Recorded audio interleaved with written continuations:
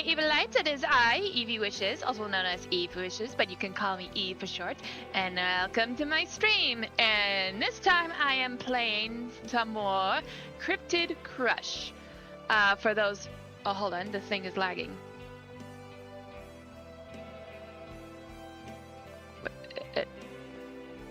Hold on. What is going on? Okay. Is it good? Okay, is it good? Is it good now? Okay. Alright. So anyway, what was I saying? Oh yeah, I am playing Cryptid Crush, and well, I played this game before, but I haven't really. Let's just say it's a very long-winded game that has a bunch of chapters in it, and well, so I think I finished the first chapter, which took a while. So I am now playing the next chapter. So, yeah. Okay.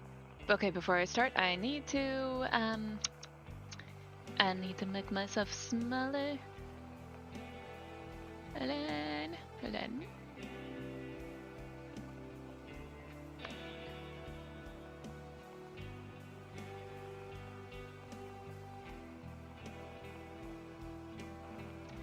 Okay, hold on.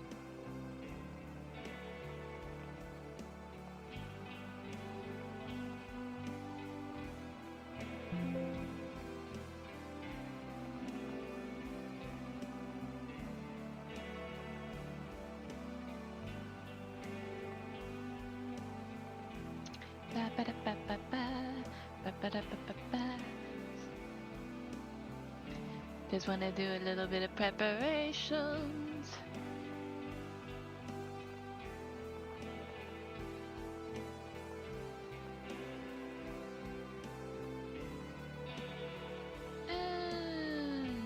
No.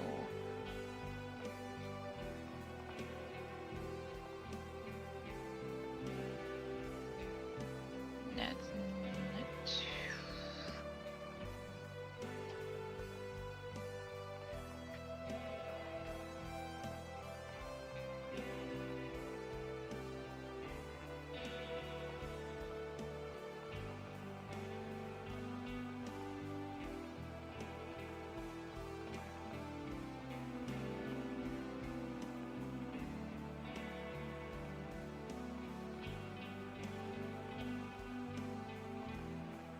Okay. And next.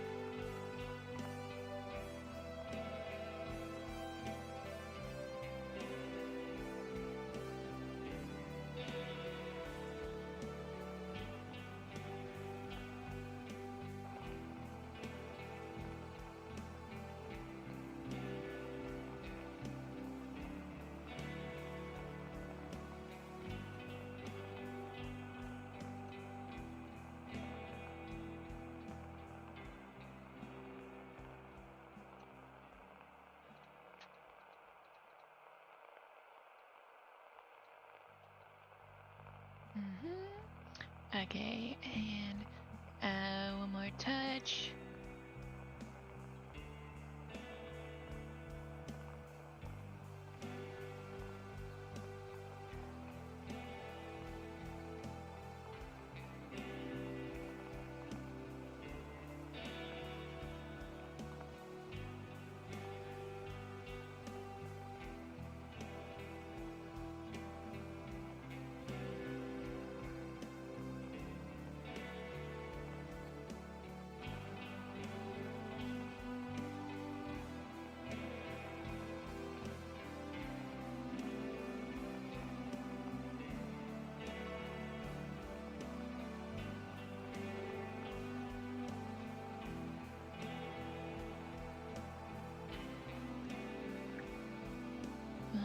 There should be one more thing.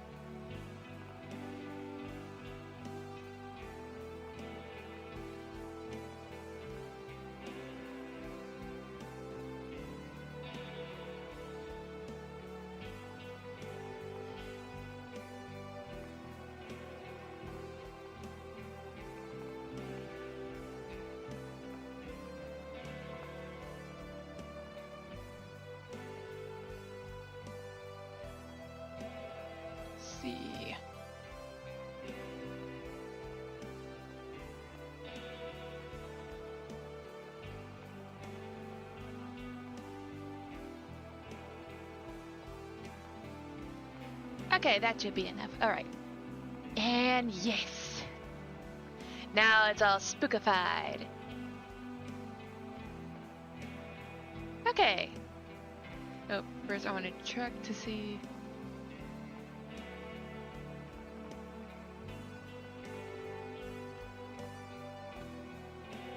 Okay, let's get this started.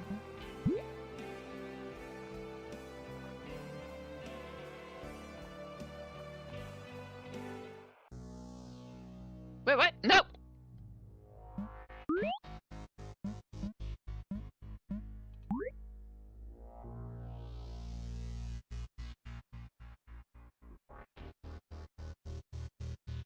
No.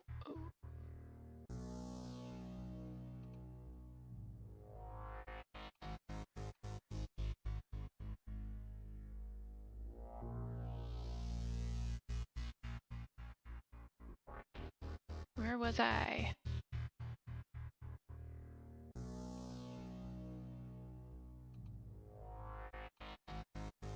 Oh wait, no.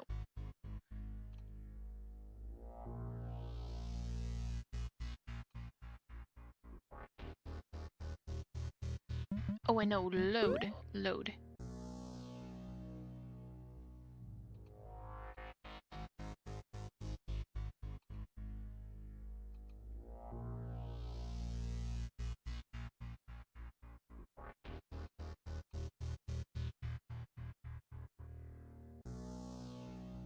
Is it this one?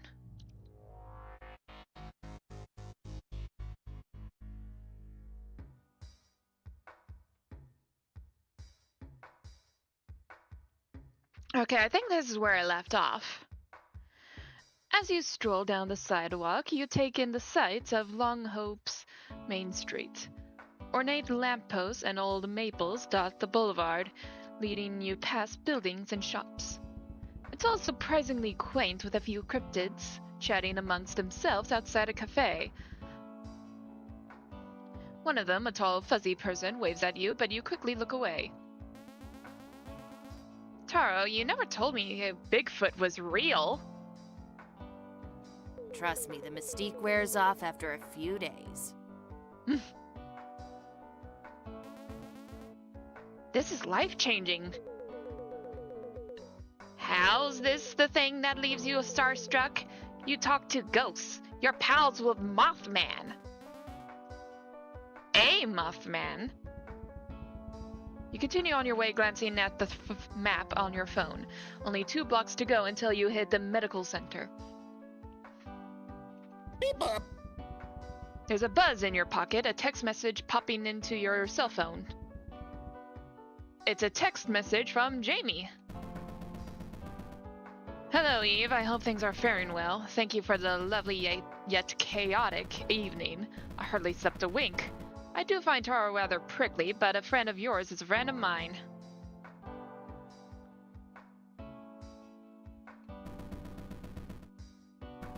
Maybe we could hang out sometime. I know someone who may be able to patch up your car. I certainly owe it to you. Okay, I'm trying to remember who Jamie is. If I recall, Jamie must have been the... Must have been the demon? And she, and when the ghost took over my phone, she got really, well, angry, which caused the car to crash.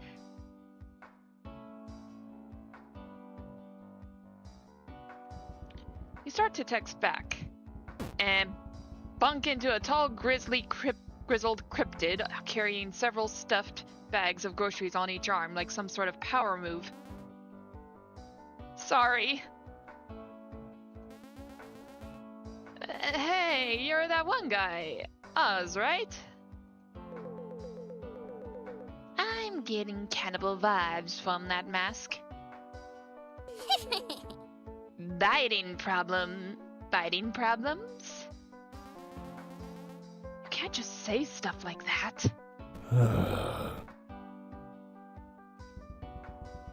Oz leans over and tries to pet the ghost cat, but his hands are full. Determined, Oz shifts the groceries in his arms to free up one of his hands. He sets a bag down on the ground and scratches Taro's fuzzy face. Taro swats back with her claws and hisses. Taro, be nice. She, doesn't normally scratch. Meow. This one's an exception. Scooping up his groceries, Oz crunches his bushy eyebrows and squints, trying to force some semblance of a smile, but it looks off. Well, already I love this guy.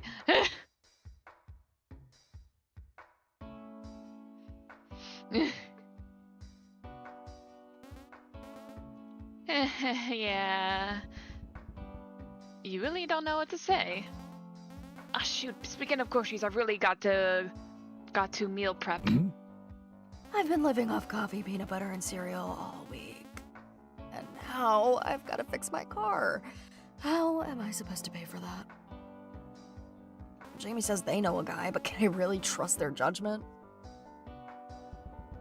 Oz shrugs. I know he means well, but Atlas keeps leading me to dead ends. He just doesn't take stuff seriously. He poked a werewolf with a stick. You think August remembers what happened last night? Uh-huh. Let's hope not. Thanks for listening, Oz. Seems like I've got a lot on the brain. I've never actually seen a cryptid like you before.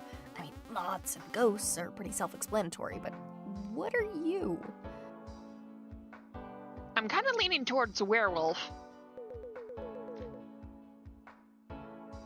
How's Oz supposed to answer that? Oz steps off the sidewalk and into a small empty lot. He grinds the heel of his boot into the ground and drags it through the dirt. It takes a moment before you realize he's spelling something. Howler. You think for a moment. You're a vampire? Excuse my dear here. Obviously, you're a zombie werewolf. That doesn't make any sense.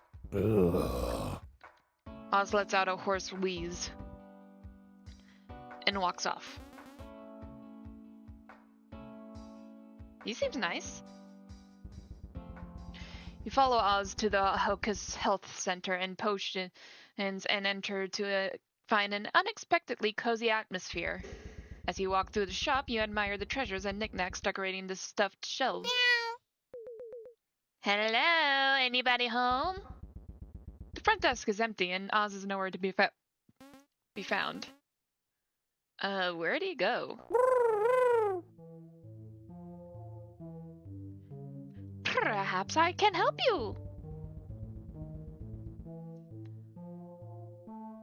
I don't know why I said I was trying to go off the little like the pigeon sound. Hopping across the wood panel floor is a large, stark, white raven. Edith is caring for another patient and left me in charge. What do we have here? Who's this pasty white morsel? The name's Thursday at your service. I take it you're looking for the Wolfman. He's resting in the east wing through the breezeway. I'm certain he'd be happy to see you. August is here? There's no way you're ready for that conversation. Totally. Do you have any charms to ward off bad dreams? I've got a monster problem. Are you by chance referring to the three-eyed cat? Meow. I'm not a monster. Well, don't fret, tall one. I'm certain Edith can craft the perfect charm for that. You can go ahead and let her know what's up. And I'll stay here where it's safe. Very safe. You go on alone, trudging off to the next building. No big deal, you've talked to people before. You slow to a stop at the last room down the hallway. The room August is cooped up in. Oh yeah, August must be the werewolf that we accidentally ran over. There's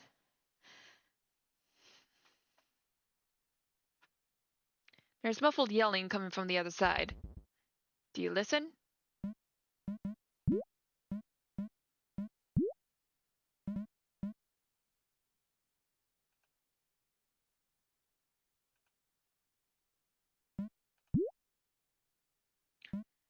Yes. Oh, it's another one of these. Difficulty. Success. I wake up this morning and find you're in the hospital. What's wrong with you? I was in wolf mode. You don't get to use that excuse on me. I'm not making excuses. You don't know what it's like. I don't know what it's like. I live with you in June. If you're so unhappy, move out. Go live your life. Yeah? Who's gonna look after June, huh? God forbid something happens to you. Stop talking about June. I didn't ask for your help. I don't need your help. Okay, Mom. Yeah? You sound just like her. Please don't say that, Hazel. Okay, sorry. Jeez. No, it's all right. I shouldn't have yelled.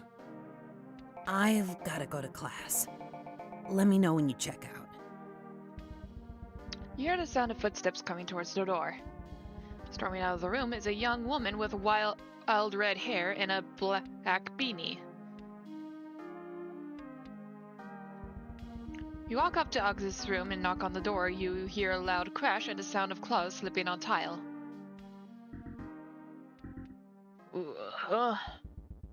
You feel like you're interrupted something. Hey, I wanted to say hi and apologize for running you over. Hey, don't worry, I was already a wreck. You frown. Just tell me you didn't hear all that. You'd rather not admit you were listening in on a private conversation. Oops.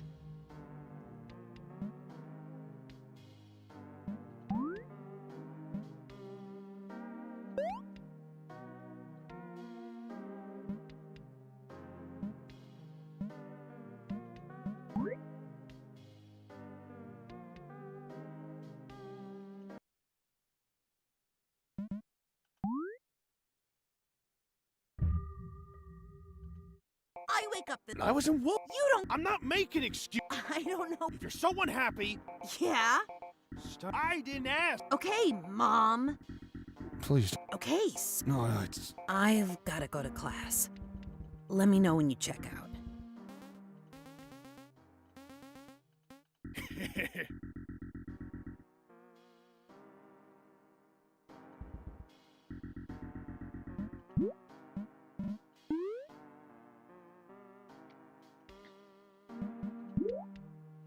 Okay. You'd rather not admit you were listening in on a private conversation?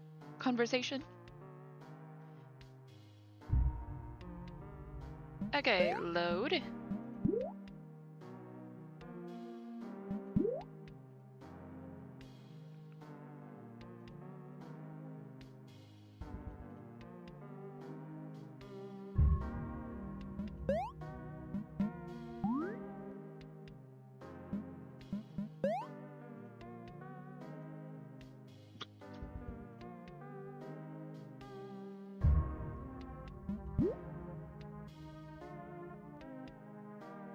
Wait, what's this?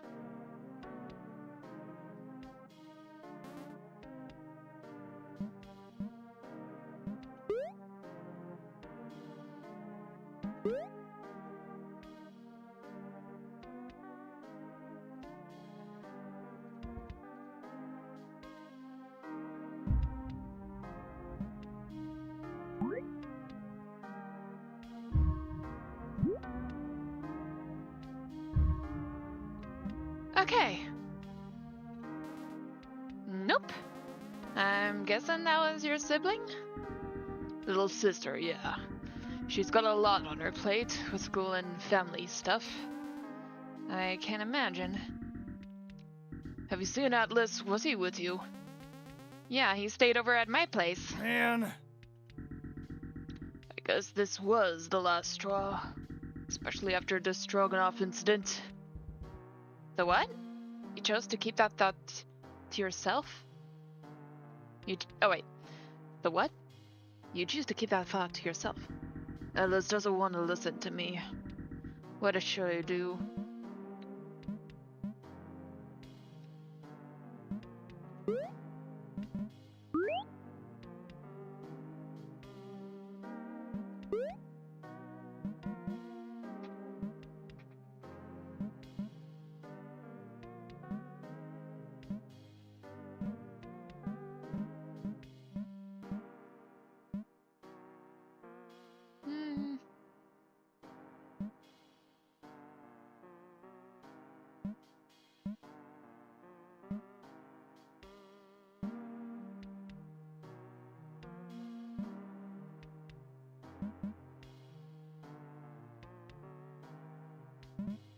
Hmm.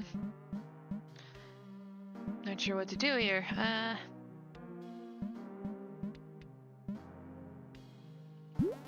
Why don't you spend some time together? I know Atlas loves mini golf. You could get shaved ice afterwards. It's a little late in the season for that, but we'll figure something out. Thanks. so do you need something? August backs away, eyeing the nearby window. I was in the area, so I thought I'd check in. I appreciate it. I should be heading home before lunch. That fast? I gotta get out of here before the doctor comes back. Oz? No, the mean one. This morning she chased me with needles. Sounds like you have a lot to worry about. Nothing I can't handle. It seems you're both at an impasse, not sure what to say. It seems you're both at an impasse, not sure what to say next.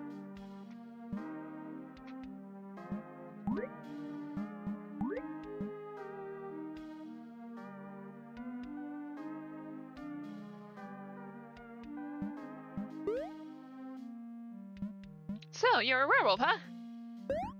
Good. I knew you would ask. You weren't supposed to find out like this. Could have been all aloof and mysterious. Goodness, what happened last night? Huh? What? Huh? What werewolf? That's just a myth. But no, I ruined it day one. Is lycanthropy some kind of game to this guy? Well, you are living in a town of monsters, so it's no mystery you'd be one too. Besides,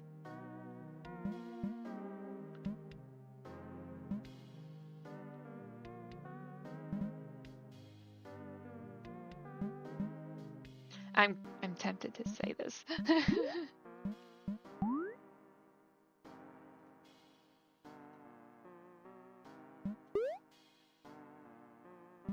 Looks so cute. With all that orange fluff, you're adorable. No way, you get out of here. I'm being serious. August tears the clinic window open and leaps out. What?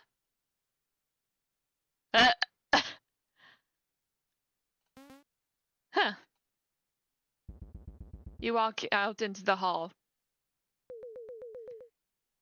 You're back in one piece. How'd it go? It went alright. I still feel kind of bad, but August didn't seem to care. About getting crushed by 2 tons of force? Yeah, it was kind of awkward. Did Thursday send you? Yeah, I got bored.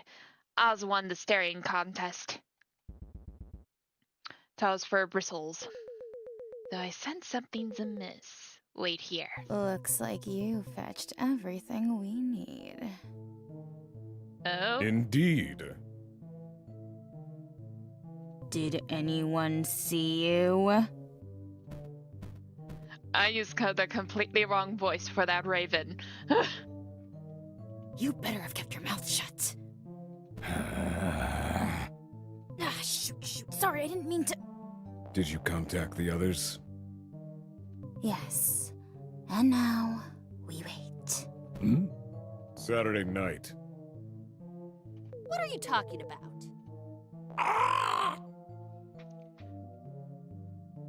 It's nothing. Uh-huh. Nothing, huh? Then what's going on this weekend?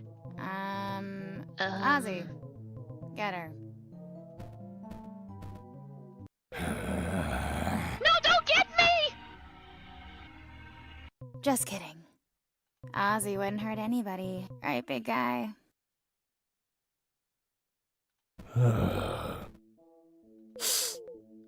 Whatever.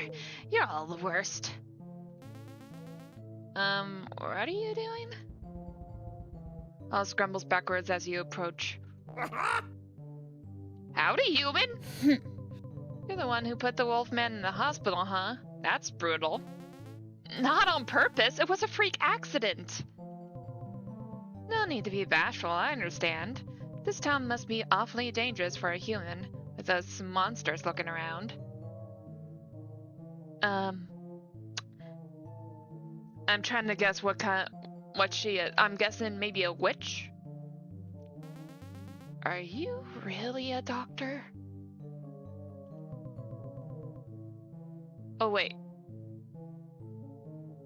I'm wearing the coat, aren't I?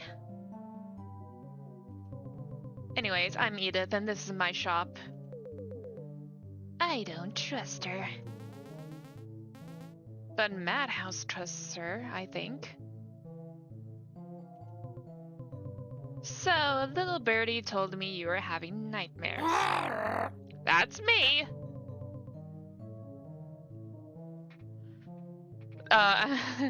Don't know if I can do the guy's voice, but, here, this should help.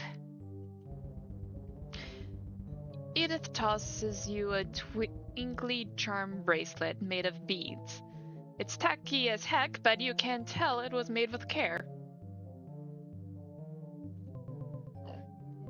Isn't it cute?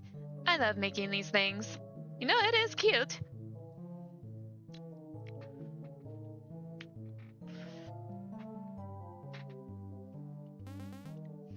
I like it. Thanks. Ugly.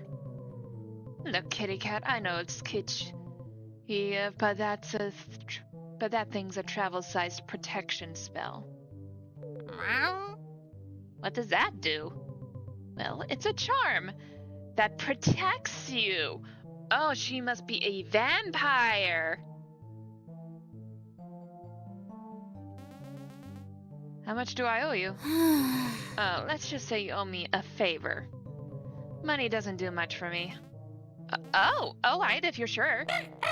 Speak for yourself, Edith. Speak for yourself, Edith. I love money. Oz nods in agreement. Ignore them. Thursday thinks anything shiny is gold. Oz, well, who knows? I'm guessing he's the practical one since he's the one who went out grocery shopping. So you three work together? We're associates. Yep, that's it. You just have to ask.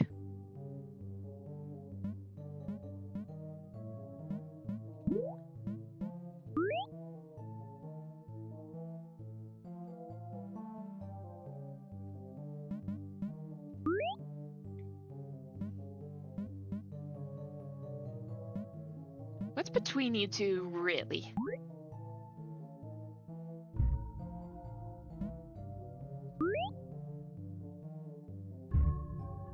Dang it.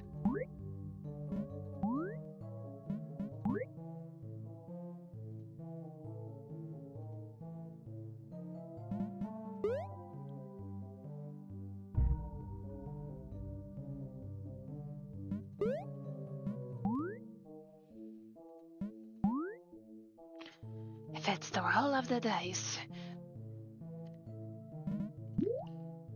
They all can't come out as failures.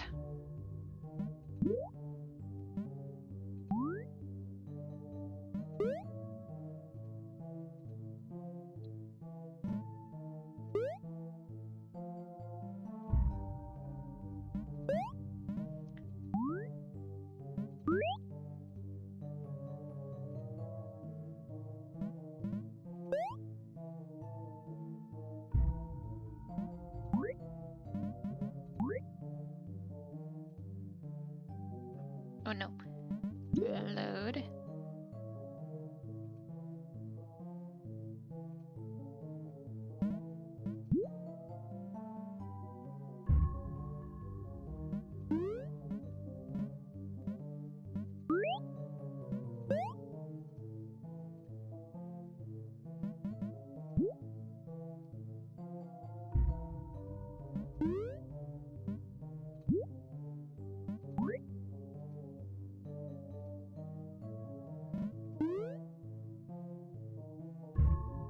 Yes, finally!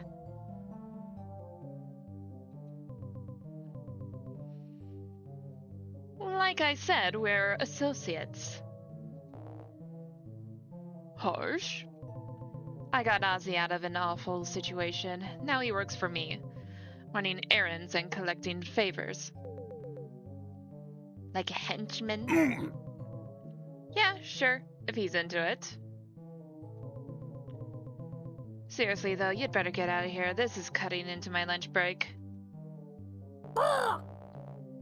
Hey boss, your wolfman escaped. Don't word it like that.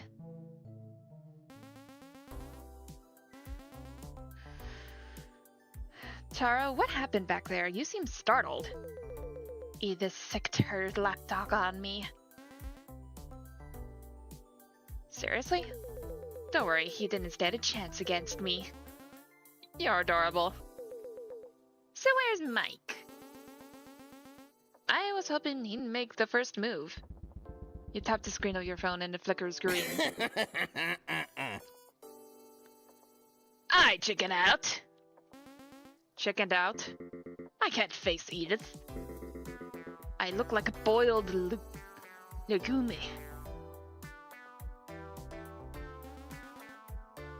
Ah, don't say that. Would she even recognize you? Probably not. But forget it. Who cares? Relax, you just ditched your job. Change is bound to be scary. Why do you think I nap all the time? Because you're a cat? Uh-huh. No, it's because the world's exhausting. You'll figure things out. And no, you're not a boiled legume. You're a tennis ball. Thanks.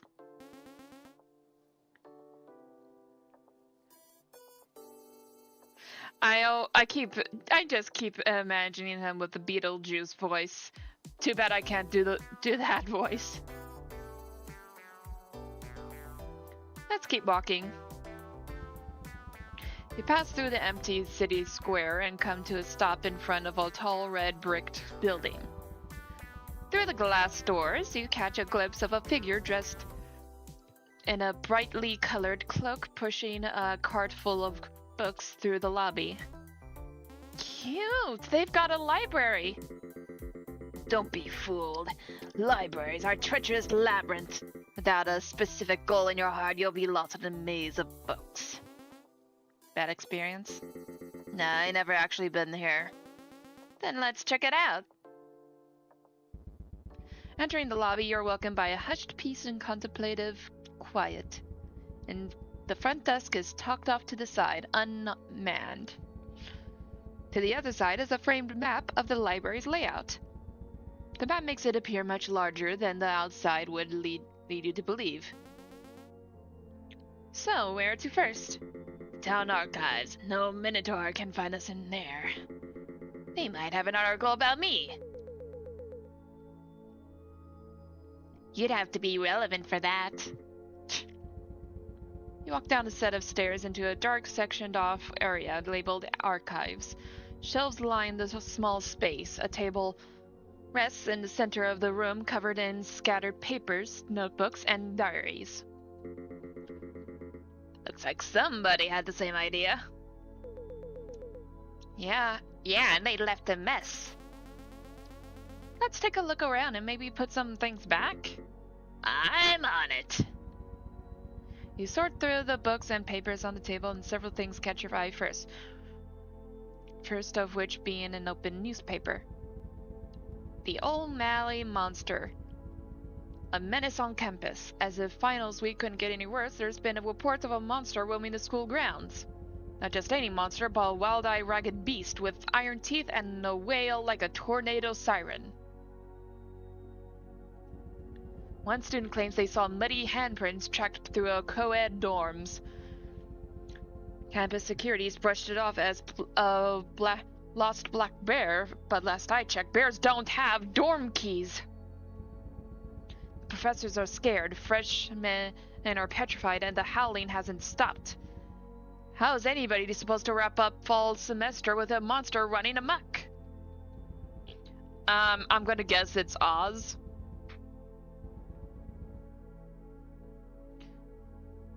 You want my take? This is some elaborate prank by some loser looking for attention. Try not to give it to them. Yeah, I'm pretty sure that's Oz. You turn the page and see a rough photograph of a monster peering out from behind a half-open window.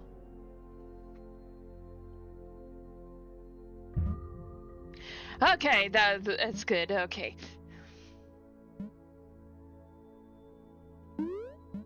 I am gonna do a save.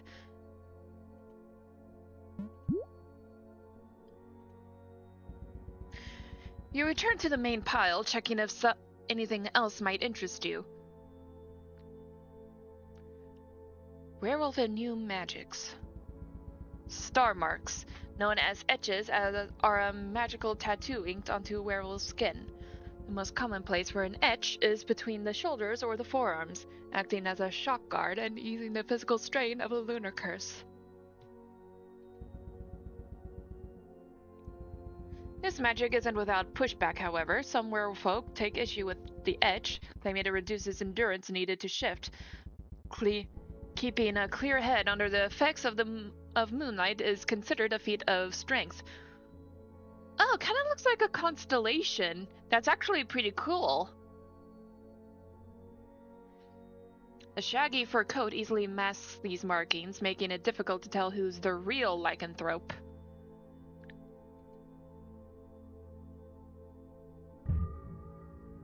Okay, good.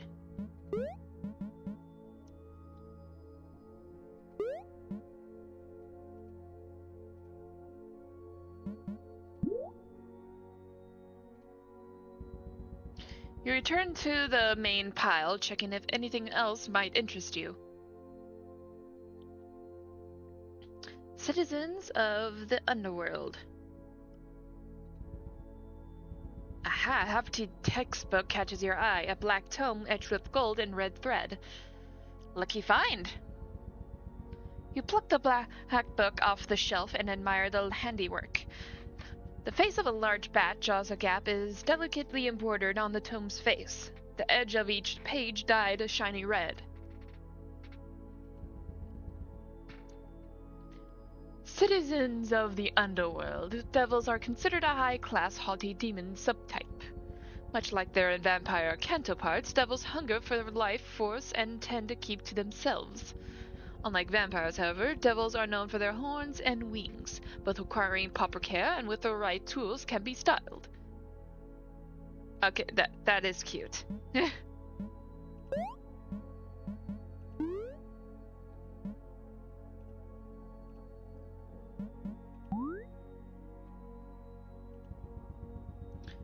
Gold horn etching and antler jewelry are rather popular among the younger devils. Do be careful, if a horn is snapped, the break is painful and permanent.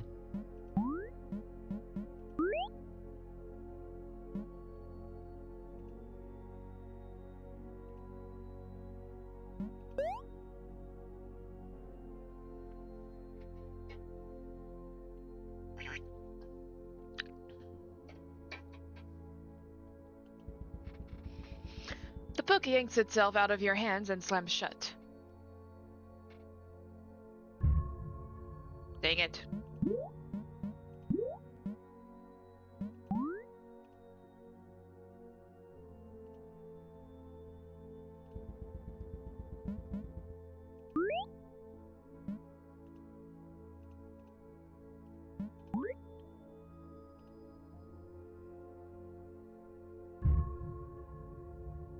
Ah, good. You return to the main pile, checking if anything else might interest you. Anomalium. Humans talk. They talk a lot. Whether it be by their own volition or a cacophony of wills, someone is bound to listen.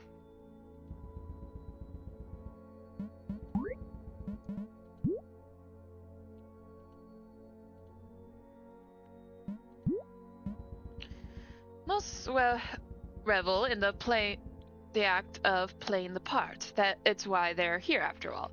While others choose to flee, ultimately rejecting the wishes of humankind and living cut off from the world.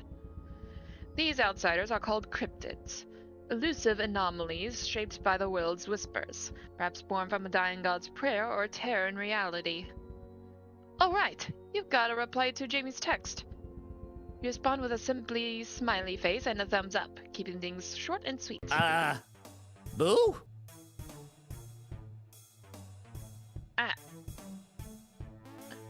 Gah! You look around and find all the papers and journals have been neatly tucked away. Oh hey! Did you put them back in the right spots? Nope. So, did you find any articles on me? No luck. Bummer. Guess it was worth a shot. If it's that important to you, why not ask the librarian? True, all we gotta do is find them somewhere. I'll scout on ahead. Taro fades out of view, leaving you to wander the library aimlessly.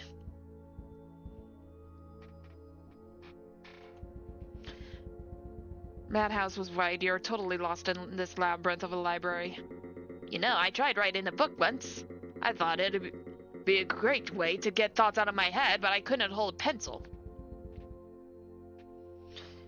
You give Madhouse a sad look.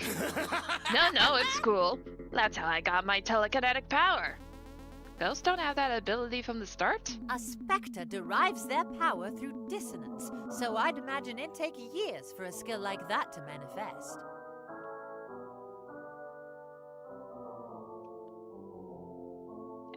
Okay. Oh, not to pry, of course.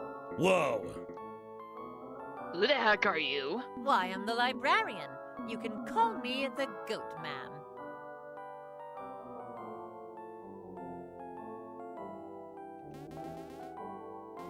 There you are. I thought we'd be trapped wandering here forever. You got lost?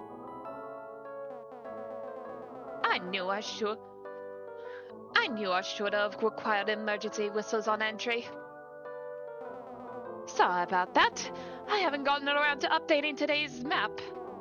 Can I help you with anything?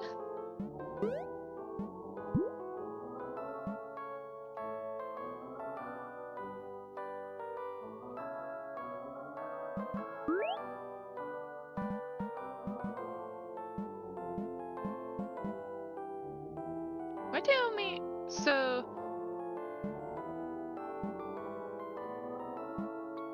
What do you mean by today's maps?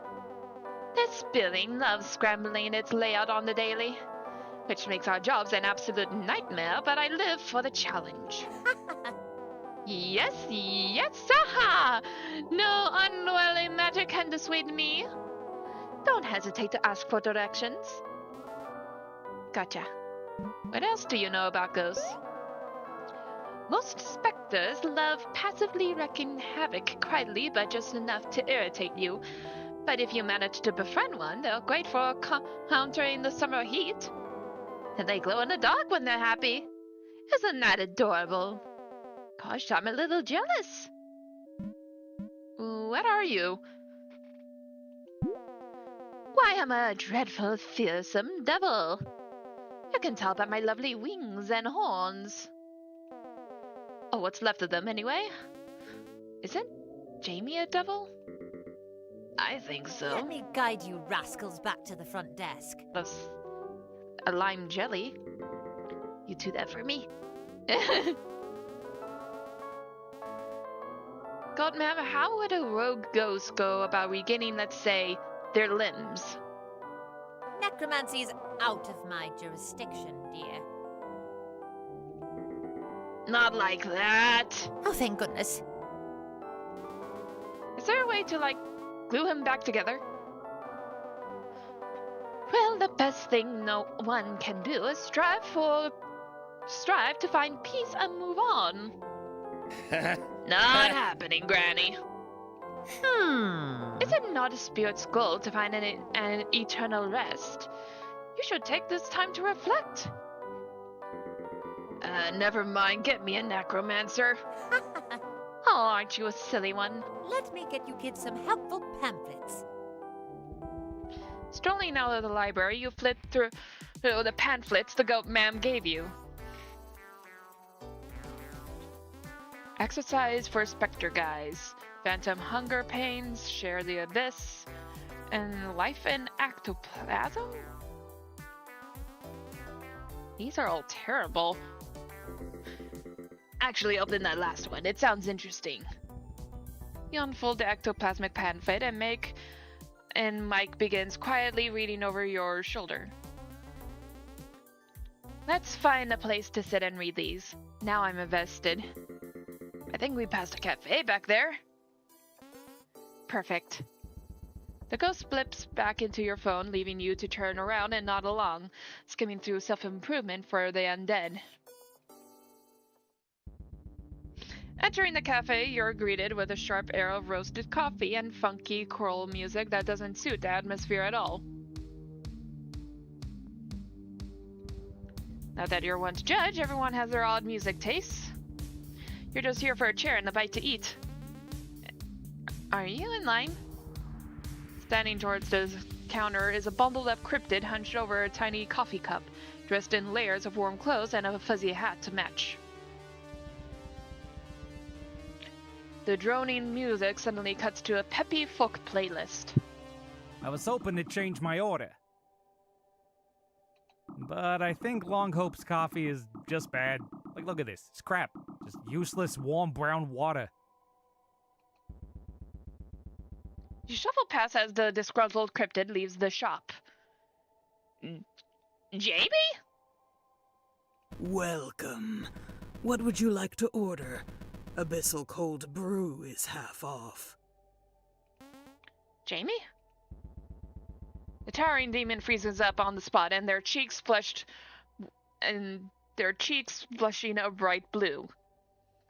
No. Please, look away. Oh. Begone, human. Gaze not upon my wretched form. You mean your work uniform? Precisely. I am but a worm in this state. Hey, if it's too awkward, I can come back when you're on lunch break. No, I must be strong. I'll have a chai latte and a croissant. You could save $2 if you ordered an abyssal cold brew. Sure, if you recommend it. No, it tastes very bad.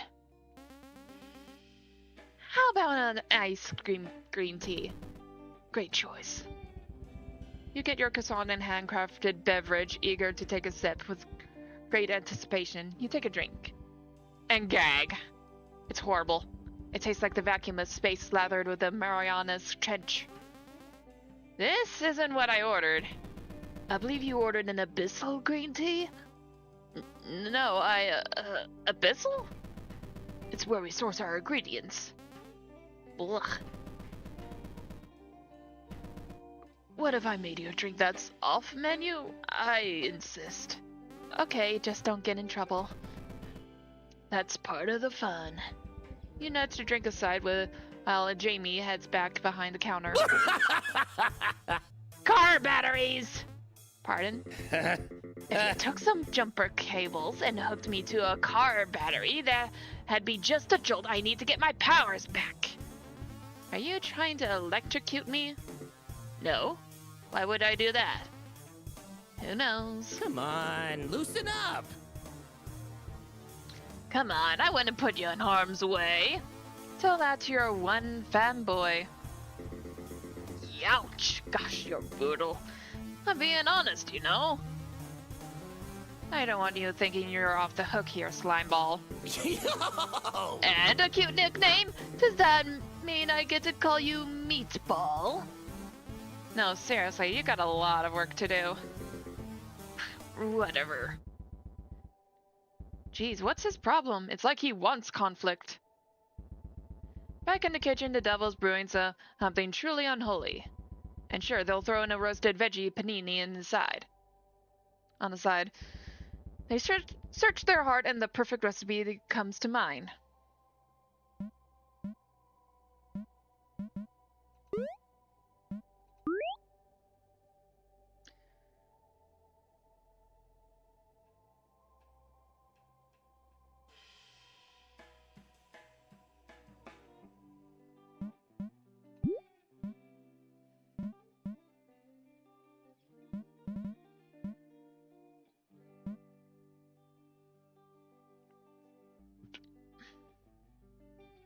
Prismatic tea of unknowable hues.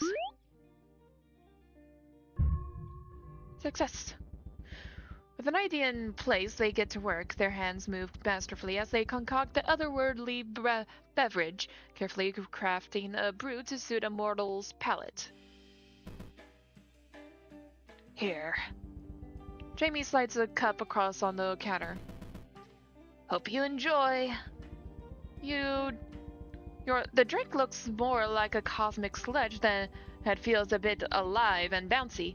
It refracts various bright colors as light glints off the surface. It doesn't feel like a drink that should exist, let alone be consumed by people. You look up at Jamie, who stares back at you expectantly. Surely if they're confident in it, you should be too. What flavor is this? It's sweet? No, it's savory. Each sip brings out a different flavor. It's overwhelmingly yet enlightening. I have no idea what I'm drinking, but I think I like it. I'm glad it didn't melt your brain. You give Jamie your thanks and leave the cafe. You head outside and find the perfect bench to rest upon. With sustenance in hand, you decide to crack open the trove of pamphlets you were given. Each of them seemed to be about self-defense? Kind of strange that the gold mam's first thought would be on how to use your hustle, guts, and occult to kick butt, but to each their own. Maybe you could use these if anything like that madhouse debacle happens again. You could take a nap right about now. Maybe ghosts do leech on life force. Explain why those two are so clingy. Leaning back, you fold your arms and bow your head, letting your eyes flutter close. It's nice feeling you need it, even if it's for a cat food. There you are. Speak of the devil herself. Taro, you left me to rot. That googly-eyed goat wouldn't stop asking me questions. Ooh, a three-eyed cat. I've never heard of a guardian angel. May I hold your little paws? Not with those creepy mage hands. Oh no, I'm sorry for wandering off without you, Taro. I figured you wanted to go off and do your own thing. Typically, yes, but on my own terms. Now carry me. You scoop up Taro and give Atlas a call. He's always been your go-to guy for anything, really.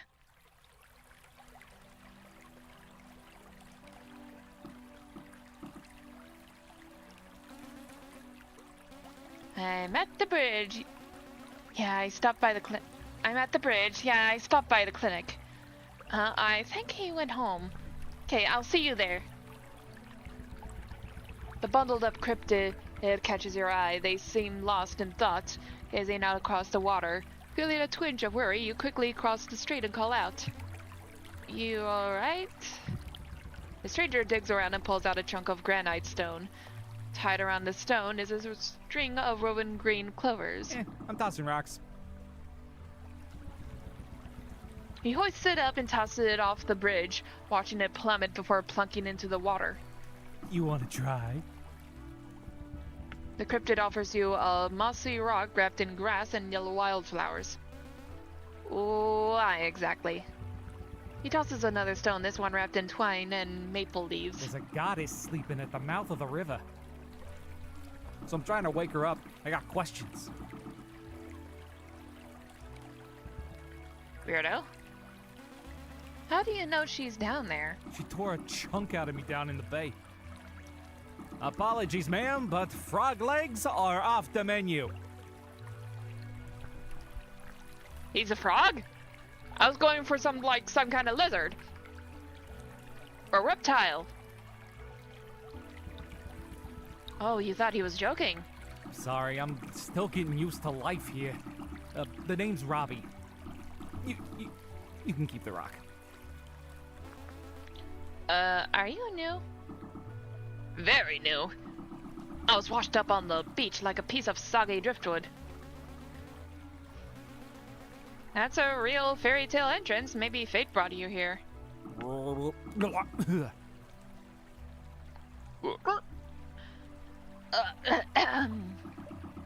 I suppose that make me the frog prince. I thought you were a fish. A monster either way. You just have to ask. You just have to ask.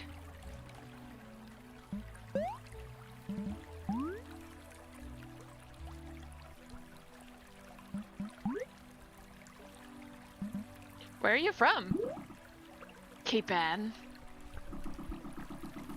Which is roughly 3 gazillion miles away. So no matter how you spin it, I shouldn't be here.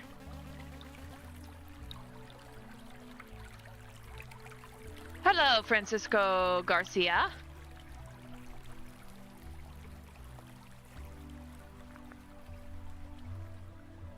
Sorry, I didn't say hi before. Unless you're an astral projection. Ugh, don't even joke about that junk. So what's your plan now? Hit your ride out of town, find a nice pond, and hibernate till spring. Do cryptids generally hibernate? Robbie wheezes a strained laugh. Cryptids? Is that what folks call us? Like I'm some kind of space alien? I figured it was an umbrella term. That's hilarious. And not at all like what they call us back home. Which is... Get away, you monster! That's terrible. Oh, I should have said, Eek! Get away, you monster! I ruined it. Okay. It doesn't bother me. Oh, that's what I would say if it didn't actually bother me. Well, I think you're a pretty cool frog prince. Wow, you Wow. think so? Do you have a place to stay? I'm squatting in some greenhouse. I found that the humidity's easy on the gills.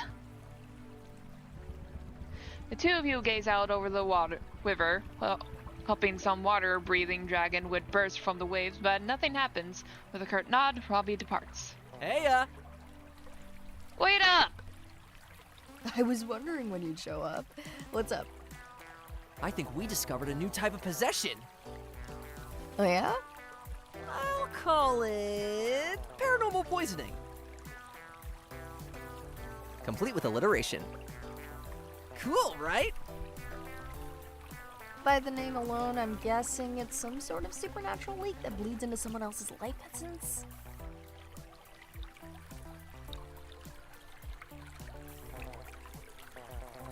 Bingo! You're pretty sharp. I made that up. Oh, God! Don't screw with me. Okay, continue. I'm listening. So, paranormal poisoning isn't absolute possession, but rather a weaker indirect influence, like keeping a haunted doll by your bedside. Or drinking a can of haunted soda? You got it! How do you figure this out?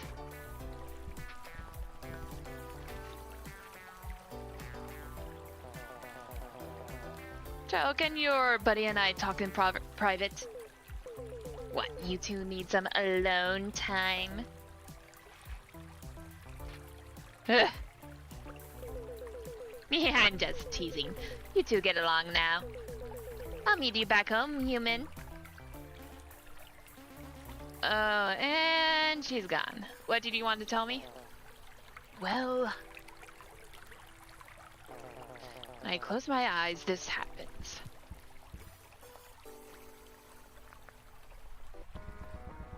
Atlas squeezes his eyes shut, and when he opens them, they're a sharp green with a faint glow. I'm sure it'll wear off soon, but I've been keeping an eye on it. You're still possessed? Atlas, how are you functioning? Willpower, baby! I'm taking you to the doctors right now. I'm calling poison control. No! Chillax! Let's not pass up this glorious opportunity. I gotta show you what I can do with this first. Fine. But I'm not happy about it. Booyah! I knew you understand. I'm gonna lose it.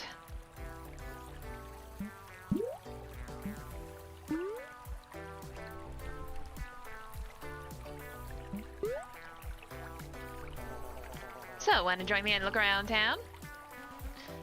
Look for what? My buddy Lex. He owes me 20 bucks. I actually don't care about the money. That part was a joke. So you wanna come with? Sure, it'd be good to catch up. Great! Let's go! How's the Atlas household? We're doing good. I'm in the middle of negotiating the family chore chart. No, I mean back home.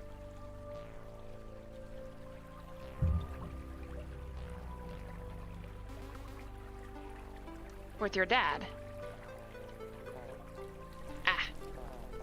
I just needed to leave. What happened? I thought your dad was cool. I had a vision. Like a bad one. Did you tell Atticus about it? That's the thing.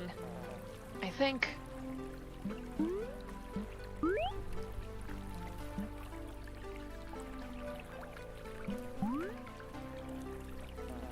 he was the... I shouldn't dwell on it. This is the Mothman we're talking about. So what about you? How are you liking your new home?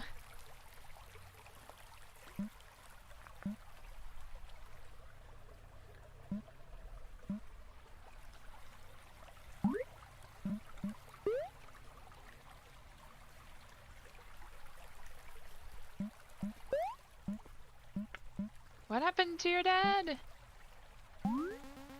What happened to your dad? Huh? Nothing happened. It's a vision. Besides, this isn't something you should worry about. You're nosier than I am. Atlas, if something's bothering you, you can talk to me, man.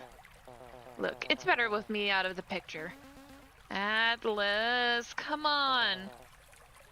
I'm bad luck. No, you're not.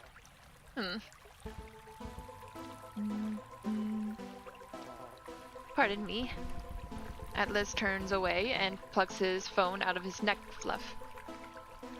Okay, I just think that's so cute how he uses his little mandibles to hold his phone. Phew, it's just August. Atlas, where are you? Jeez, could you talk any louder? Slept in. Yeah, I was gonna call you. Do you need a change of clothes? Alright, I'll be home for dinner, okay? Sorry about that. Dude, I can't believe you're living with him. Jealous? A tiny bit. You and I are neighbors. They're basically your planet roommates. This is true. Besides, I'd be a terrible roommate for you. I'm loud, I hardly sleep, and I'm like super grouchy. But those are the things I like about you. Yeah, 'cause you're not living with me. True? Seriously, you're looking for my dumbass brother, not me. I don't know you squat.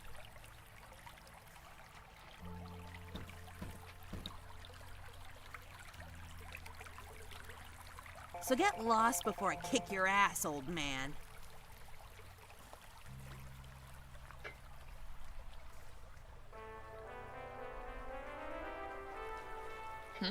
Hey, Hazel! Huh? What do you want? Looks like we've come full circle, huh? You're conspiring with the enemy. The what? The enemy. So what do you want, Feathers? You're gonna be late for dinner. I'm staying at a friend's place. Did you let August know? Nah, he can shove it. Oh, jeez, what happened? Gus was a total unapologetic crybaby at the hospital. Literally freaked at me for being worried about his stupid butt. It's ticking me off. He seemed pretty on edge when I stopped by. Geez, I'm glad I don't have siblings. Most of us aren't so lucky. God, that's not true. I'm just annoyed. I get ya. Sometimes even I argue, but we always work it out. Usually. So you're Eve. I've heard a lot about you. We can talk to Gus together. Then you can blame everything on me. Thanks, bro. Hazel walks away. She called me bro. Hey. I'm gonna head home, but thanks for today. And for letting me crash at your place. Atlas zips up into the air and soars away. You wrap up the day with a nature walk around the lake. Strolling behind your apartment, you follow a footpath cutting through the thick brush leading down to the water. The sun begins to set over the mountains. You hear the waves lap against the shore and feel a cold breeze nip your ears. The temperature certainly drops around nightfall. You walk the rocky shore, taking in the scenery as you go. Maybe it's nature's charm talking, but you feel at peace. A pair of leather boots sit at the water's edge, a rolled-up piece of paper poking out of one of those shoes. You wander over and examine the misplaced gear. Did somebody lose these? You lean down and snatch the parchment out of the boot. Unfolding the makeshift scroll, you realize it's a torn page from a wordy textbook. Certain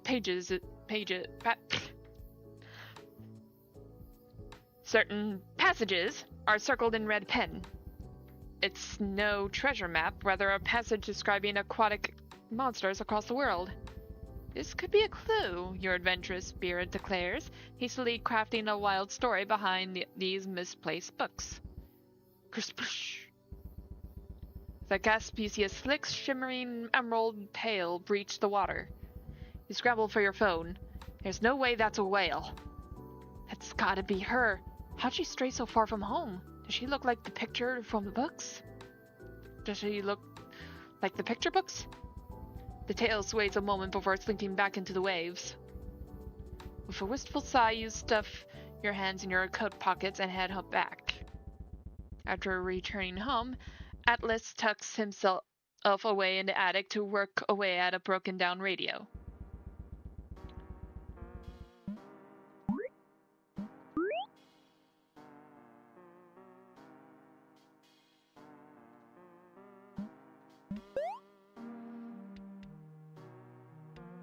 Some time passes, and soon after, there's a knock on the Mothman's door. I saved you a plate in the fridge, since you didn't come down for dinner. Oh? Sorry, I lost track of time. What are you doing? Trying to get this frickin' radio to work. Want me to take a crack at it? You'll break it. August sits on the edge of Atlas's bed, holds his arms behind his back and falls back onto the comforter. You're probably right. I'm sorry about last night. I should have stayed with you when you were hurt. It's okay. I was rather unpleasant back there. August seems hesitant, his words hiding what he's really feeling. You think you could run some errands while I'm out tomorrow? I need to pick up some fabric, then swing by the pharmacy for me.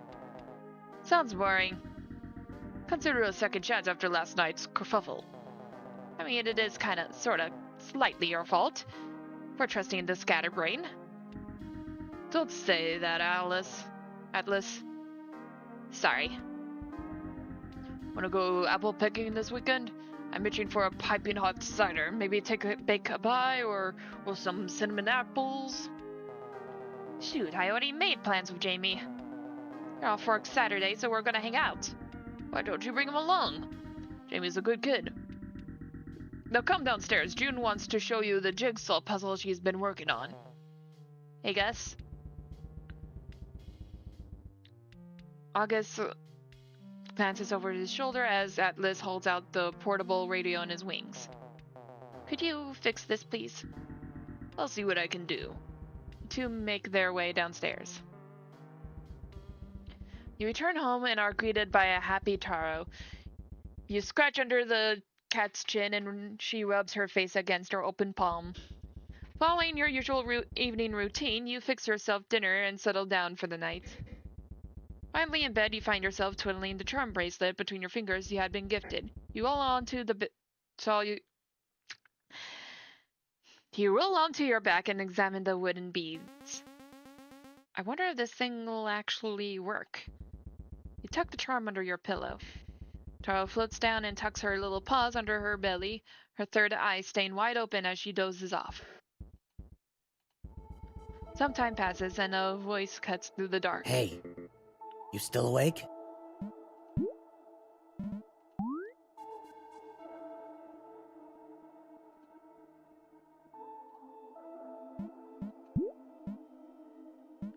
Yeah? What's on your mind? So I was thinking.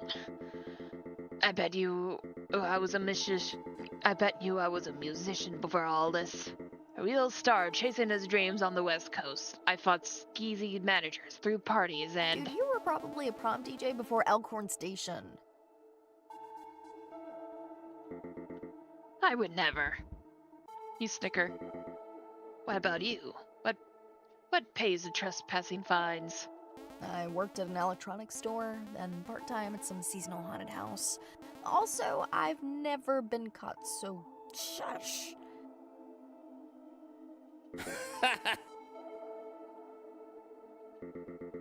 Haunted house, huh?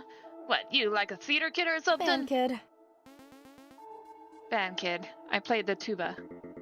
Oh my gosh, me too! Probably. What did you play? Oh, you know, Madhouse is a bass guitar guy. Because the sky's the limit when you're making... stuff up. You really don't remember anything? Nothing outside the station. But that's okay. I feel like we're close to a breakthrough here. I had fun today, so thanks. Night, band geek. Good night, Rockstar.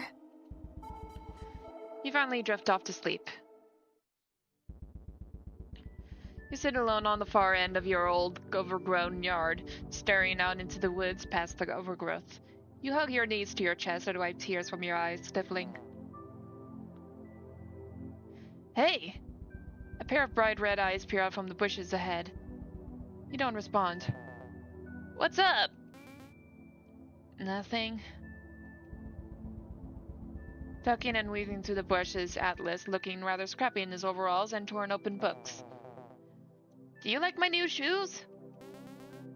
They don't fit. Exactly! It's so I can still grab stuff. Atlas picks up a stick between his talons and swishes it around. Wanna see me draw? Okay. The moth drags the stick through the dirt and scrawls something out, all while standing on one foot. Ta-da! Look down at the ground and see two shakily drawn stick figures holding hands. One figure has big eyes and feelers. You and me? Atlas looks rather proud of himself. You're just trying to make me feel better. Is it working?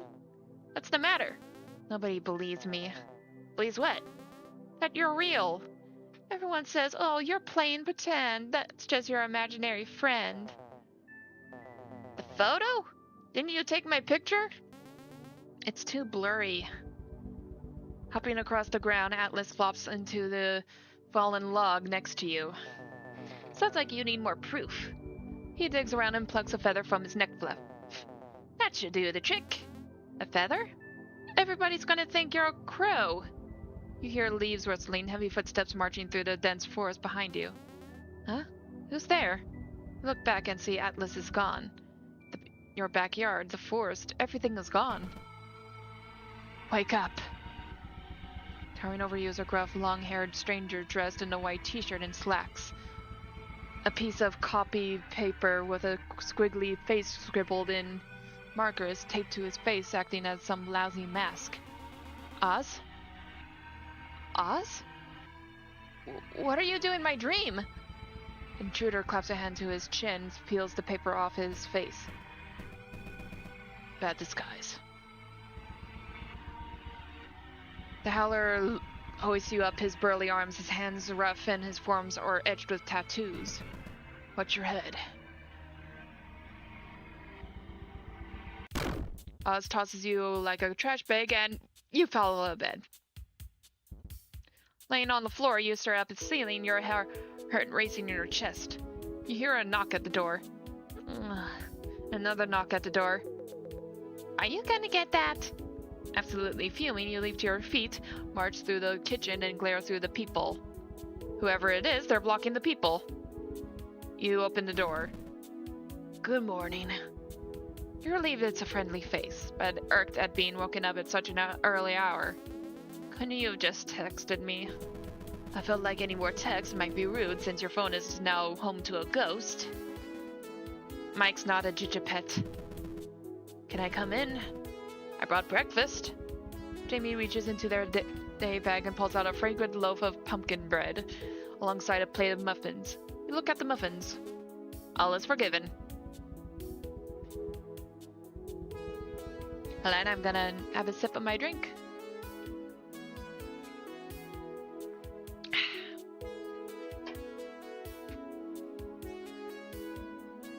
You step aside, letting the devil into your apartment. Jamie's horns clunk against the doorframe as they walk inside. I want to write August a sympathy card. Jamie strolls through the kitchen and places their bag on the table. Reaching inside, they pull out a fistful of markers and a blank card. That's not a bad idea. But where do I start?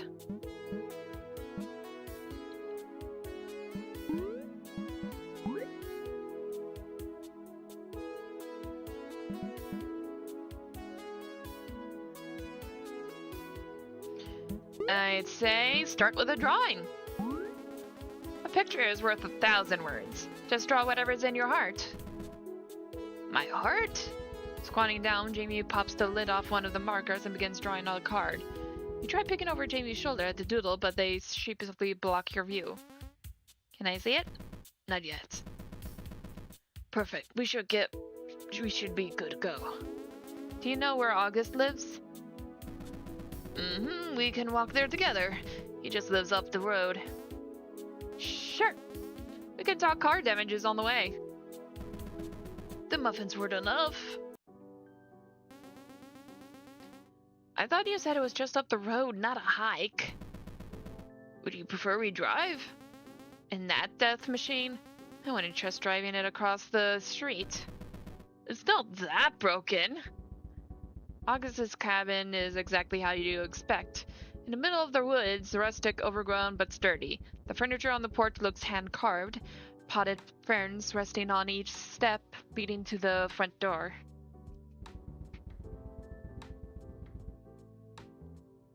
The only thing out of place is August, shovel in hand, digging a big hole. As the two of you approach, August hops up and calls out to a kid kicking wood chips in the nearby flower bed. Junebug, you're gonna get splinters. Why don't you come over here and say hi? I'm busy! Morning. Look who's back to normal. How are you feeling? Just peachy. If you're looking for Atlas, he's asleep in the attic. Atlas lives in your attic? Well, attic might be the wrong word. It's more of a loft. We got fairy lights and everything. Oh, that sounds lovely. Atlas is a serial couch surfer. He'll crash wherever he can fit his feelers into. Oh, boy! The lad's down on his luck, that's all. You called him a pest. Man. Yeah, I shouldn't have said that. How'd you get stuck with Atlas anyway? He's an old family friend. We're happy to have him.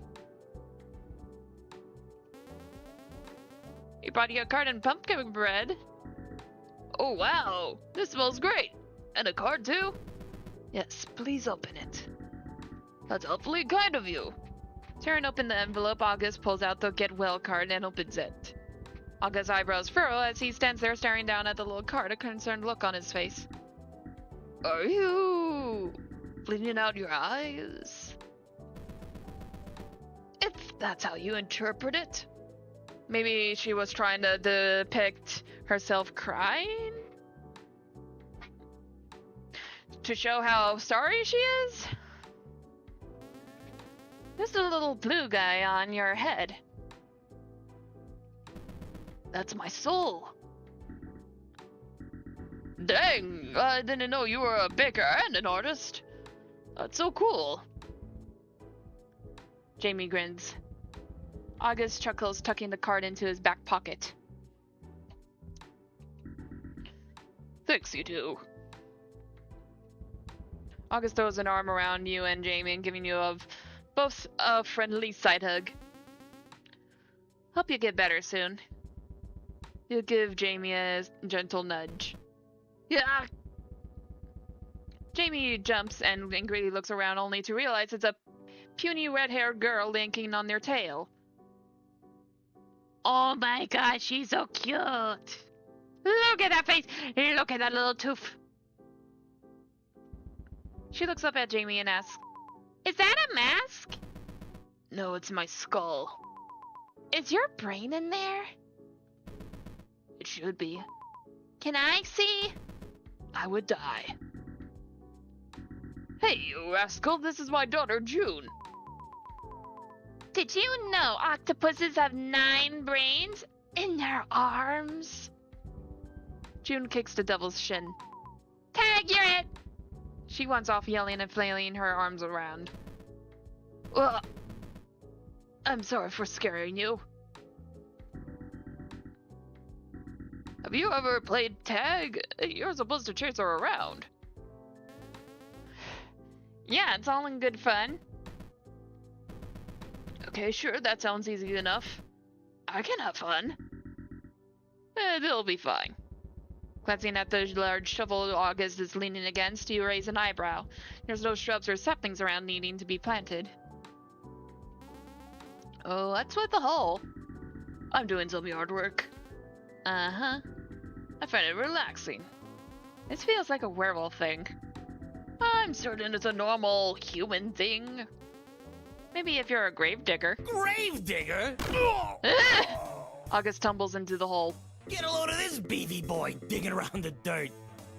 It's great to meet you, bud. You're haunted? Double haunted, actually. And you're okay with this? For now, at least. I can't believe a werewolf's fallen for me. Did I come on too strong? August hoists himself out of the pit, rubbing his back while he winces. Oh no, I got the message. August, meet Madhouse Mike. He's a lot. Oh, like the radio guy. I'm a ghost in need of a man with a shovel. Wait, you remember me? Vaguely, but that paranormal stuff makes me queasy, so I try to avoid it. That's okay. It's not for everyone. One sec. June bug! Time to get ready for school! June? June, no biting! Help me! What is your plan exactly? You're gonna find my body in my hat too! That jerk's gotta have it. Mike, that feels wrong. Is this really how you'll find closure? Sure, if closure involves shovels and felonies. We're not doing that. Fine. I'll do it myself. Give me your phone. I'm not giving you my phone. Okay. Look, Mike, I know you're desperate, but you can't force people to do what you want. Like drinking poison. You got a lot of nerve, meatball. Seriously though, is Atlas okay? He's alright, but why don't you ask him? Just shove me in a meat grinder. Don't be so dramatic, dude. If you apologize, I'm sure it'd clear the air. Meat grinder. Well, thanks for stopping by, you three. Not a problem. Yeah, it's always nice getting to know your neighbors. Could you give us a tour of the graveyard, neighbor, since we're new in town? Why there in particular? It's for my spiritual well-being. That is a rather important journey. I admire a ghost taking charge of his afterlife. Yuck. See? All I had to do was ask. I'd be happy to help. You're not creeped out? Nah, I hear it's a great spot for mushroom picking. Not alone, of course, but that's just common sense. So it's settled! How about I swing by and pick you up after work, since it's a bit of a drive? Sounds like a plan. How about you, Jam Slam? Feeling adventurous? As thrilling as creeping around a cemetery sounds, I'll have to pass. I'd feel bad leaving Atlas out. You decide to take the long way home. While you're walking home, you spot two figures, recognizing one as Goat Ma'am, who's pacing around. I wake up to find half my zucchini patch has been chewed to bits. Some hooligan's been ransacking my garden. Sounds like a giant woodchuck. Oh, wait. Oh no, that's a lady. Okay, sounds like a giant woodchuck. The second figure is a tall woman dressed in a nautical blouse. A woodchuck? Wearing a coat and trousers? Ha! Says the talking goat. Unrelated! You stroll into view while catching the goat ma'am's eye. She greets you happily while the woman looks on. Good morning, dear. Have you seen a fellow with the most dreadful posture wandering this street? Oh my! Someone's been stealing rocks and plucking flowers from Parsnip's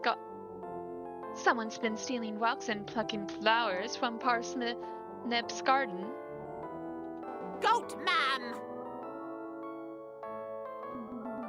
I'm not calling you by your wizard title, Parsnip. That's too silly, even for me. It's endearing.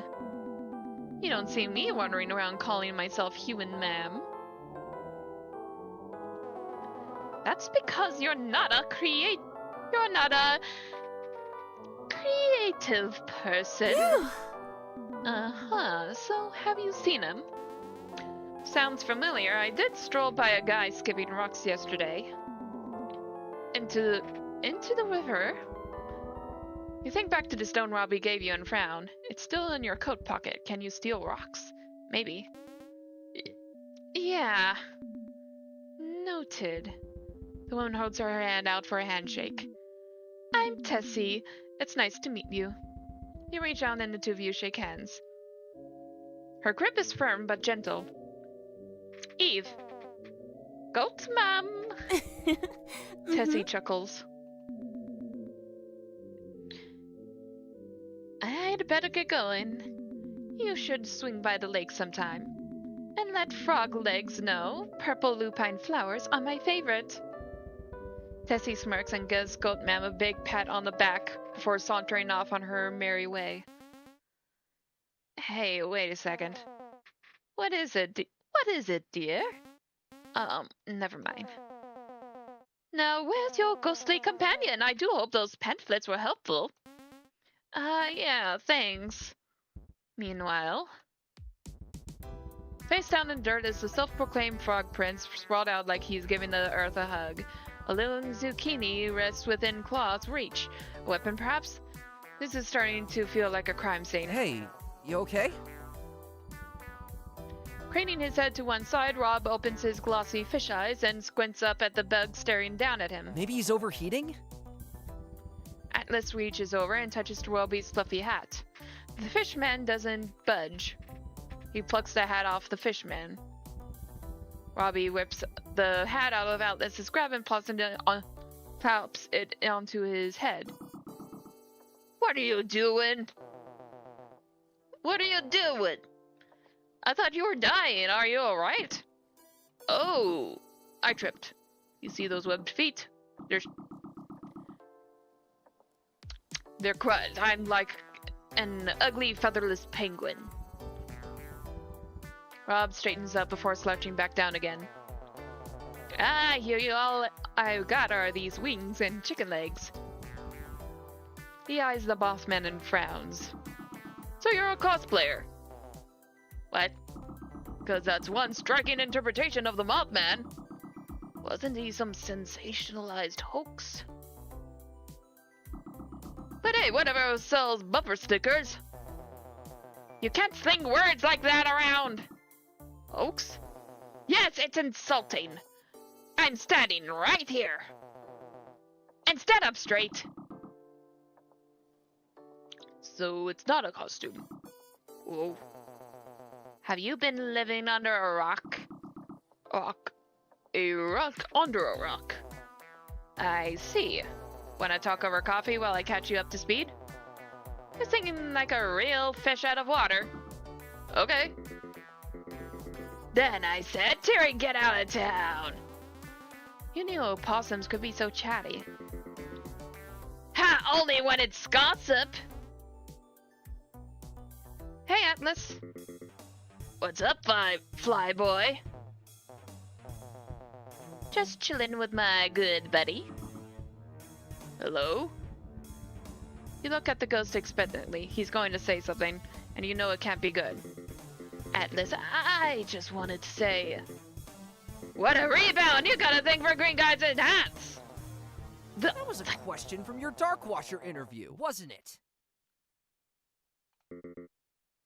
It was? And you thought I wouldn't notice. Looks like Mike's out of material. Oh.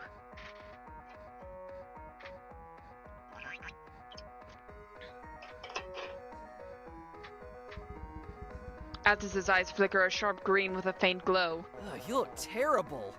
Your face is gonna get stuck like that, you know. Have you been taking care of yourself? Oh, I know! A riddle would perk you right up. Is this a prank? No. Yeah, got it, boss. Atlas? Yeah, you're gonna wanna call a doctor for this guy, or a priest. I do it myself, but I can't figure out how to open doors. Ugh. With a yelp, Alice's eyes twitch and shift back to a bright riot. We're taking you to the clinic. Rob, get him. Bad idea! You know Edith experiments on people, right? In the hospital basement. No way! So unless you want to see me pinned to a corkboard, I'd advise against it. I don't know, that feels like a stretch. Do you have any proof? I dare you to sneak down there and see for yourself. Sounds boring. I'm interested in phantoms, not Frankensteins. What if you visited Goat Ma'am? She knows a thing or two about ghosts. That's not a bad idea. You should donate the madhouse to her collection of antiquity. No. Don't worry, I'm just joking.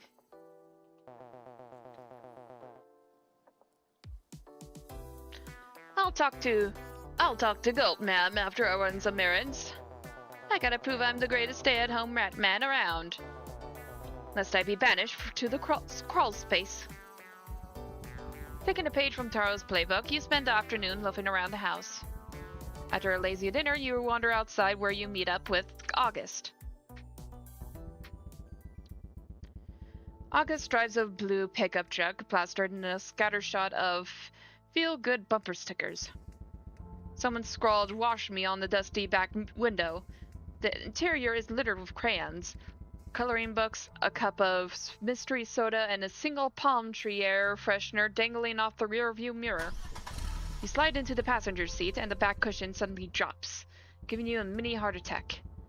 August quickly grabs the seat and snaps it back into place. Sorry, I forgot I broke that. How? Gus, why does your license plate say Beach Babe? Don't worry about it. Do you have an aux cord? No, but you can check my CD stash under the sun visor. You flip the visor down and start digging through August's music collection. Oh, it got awfully bright all of a sudden. Someone must have turned the light on. The CDs are much easier to read. Classical music, spa ambience, baby sing-along songs. You don't want to listen to any of this. No, you look over and see two massive headlights blaring into the side mirror. You shield your eyes on an opposing crimson logger truck riding the blue pickup's rear. Don't brake check. The truck swerves into the opposite lane and veers past you. Glancing at the cargo makes you uneasy. You can't quite make the shapes out in the darkness, but you swear it's squirming. August shoves his hand out the driver window and flips the truck off as it disappears out around a bend. The pickup rolls through the graveyard's broken gates, its bright headlights beaming across the abandoned lot. The three of you help out, and August twirls his jingly car keys strung on a seashell lanyard. He whistles. Phew, we're not driving back that way. You could have been steamrolled. Gravel crunches under your shoes, your flashlights shining over the mossy headstones. The singing crickets and icy wind bring a gloomy peace to these old resting grounds. Hurry up, slowpokes! Maybe keep it down. I'm sure there are spirits here trying to rest. You got a heartbeat? Yeah, last start checked. Then stay in your lane. Yeah, sure. I mean, you're the ghost here. Oh, bug off! Gus is trying to help you. Did he bring the shovels? We're not doing that. I'm starting to doubt this spiritual well-being thing. What do you actually want, Mike? I'm searching for myself. Literally speaking? I wouldn't get your hopes up. The three of you start looking around and hoping to find a stone marked with Mike. I found a Mike! August calls out from a grave marker, gesturing you to come over. That's not me. I know if it were me. What's your last name? Madhouse. No, I'm being serious. My name is Madhouse. Look for a guy named Madhouse. You don't remember, do you? What kind of loser forgets their own name? Let's come back when we got more information. You want to leave? It's getting pretty late. Then let's split up. We'll cover more ground that way. Madhouse blinks out of sight. Be careful. I want to go home. You can leave, right? I mean, Mike's in his natural habitat. Like releasing a mountain lion back into the wild. I couldn't do that to him. Well, you got more patience than I do. I nearly freaked. That explained the ears. Oh, tour's over. I need to make a phone call. August strolls off The path fishes his cell phone out of his pocket and dials up a number. How's things? I want to check in. At least the oven is off limits. You invited Jamie over? Okay, just keep me posted. And tell Junebug Papa loves you. Not you, June! Not you, June! Yes, you too, Atlas.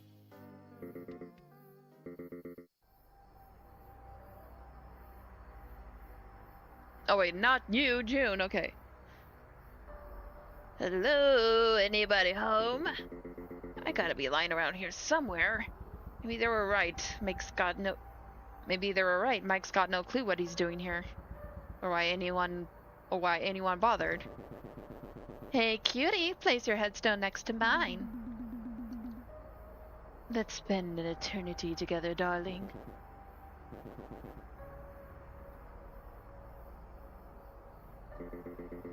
You freaks are the reason the dead don't speak! Please, pay them no mind. They'll be gone by morning. Huh? No, allow me. Madhouse feels a spectral hand touch the visor of his hat. This moment... Okay.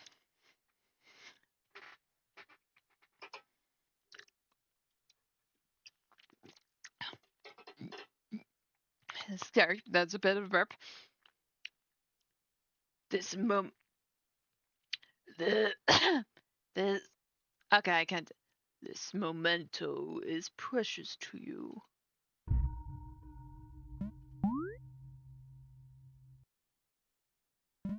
Uh-oh.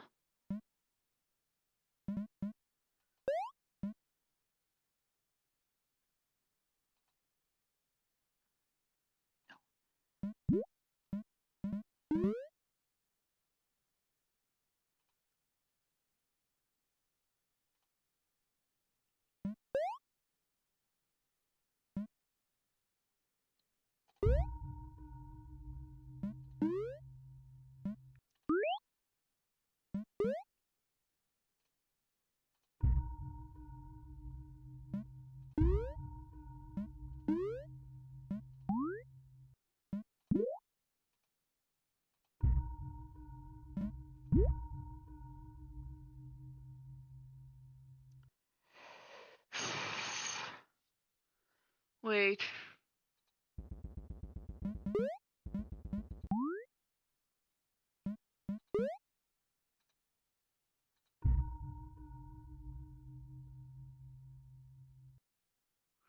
Oh, I don't think I can. The hand gives Mike's cap a gentle tug and tears it off the little ghost's head. He shrieks and reality is torn from him. Mike, you look like heck. Where you been, bedhead? Mike's standing half asleep, slumped against the studio door frame.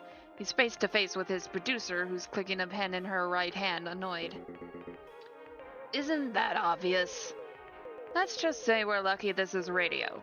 Have you been getting enough sleep? They both know the answer.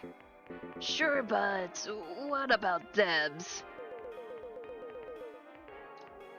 Yeesh, there's not enough hours in a day.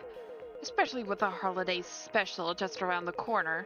Boss wants things wrapped up in a real tidy bow. I'm holding out for this year's holiday bonus. If we ever get one. Debbie takes a sharp breath. Let's focus on you, okay? You're the star here. I just schedule interviews and push your buttons. Oh, come on. You got this gig. Mistletoe Mike wouldn't exist without ya. You do look good in a Santa costume. They both laugh. Now give us an outro. Like on the spot? Boss's orders. That's it. Your heart clung to this? No glory, no tragedy, but a boring day job. You poor little nothing. Even Oblivion didn't want you. Madhouse chokes, stringing against the crushing grip of his invisible foe. He squeezes his eyes shut and blinks back into your phone. but nothing happens. He strayed too far. Oz shambles through the graveyard like a zombie. No, it's a melted baseball cap. Oz scoffs and tossing the hat aside. Gross. Mike, where are you? You come running, skidding to a stop as you nearly crash into the howler. You scream out the side of, oh! It's just Oz, lurking around in the dark alone in a graveyard. Just like you, except he's a monster and built like a sycamore tree. I'm so sorry. You! August marching through the dark paces behind you. What does Edith want? Did she send you to come mess with me? August eyes the sky with suspicion. Where's the bird? Oz rolls his eyes. Did something happen between you two? All Oswald cares about is his so-called favors. I'll pay my stupid bills, so quit hounding me. Oz lifts a finger and August pauses mid-rant. Oh, you go ahead. August waits patiently as Oz writes something on his little clipboard. He shimmies over and glances at the note. Oz holds it out for August to read. Oswald says I'm right. He is horribly wrong, and he'll be fleeing to Alaska post-haste. Mother of... Oz stomps on the wolfman's foot. You don't have time for this. Turning away, you zone out the bickering and wave your phone around trying to pick up a signal. A red splotch catches your eye. Strolling over, you squat down and pluck a hat off the ground. It's Madhouse's hat.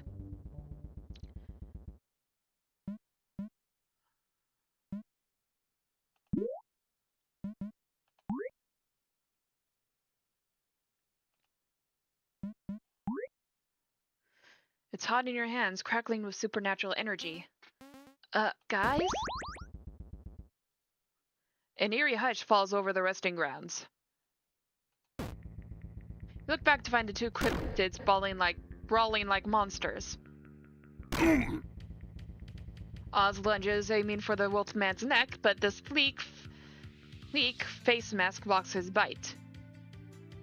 August retaliates by chopping the howler's arm, shaking him like a chew toy. What the heck are you doing? We're not supposed to be fighting each other. August! August spits the howler's arm out of his mouth with a disgruntled whine. Both of you! Sorry. Oz folds his arms and sulks. What were we doing again? I can't get a hold of Mike. Sure, we split up, but I didn't think he'd disappear. I knew this was a bad idea. Give me that hat you're holding. It's Mike's, right? I'll sleuth him out. What, you've got a sixth sense? Oz reaches into his overshirt and bumps into the wolfman. Go. Oh, Scott, this ozone sort of smell to them. Oz draws a silver dagger from his coat and cuts through the air before him. Eek!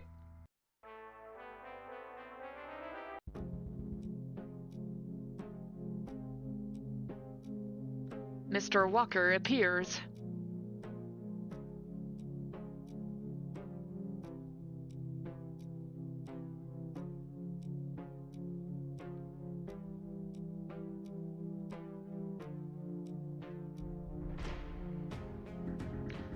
What is that thing? Why,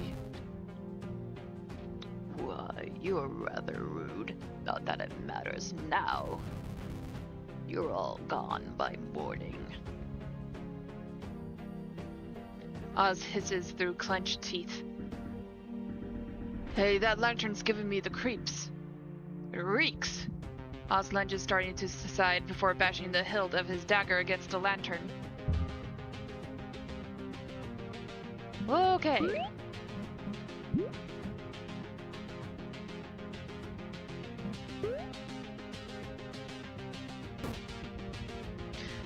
Oz stabs the lantern for 1 damage and flicks shadowy threads off to the tip of his blade. Oz looks to you for further instruction.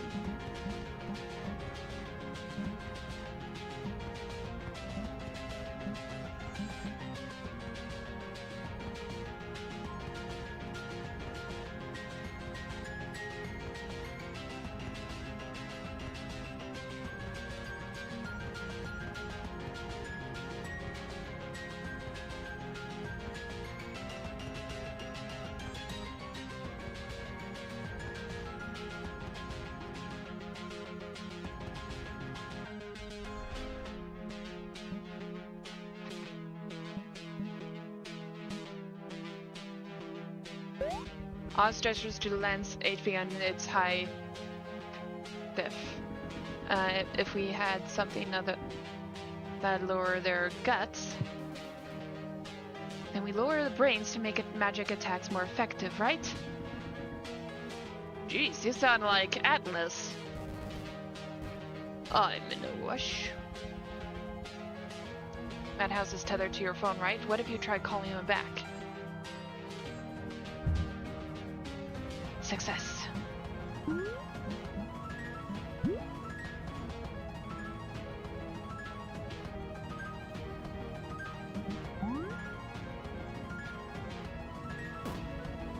Eve angles her phone at the lantern and a wild bolt of green lightning spikes through the air, dealing 1 damage.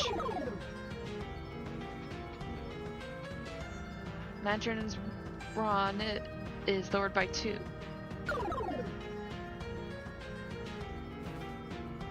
Ah! The shadow laughs and tips his hat. Rather impatient, are we? I don't mind. Now, why don't you go first? It's time to put your new abilities to the test. You miss Taro. Lantern summons a will-o-wisp.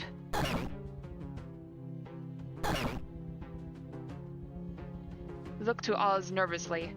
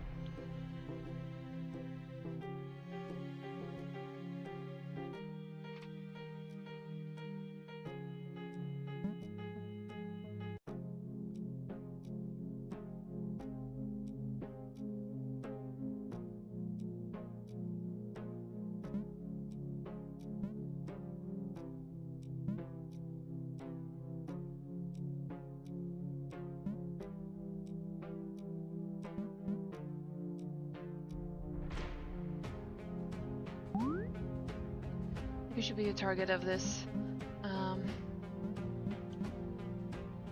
Lantern?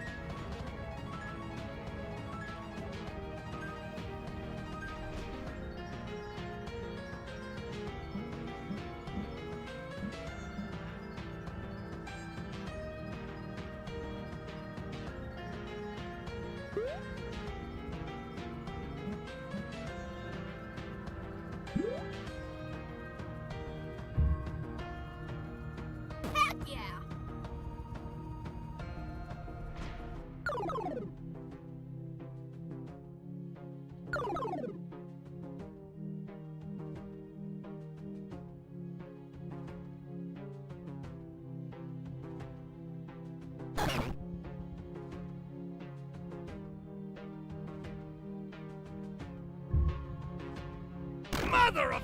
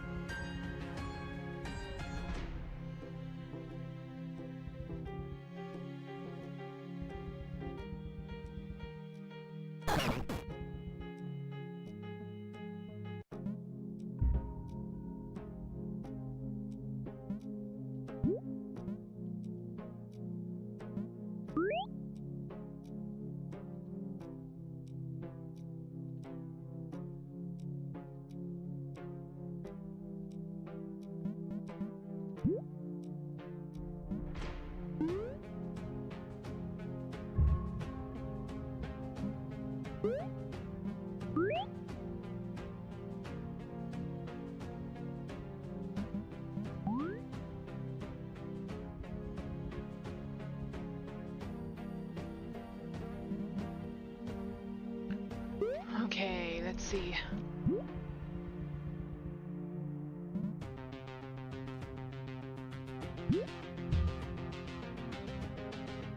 Haha, yeah!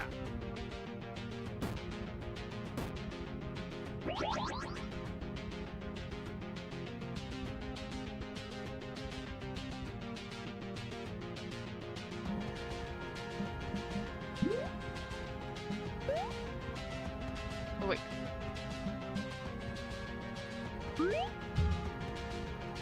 Haha, yeah!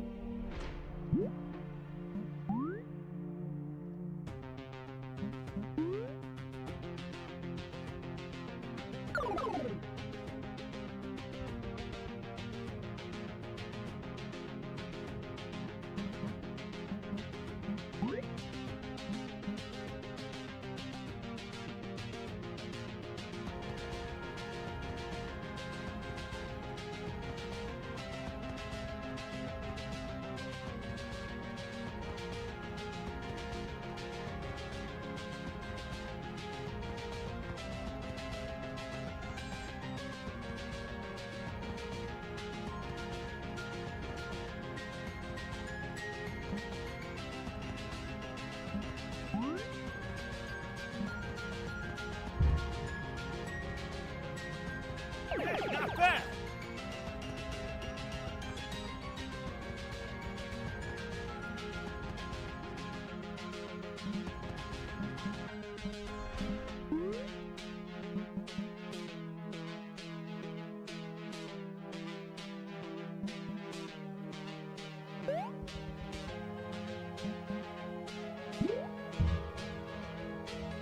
Haha, yeah!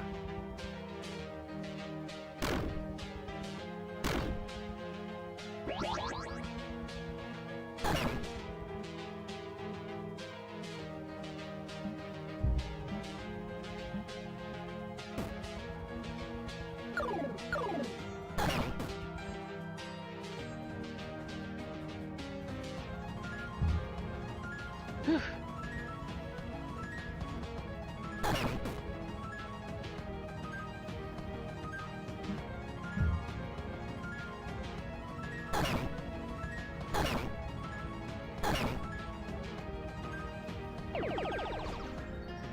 Don't tell me.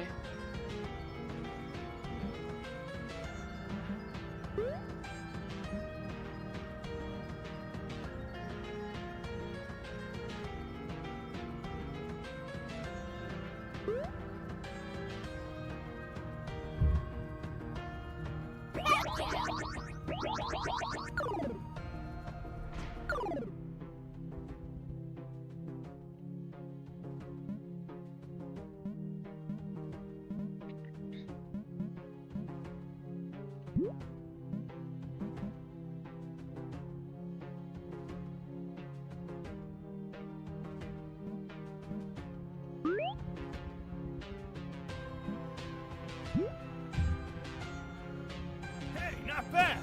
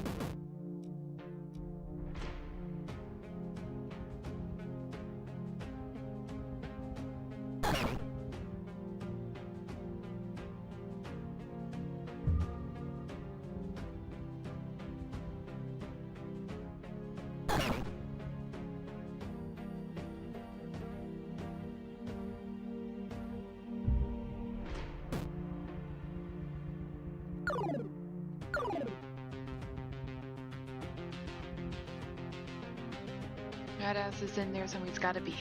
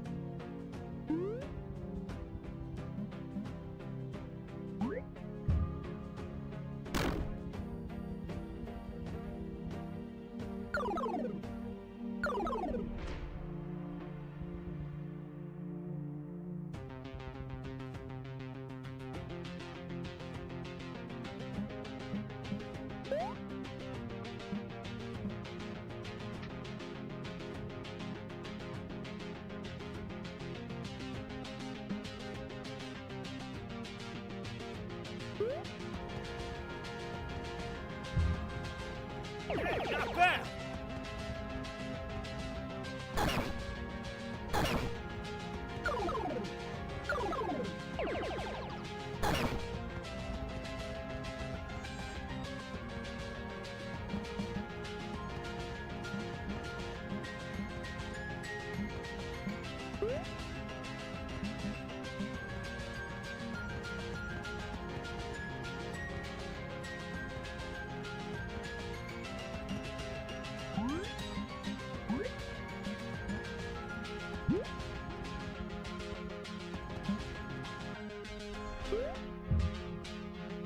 Haha, yeah!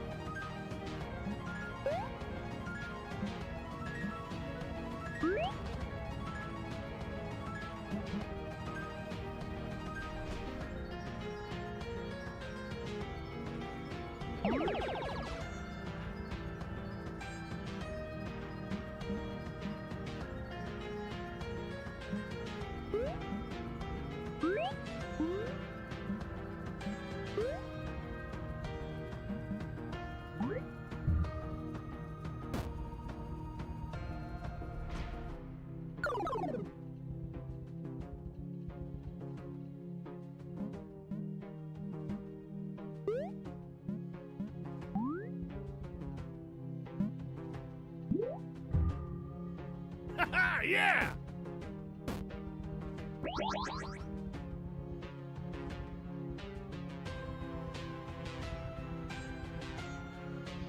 You've unlocked the Full Moon Duet dice. You can equip them at any time throughout the quick menu.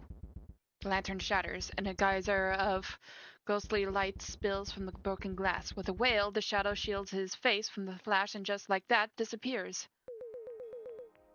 Today's my last day, Mike. I'm moving to Seattle. Her last day? But the season hasn't wrapped. Debbie can't just leave. Why didn't you tell me? I didn't want you to quit, not because of me. You know I can't do this without you. If you go, I go. Oh man, don't be like that. You gotta hold down the fort, okay? Turning away, Debbie reaches into her backpack. Here, I want you to have this. Debbie holds out a small box wrapped in the festive paper and ribbons. A tag noted, to the host that I owe the most. Is taped to the side with a little heart. Cheesy. It's a bit early for gift exchange, Debs. Yeah, I'd rather save on shipping, or I'd rather save on shipping. Mike takes the gift and slides it open. Inside it is a simple red cap, horns sewn to the crown. The embroidery is not the best, and it was heck finding matching thread, but I had fun making it. You made this? After examining the hat like it's some sort of rare specimen, Mike twirls it around and plops it onto his head. I love it. Decent at best. Debbie playfully elbows the host's shoulder and cracks a grin. Tossing the gift box aside, the two hug. There's a moment of ease between Debbie's before Debbie swats the red cap off Mike's head and catches it into her other hand. Can I get an outro? Like on the spot? She hands the hat back. If you've got one. Call me King Tut, 'cause that's a wrap. Now close the casket and watch out for spike traps. You've still got it. Raise heck for me, okay? A bright green hand shoots out of the shattered lantern. It slaps down and grabs a mossy headstone. Madhouse drags himself through the dirt, gasping and coughing up ectoplasm. His cap is gone. He's okay! I'll give you some space. You brush past the two cryptids, your boots kicking pebbles as you run to the phantom. Don't look at me. Mike recoils as you approach, shielding his face from your prying eyes. You turn around. What am I going to do with you? You could smash your phone, that'd be a smart move. I wouldn't dream of it. I hurt? No, you can thank Team Fido for that. That's a relief. I shouldn't have ditched y'all. I thought I was done for. How do you get your body back? I did some self-reflecting. Looks like Granny was right. But don't go thinking you're all getting rid of me just yet. Not before I learned bass guitar. Did you always have horns? On my hat, sure, but that jerk stole it. You mean this hat was stolen? You hold out a crumbled old red cap, bleeding ectoplasm. Madhouse hesitates before taking it off your hands. It's covered in dirt and wolf hair. Thanks for saving it. He forces the hat over his head.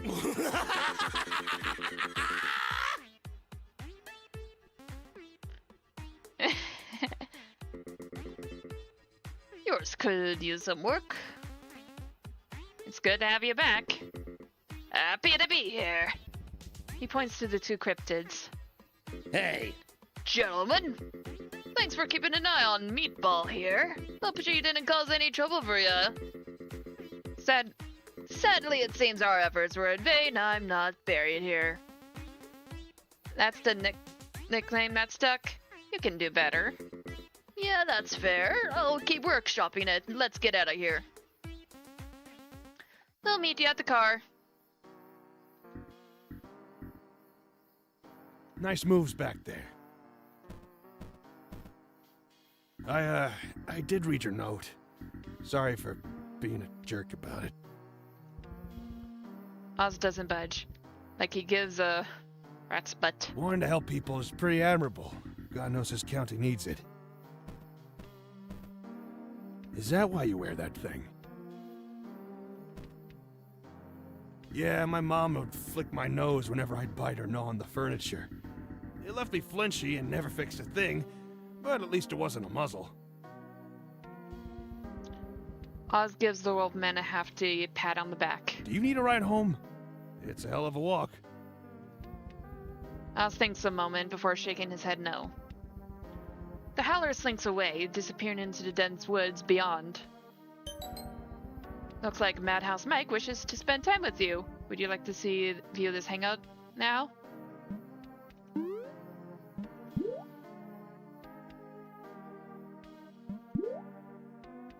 Yeah, sure. You know, I never realized I could take my hat off. I figured it was fused to my frickin' head. This opens a new realm of possibilities. You think they make clothes for ghosts? Sure, but how does an outfit die? Shrieking in a dryer? Or whatever it is you're wearing. Like yours is any better? Hey, I'm craft store Halloween prop. That's your excuse. Hello, poor gals. Did you design the look yourself? Nah, it was a collaborative effort with my producer. Do you like it?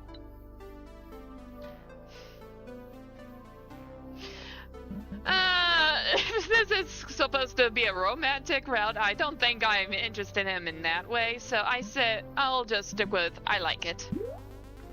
It looks good on you. I like it. That perfectly contrasts with my slick, sickly green flesh.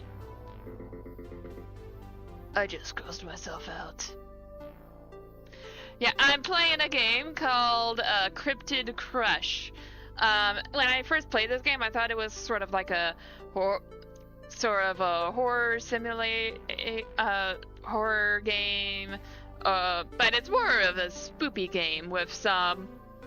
I think it's supposed to have some romantic elements. So far, hasn't been a bit of romance yet.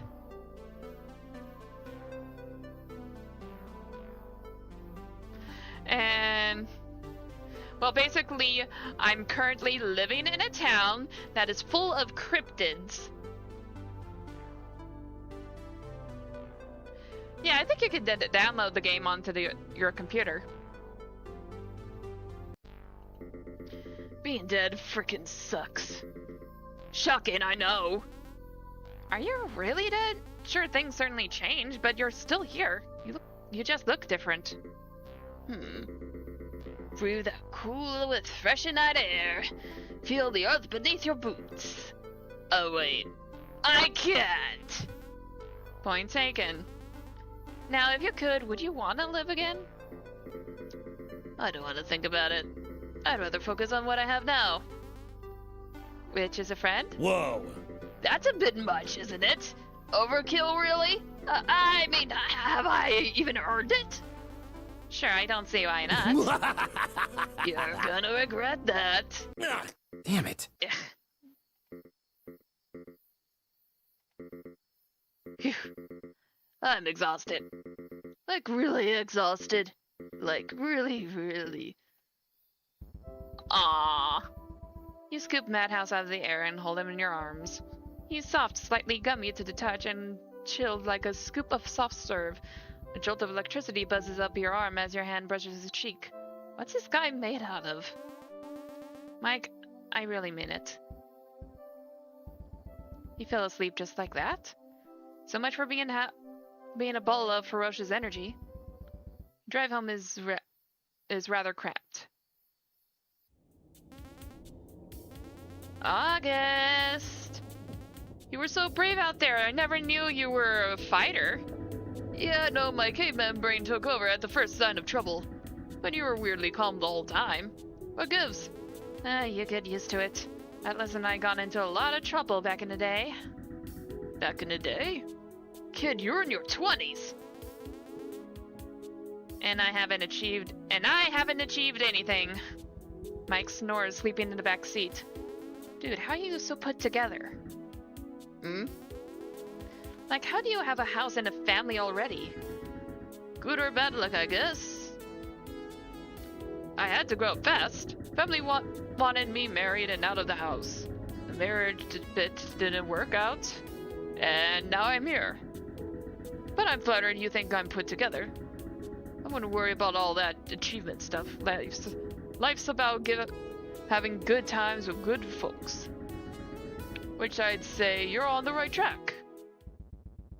The side door of Edith's shop creaks open, the lumbering howler ducking inside, rubbing his sore arm.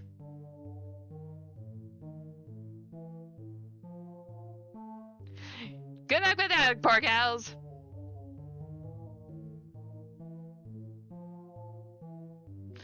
And now that I think about it, I should probably put the chat. Hold on. Here it is. just gonna put this up here.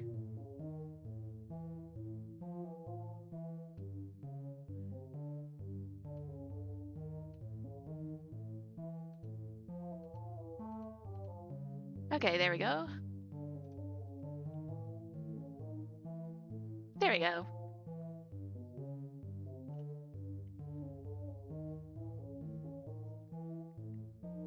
The side door, okay. You're late. Edith flicks on the light. And you're empty-handed. Oh, relax. It's no wonder you're going gray. I was talking about your hair, Ozzy.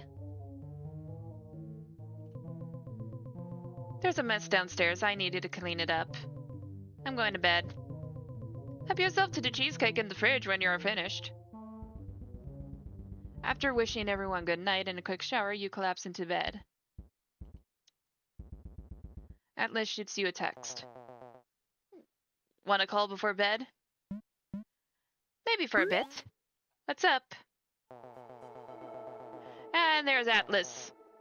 Heard you and Augie lurked around the graveyard. How'd it go? And his eyes are green. Should I be worried about this?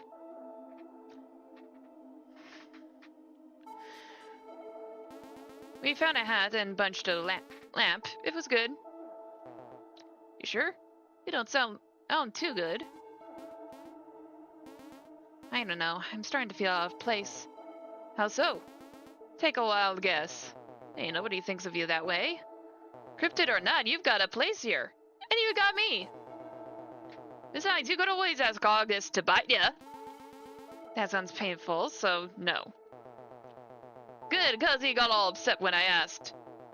Something about responsibility, family tradition, or whatever. I was like, so you're saying I'm not part of the family? Then he was all like, no, you would probably die. What a killjoy. You stifle a yawn. Well, I'm gonna head to bed. Sweet dreams. Good night, Atlas. You set your phone aside and close your eyes. Resting on your nightstand, Madhouse yawns, throwing his arms above his head for a big stretch. He leans to one side, then to the other, and slides off his office chair. It's getting late. He walks through the messy office and looks down at his feet. He's missing a shoe.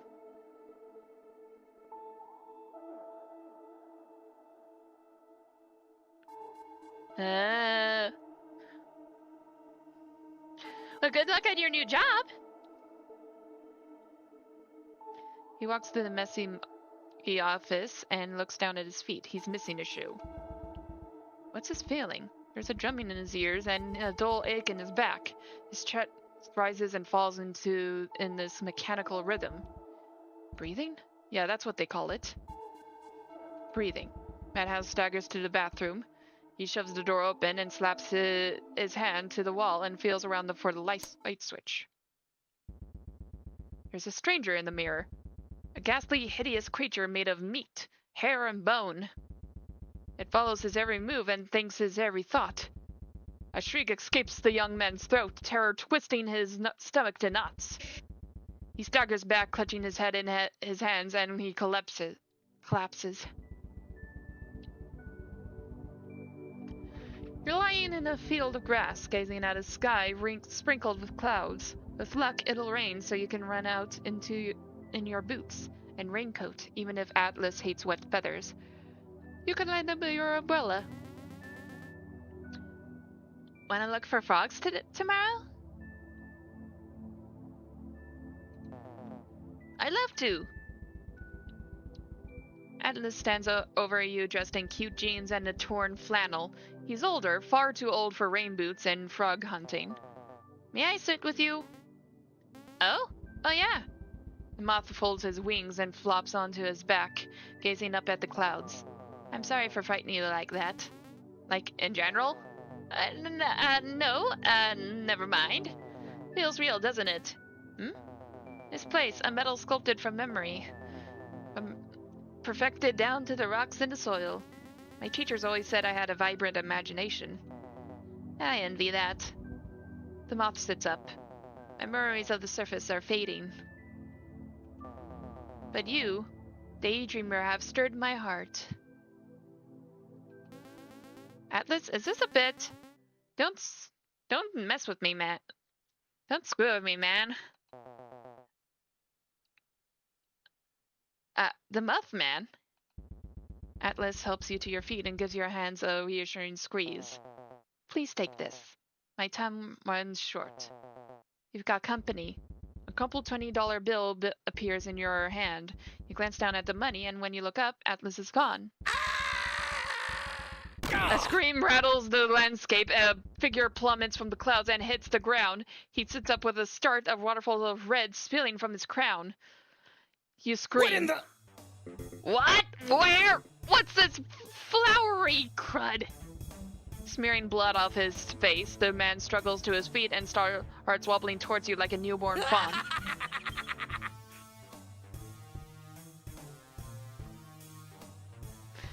Help! Is that a cap or a nightgown? Hilarious! He notes your worried expression. What's with the weird look? Mike? What happened to you? Oh, yeah, I cracked my head on the toilet bowl. Are you an angel? Is this heaven? You rush to the man's side and catch him as he teeters over. He's hurt. No, this is bad. You need to wake up. Mike rests his head on your shoulder. I'll be fine. So, you're sure you're not an angel? You want to see the pearly gates that badly? There's no going back from that. Who cares? The world's friggin' moved on without me. I know how that feels, but you gotta keep trying. Tomorrow's a new day. Fine, but I'm not gonna be happy about it. The dream fades as you stir awake, sunlight pouring through your bedroom window. Elsewhere?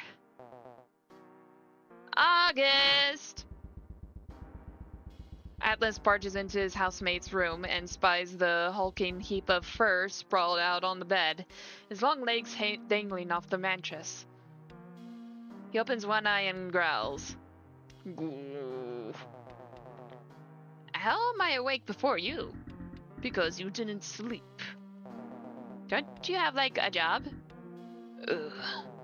What's wrong? It's catching up to me. The queasy. Supernatural crazy? Dude, you walked into that one. Seriously, a graveyard first date? You know you're scared of ghosts. Just cause I'm afraid of something doesn't mean I gotta hide from it. And it wasn't a date. We're looking for a quirky fella named Mike. Atlas blinks. Mike? Did Mike have a grating voice and a bad temper? The wolf yawns. Yup, your friend seem to tolerate him. Eve tolerates everybody. I wish I had that kind of patience. Papa! June darts across the room and leaps onto the bed. She climbed the fuzzy mountain of dadness and pounded her tiny fist on his back. Booga BB! August sits up and reaches back, plucks June off his mane, and gives her a big hug. Looks who's all dressed up and ready to go. Good job. I did it all by myself. Mr. Crow made breakfast. I tried at least. Come on, June, let's get him changed. Oh, come on, June, let him get changed. No! June refuses to let go, clinging to August like a baby koala bear. Alracia! Atlas slowly turns away and takes a big step towards the door. June hops down and races out of the door, leaving Atlas in the dust. She's just like you. Oh, hush.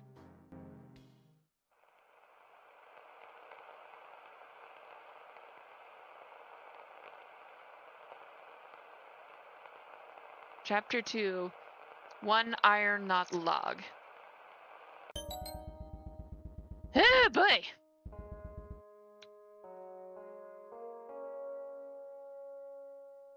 I think I need to take a small break after that.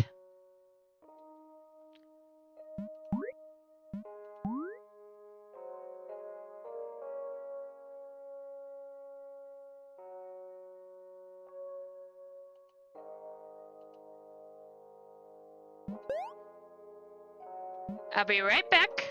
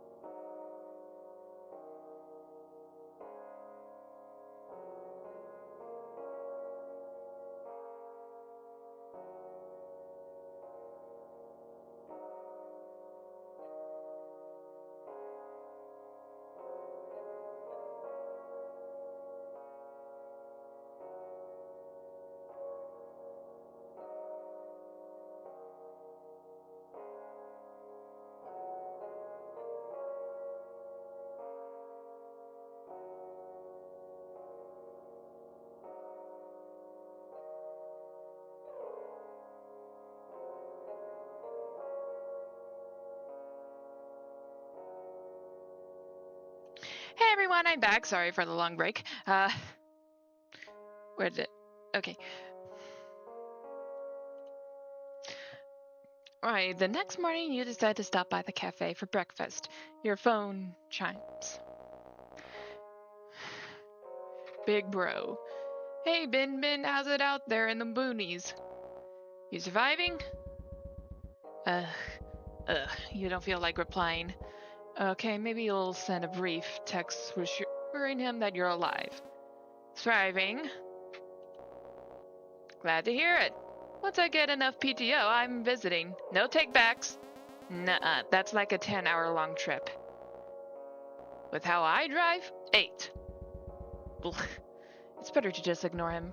The two of you haven't talked much since the big move. He keeps saying he'll visit, but work always gets in the way. Hey, Meatball, check this out! Look what I can do! Your cell screen starts to bend. Green slime oozing out the gaps in the middle like it's about to burst. The cell phone suddenly twists and a pair of horns pop out the top. The phone taking on a black and red theme, reflecting the ghosts inhabiting it. Ta-da! It's me, your cell phone. It's like you're cradling me in the palm of your hand. So don't drop me. Did they even have cell phones back then? Hey. What? How old do you think I am? Victorian era? No, you're messing with me. You stifle a laugh. Have you ever met a ghost that old? Me? Nah. Most sightings are either total bogus or they're gone before I get there.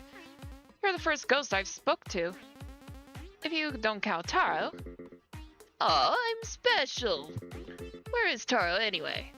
She was sleeping last I saw her. Looking up, you find Oz staring out over the horizon. He seems lost in thought. I want to talk to him.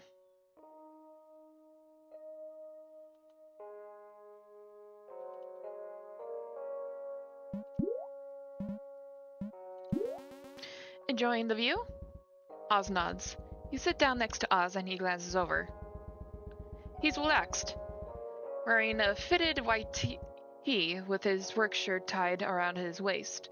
There's an air of exhaustion about him. He looks at you, waiting for you to make the first move. Thanks for the save last night. You know your way around a knife. I'm guessing that wasn't your first fight? Oz nods weakly. Yeah, I've had my own run-ins with malicious entities.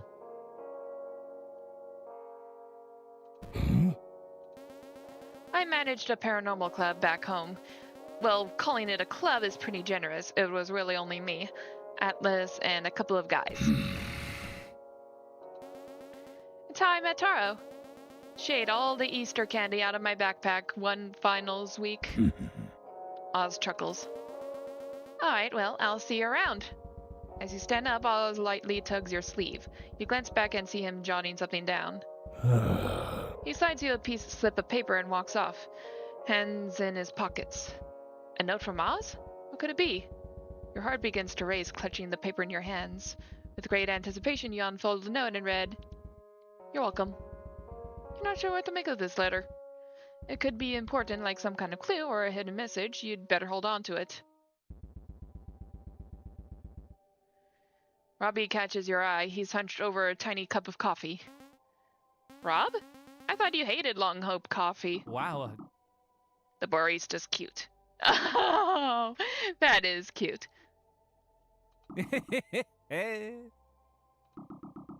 Bad coffee is better than no coffee. That's where our philosophies diverge. It eases the nightmares and the brain headaches. Nightmares? Yeah, like someone's digging through your memories and twisting them up. The same thing's happening to me. You mean you see it too?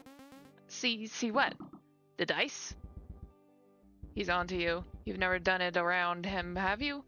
How can you tell? You don't control the dice. Who do you strike a deal with to snag that kind of power? The what?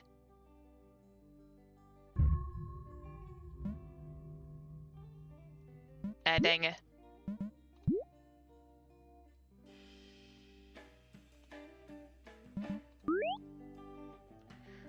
Okay, reroll.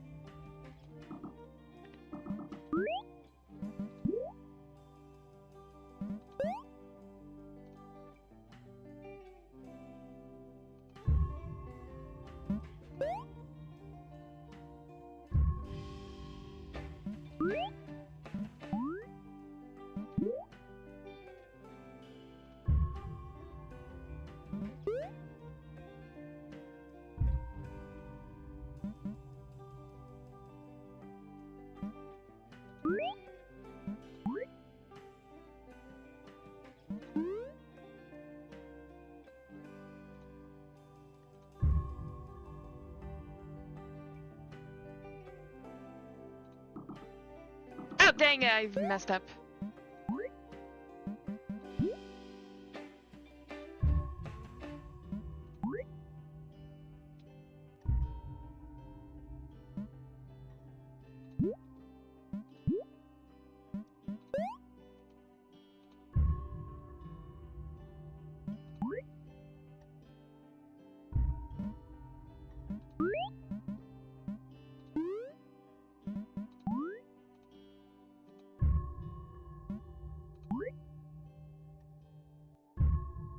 There we go. That! I saw that! Don't do it again. You're gonna hurt somebody. I didn't do anything. Nothing changed. Frogman doesn't know what he's talking about. How about that coffee, huh? The coffee's great! Boo! And ribbit. Ugh. Don't make me bite you. If I can, what are you supposed to be? I'm a demon. A demon? A demon.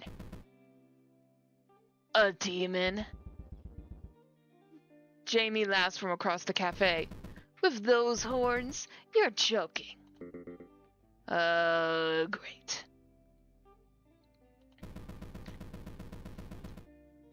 My break's in 15 minutes if you don't mind waiting. Waiting for what? Our rematch. Don't tell me you've forgotten. Oh dear Jamie. I'm a changed man, a better man. The only devil I wrestle with is the one inside my heart. Which means I'll be turning the other cheek. I never took you for such a gentleman. Meet me at the dirt lot past Edith's shop, before sundown. That's such a short notice! I'm a busy ghoul. I'll have to check in with my producer and clear my schedule. But I'll add you to the wait list. Jamie's not going to back off. Fine. I hope you like the taste of brimstone, bonehead. 'Cause I'm gonna send you back to heck. Mike, I'm from Atlantic City. Oh. Atlantic City. So, what can I get you? You order a plain bagel and eventually leave the coffee shop. Outside the cafe, you bump into August. Oh, morning, Gus. Hey, have you seen Atlas? Not since yesterday. He was going to run in and nab a blueberry muffin from me. But I guess he wandered off. Sounds about right. Sorry, I'm on call, so I'm a bit on edge. What do you do for work? I'm a trucker. Occasionally a lost hiker wanders into our woods, and it's my job to find them. People can walk into Longhope just like that? If they're unlucky. Most days it's boring trail maintenance, moving logs, picking up trash, and all that. And there's Mike in the background. Visitors are pretty sparse once the leaves fall. What about cryptid hunters? Back at the station, there'll be packs of hunters creeping around looking for their 5 minutes of fame. Hunter's a pretty strong word. Oh yeah? Cryptozoologists are documenters. They're supposed to observe, not disrupt. You ever had a camera shoved in your face? That's pretty disruptive. I guess so. Jeez, don't even get me started on those hunter types. You don't think much of it until you're on the receiving end of a media storm. You? No way. You're not the only urban legend around here. I had a desperado phase. How'd you two get stuck together anyway? I snuck in into Elkhorn Station and left with a stowaway. Looks like I stole the star of the operation. The shining star? That reminds me.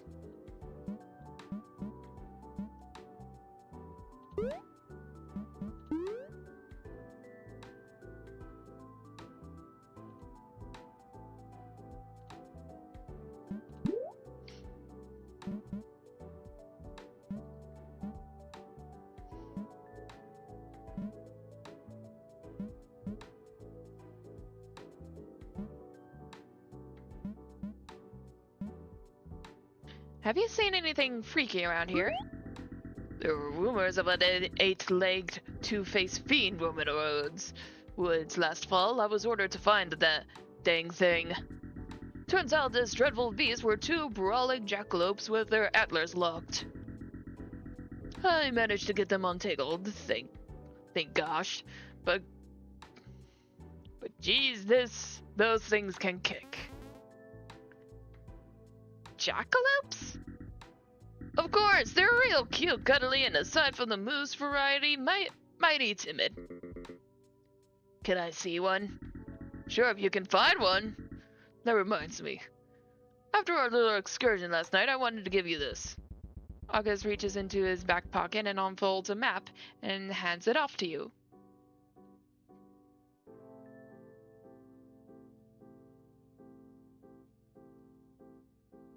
Ooh.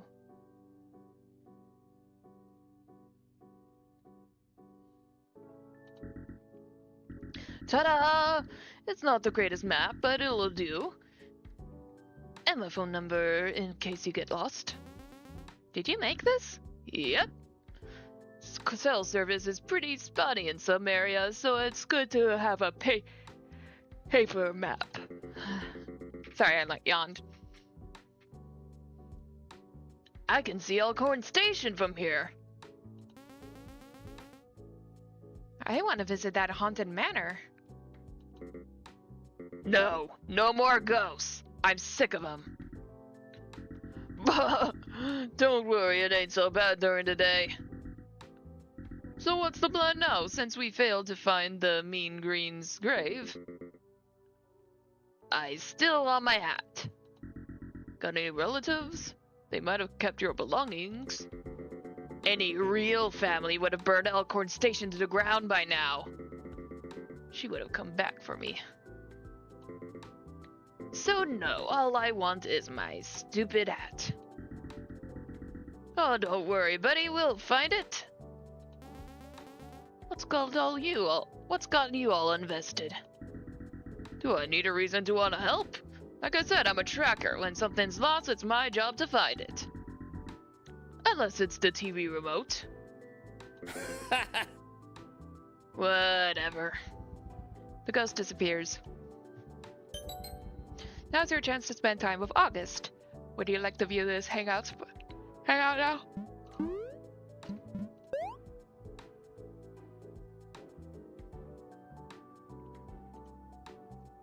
Yes. Yes.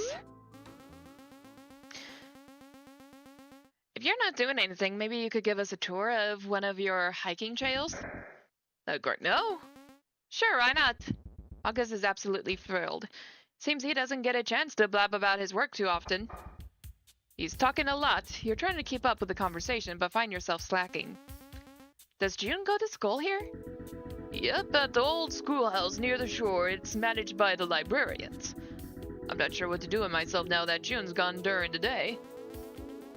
Sounds like she's in good hands. I hope so.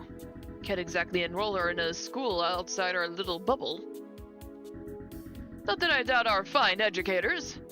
It's a socializing thing, I guess. I don't want her to feel like an outsider. She's got a lot of problems like her old man and... Oh gosh, you don't need to hear this junk. I'm sorry. It's okay. I'm sure you're a great dad. I'll get there eventually. You wonder what to say next.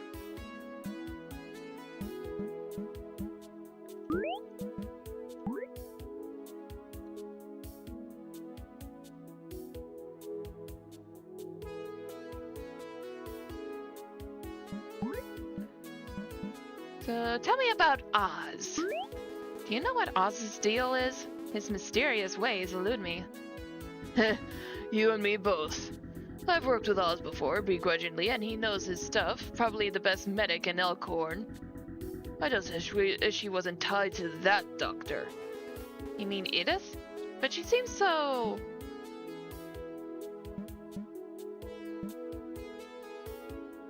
peculiar. Okay, no, she is strange. Is everyone in Long Hope so peculiar? Yep. And that includes you, Buster. What's your deal, anyway? A lone stranger drifts into town without a name or a story. That's pretty mysterious. Well, prepare to be underwhelmed, because I'm not that interesting. It was an impulse decision. Long Hope offered an escape and I took it. That's all. August seems unconvinced, but he doesn't press you further.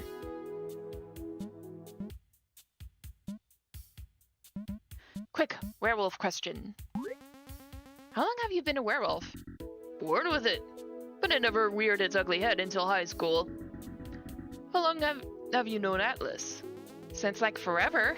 He smacked into my bedroom window one night and the rest is history. How long have you had a beard? The beard's a recent development. The moms at June's soccer practice seem to like it, nobody else does. You glance at August's left hand. There's no ring. Is it just you and June? Yeah, but it ain't so bad. Folks here have been kind to us. You moved to the right place. You think so? I'll admit, I've been feeling a bit out of place lately. I don't know how to shake it off. Sounds like you got the new place blues. It'll go away with time. So, is it just you and your haunts? Yep. Yeesh, I wouldn't be able to sleep knowing a ghost's in the room. Like, don't they drain your life force? Psst, nah, that's just a rumor. I'm concerned for you. Hey, it beats being bored and alone. I get weird and sad and when I'm by myself for too long. Concerned. This guy has a lot of nerve. He'd be annoyed, but it sounds like he's coming from a genuine place. How bad's the hospital bill? Psh, don't worry about it. We're living under Long Hope rules. Like, what's Edith gonna do? Kill me? Nah. Silver bullets are outside their budget. Don't joke about that. My bad. But seriously, don't worry about it. Okay. Hang on, I'm picking up on something. August steps off the trail to finds a line of footprints. He scratches his chin. Size 11 boots, waterproof, and concerning the depth of the print, the wearer must be 7 feet tall. You can tell all that by looking at a footprint? Ah, no, I made it up. You elbow August, who cracks a cheeky grin.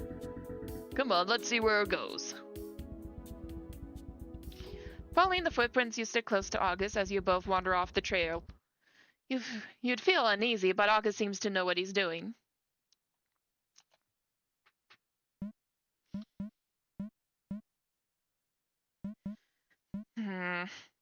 I'm kind of leaning towards Oz, though.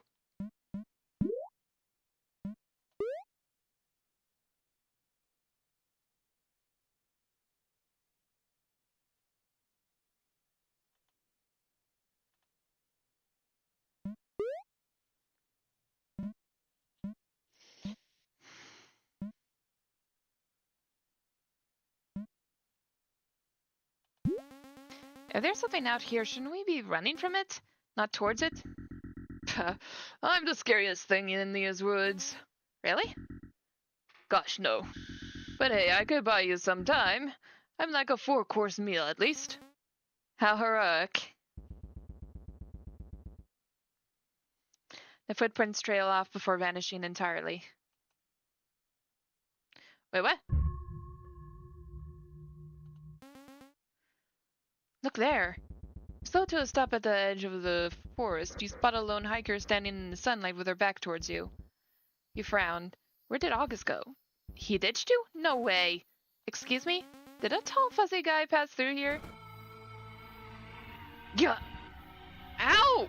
This freak's too loud. Are they shouting through a speaker? You nearly had a heart attack. Oh, you're a human. Be on your way, duckling. It's unwise to wonder. What's with the out-of-season Halloween costume? My uniform. A uniform, huh? What do you do? Unspeakable things. I'm under an NDA. Now, why are you speaking to me? I was asking if you saw a tall, fuzzy guy pass by. With a obnoxiously red mustache? Yes? Haven't seen him.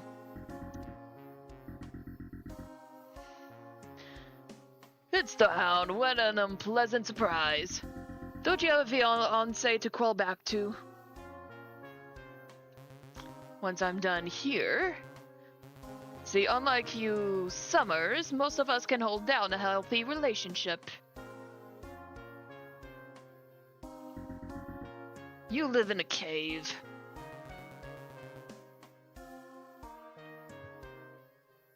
You homeowners make me sick. I'm lucky to own the teeth in my mouth and the scars on my chest. I've never been happier.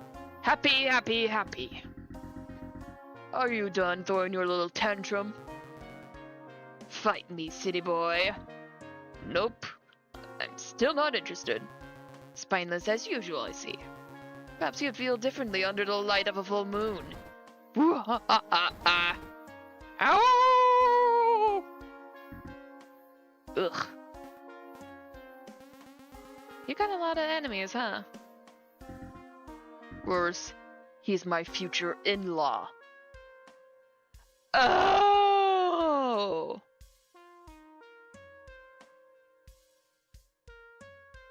So, is that Hazel's fiance? Oh dear. Meanwhile, your resting heart rate is well below average.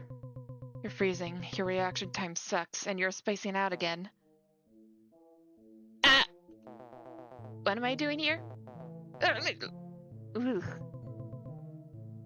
You checked yourself in? Oh, that makes sense. You got a phantom hitchhiker sabotaging your system. Okay, but it's giving me cool powers. I'm still figuring out how it works. You like being a guinea pig, huh? As a pioneer of the supernatural, yes. I admire that. Most aren't willing to take such personal risks. Speaking from experience, unfortunately. But I'm a softie. I can't turn anyone away. How many patients do you have? A good handful, like your werewolf friend. Yeah, August mentioned you chased him with needles. I still need a blood sample. Edith lets out a dreamy sigh. You think you could send him my way? I don't think that's a good idea.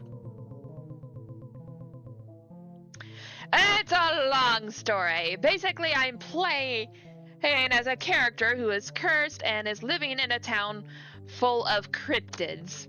So, yeah, like a lot of the people in this town are all cryptids. As you can see, this boy right here, Atlas, he is a Mothman.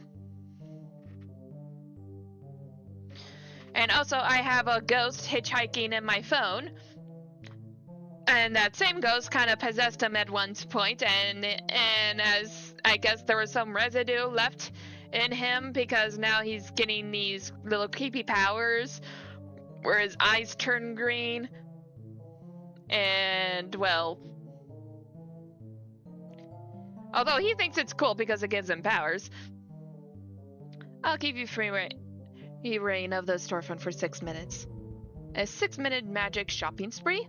What a steal! I'll consider it. How about your possession problem? I recommend cutting this pest off at the source. Is that okay with you? Sounds good, Doc. Great. Right there, and I'll be back. Edith leaves and slams the door shut. Ozzy, bring me my spec extractor! Is this a good idea? Without these powers, I'm useless. He eyes the window and notices the claw marks dug into the frame. Atlas brushes his wings against the scratches. The lock looks busted. The window panel is shoved off its casing. Heavy footsteps march outside the door. Nope. Never mind. Oz walks into the empty room. Oz whirls around and rushes out of the hospital room.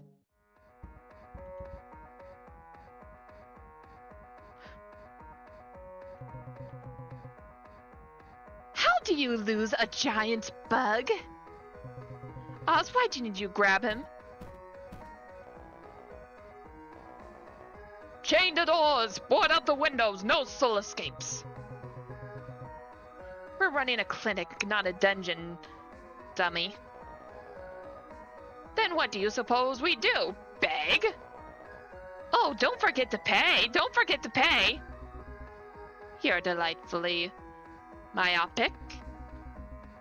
We're living in a den of monsters. There are no riches to be made off this place.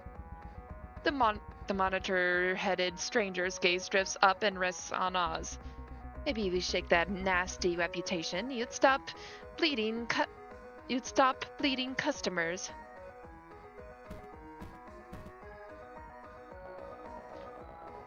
How about I drop a wrench on your face and pour soda down your display ports? The monitor laughs. Cool it, Thursday. Edward's right. You two are scaring clients. The raven's feathers bristle. Whatever, just stop taking it out on Oz. Leave them alone. Take a walk. I've been working my feathers off and nobody in this gosh forsaken ghost town gives a... Take a walk. Oz, unflinching, follows orders and walks away. That muddles weather unnecessary, don't you think? The fiend's made a full recovery. Unless you're starting to have doubts. It was Ozzy's decision. There's no shame in being cautious. Aw, you worry too much, little sis. I'll say, hey, let them loose. I want to watch. Oh yeah? Mike, now's your chance to talk to Edith. She's right there. So she can laugh at me? Not a chance. He's not gonna laugh at you. Come on, it's worth a try. Fine. Mike approaches the doctor. Hey. Oh my gosh, Edith, hey! Long time no see! How have you been, girl? Do I know you?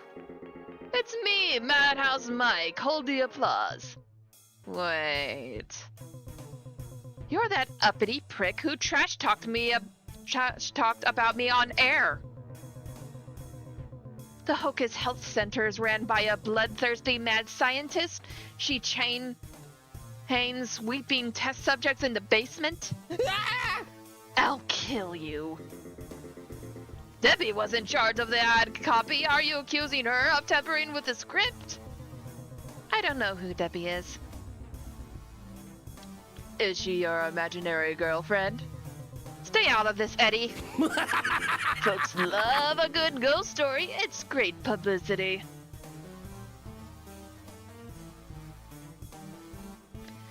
So yeah, I played this game before and I'm just continuing the story.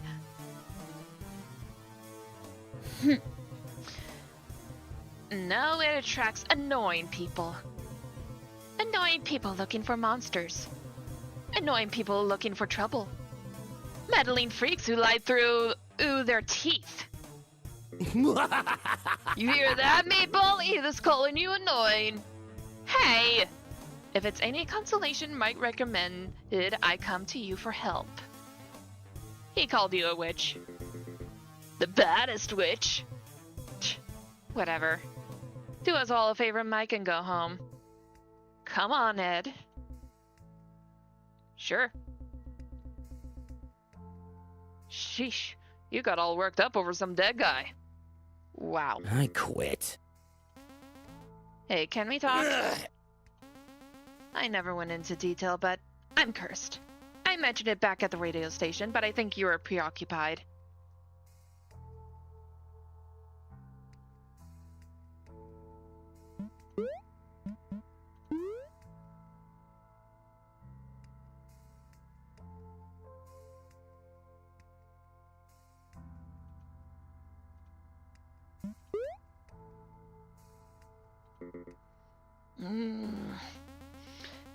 It started about a month ago, and it's like something terrible is going to happen to me.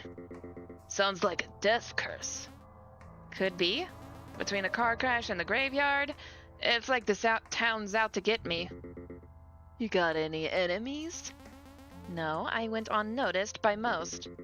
Oh, don't sell yourself short. I'm sure you got plenty of enemies. Yeah, 3,000 miles away, maybe. I got so much I want to do. I shouldn't be walling over our death curse. I don't see what the big deal is. How can you say that? Meatball, you're already dead. You already died. A spell's gotta be null and void after a stunt like that. Died? No, there's no way that counts. You're only out for a few seconds. They wouldn't want you ended up like me. Mike's words hang heavy in your mind. Couldn't it be possible that the curse ended the moment you died in the radio station? If that were true, why didn't you feel any different?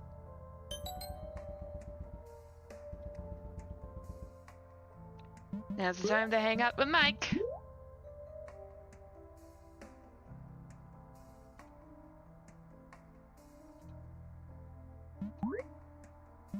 Yeah, sure.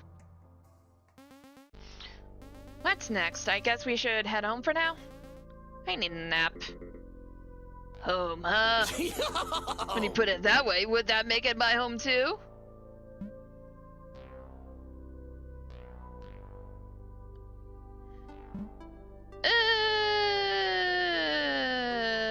I don't know how to answer that.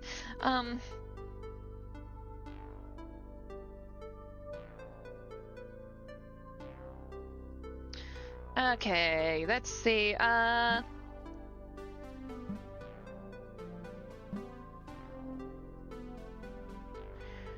sure, why not? It's better than being alone. And you're a pretty nifty nightlight. Oh, right. Hopefully it won't last too much longer. I wouldn't wanna overstay my welcome. Where will you go next? I'll possess a marionette and join the circus. After years of a pre-forming, I'll romance the ringmaster's heir and stage a coup with the clowns. Then overthrow the king of fools. Once the confetti settles and the clowns come home, I'll ride into the night on the back of a Shetland pony. Yeah? And what's your stage name? Spindles, the flammable man.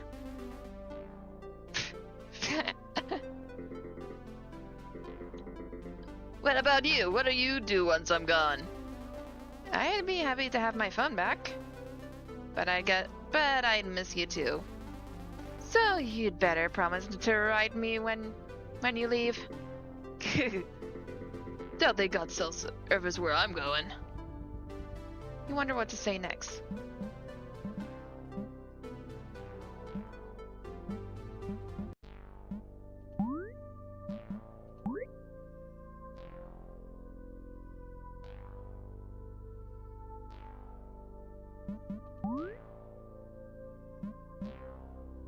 So, who's Debbie? Oops.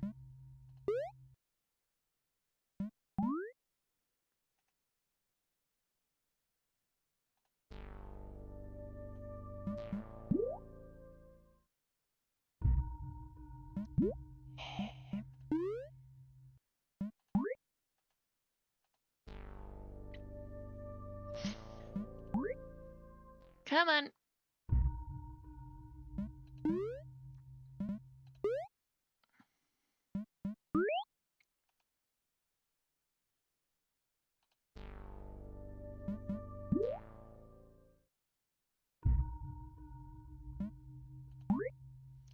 Come on, it's not that hard.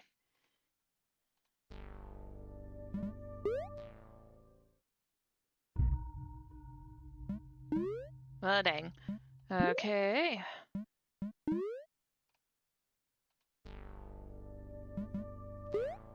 Come on. Success! Madhouse seems put off by the question. Only greatest person in the whole wide world. He bounced back fast. She made me me. Who freaking cares? Sir, she indirectly killed me and ruined my life, but who freaking cares? Ruined your life? Debbie managed our sponsorship deals. She slid me my first case of toxic waste. It was love at first sight. We were a match made in heaven. Nothing else mattered. Well, it sounds like she meant a lot to you. Man, if I could get my slimy mitts on another can, I'd be quenched. Can? Can! I thought you were talking about Debbie! Not a gross energy drink. What's wrong with you? You think I care about some chick who frickin' left me to die? She's off doing her own thing, and I support her. Sure doesn't sound like it.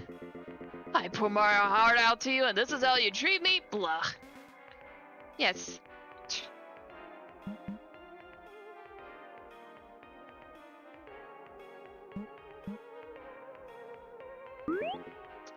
This hat? It's straight ectoplasm, baby. It'll melt the second it touches your head.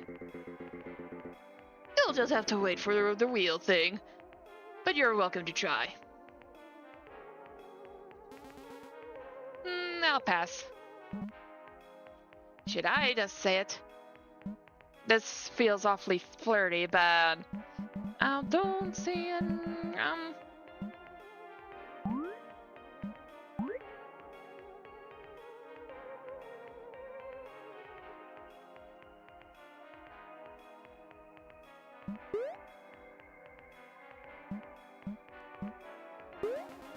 I dreamt about you last night.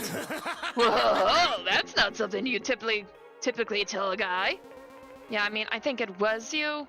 Same voice and smile, but you had a heartbeat. Like you were normal.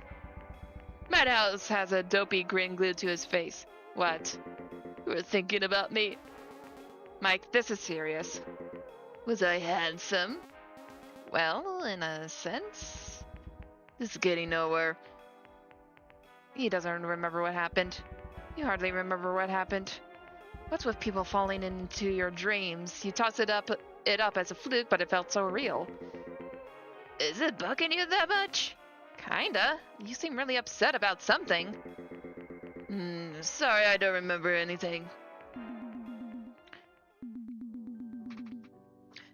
Are you ready for Friday? What do you think of the story so far?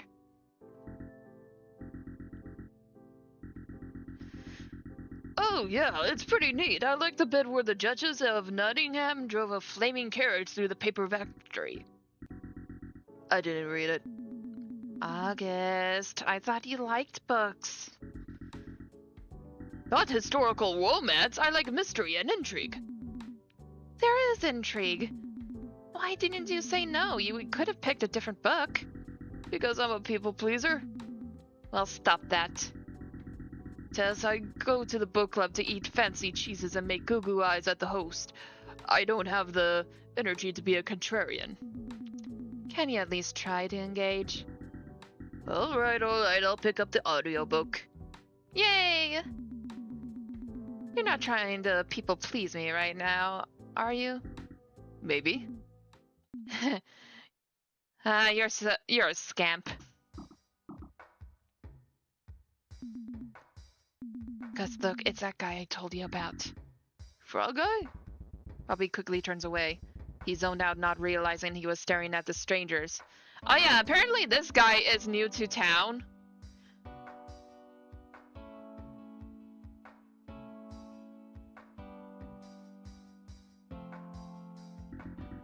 Wasn't he the one throwing rocks off the... Wasn't he the one throwing rocks off the South Road Bridge? Yeah, one of them nearly hit me. I'll talk to him. Running isn't an option now. It looks like Robbie's gotta wing it. Run away, puny surface dwellers! Behold, my trusted form, do my crooked fangs and putrid flesh make you quake in terror? Flee while you can! Oh man, don't say that. Yeah, no offense, but you're the least weird thing I've seen all day. What? But you're still supposed to run away. Oh no. You're in long hope, sweetheart. Nobody's gonna laugh or run away from you. Yeah, I think your skills look nice. Huh? So yeah, basically he's not used to being around other cryptids. He's used to people running away from him. Okay, now I'm confused. So like, a couple days ago, I spoke to some owl fella with bright red eyes.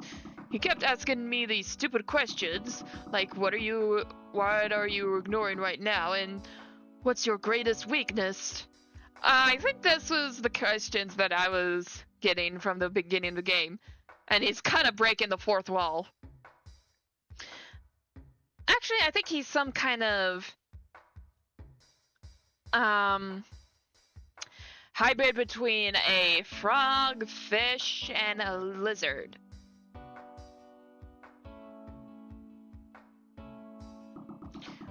What are you, a cop? Get out of my face! Then I woke up here. Like the Mothman? No way. Nobody's seen that deadbeat in ages. I bet he's frozen in the Arctic tundra by now. I don't want to talk about this. Oh, sorry, Augie. It's fine. Did Atlas ever talk to you about it? He doesn't talk to me about anything. Well, I hope you enjoy your time here, Frogman. How can I? I didn't ask to be tossed out like weak old lo mein. Wait, I'm sensing tomfoolery. I need to make a phone call. Elsewhere? Atlas guides through the air, circling high above the main street below. He spots Oz combing the area, kicking through bushes, shaking trees, and peeking behind dumpsters. He's looking for something. Give it up, Oswald! This is another one of Edith's dead-end errands. And get away from that dumpster. We're looking for a moth, not a cockroach. Atlas drops from the sky and lands behind the howler. Hey! Oz jumps and whips around. Oh no, you caught me. You win. You guys can stop looking now. Listen here! You caught me in a bad mood for a pay up. Well, what's with the hostility? I'm doing you guys a favor. Can you tell Edith I changed my mind? This spec extractor sounds really scary.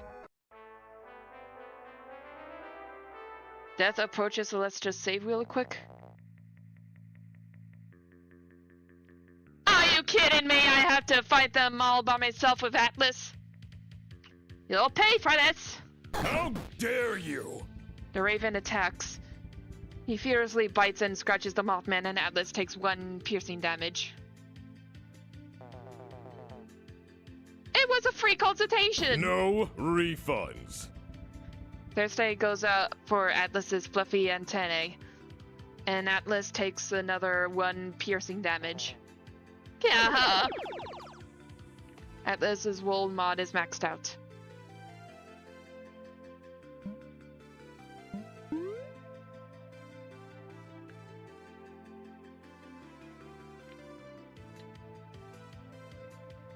Okay.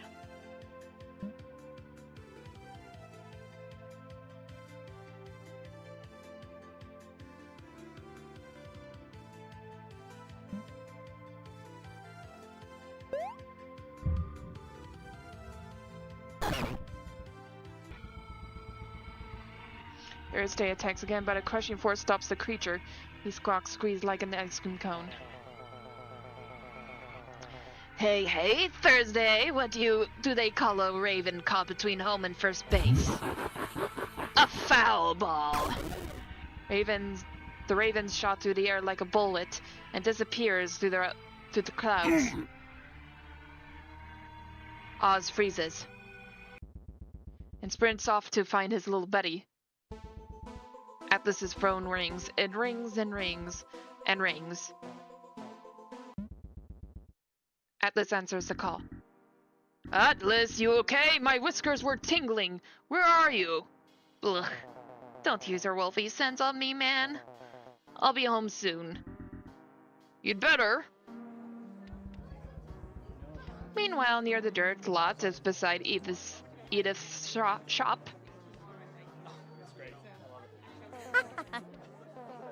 Greetings, are you ready to throw it down? Granny? Heard through the grapevine that this lot was the place to be. This feels like a public execution. No need to worry.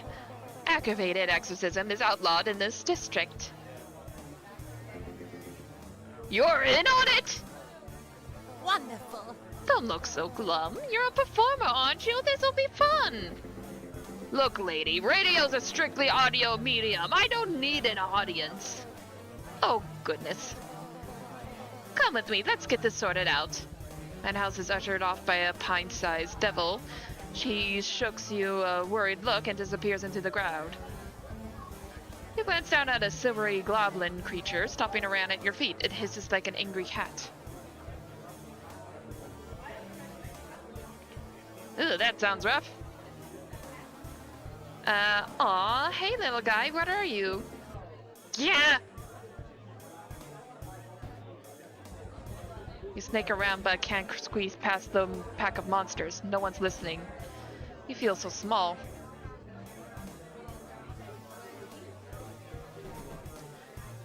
Watch it! Whoa, settle down, partner. Don't go swinging those claws around. Sorry.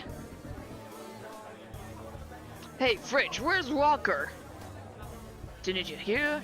A couple of meatbags iced him last night. He's gone. Oh, the Watcher ain't happy about that.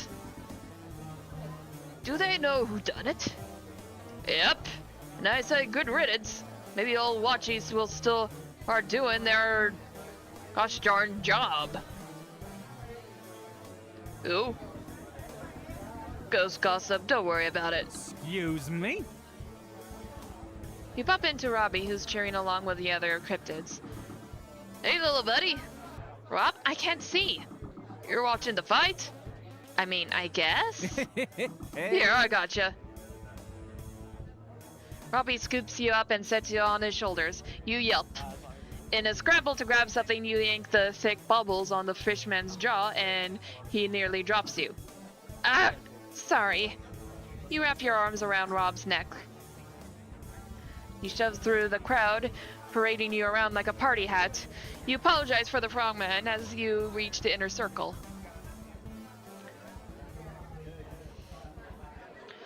Oh, it's this. Okay. Madhouse clutches his hat. He looks like he wants to disappear down the nearest storm drain.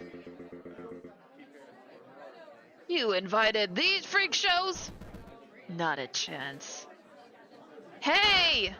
You catch the ghost's eye and his face lights up. You pump your fists and cheer from the sidelines. You can do it! Treat this like one of your radio shows, Mike! Go, Jamie, go! Oh,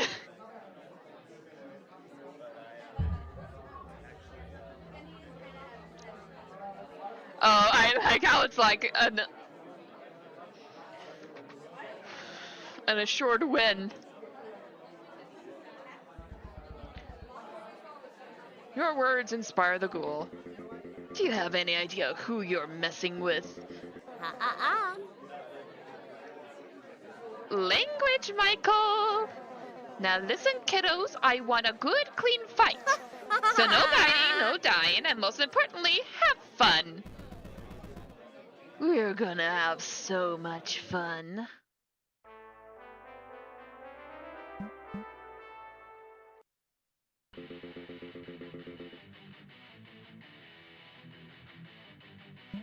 Okay.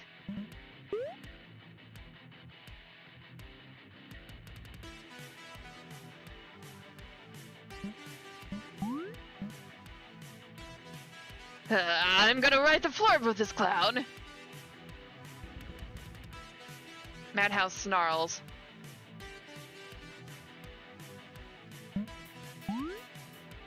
Okay, so Jamie. See.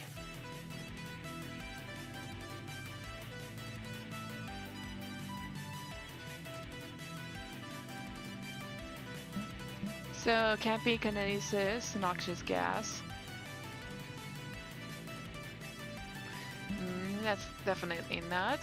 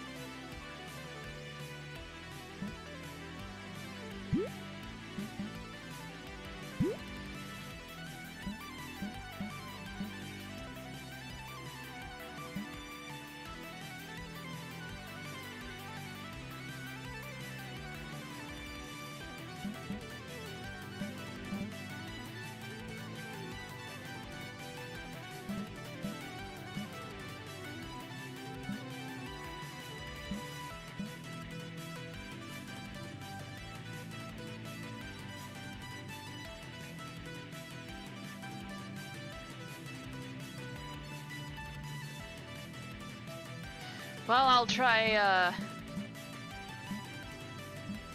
kinesis first.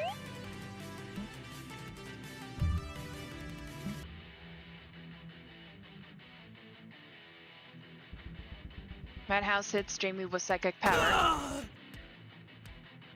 Jamie takes 8 damage.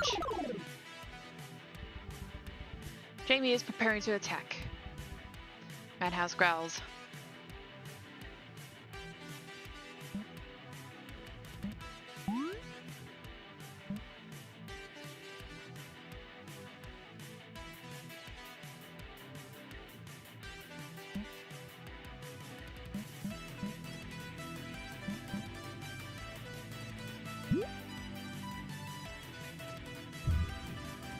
What a rush! Madhouse hits Jamie with psychic power.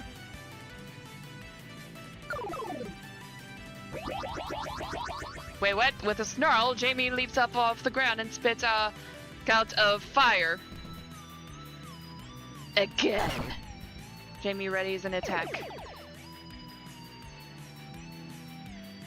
Jamie's occult is raised by +1.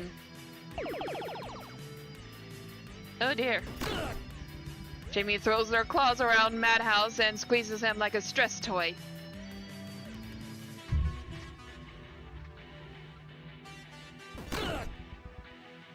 Madhouse takes 1 radiant damage. Madhouse breaks away.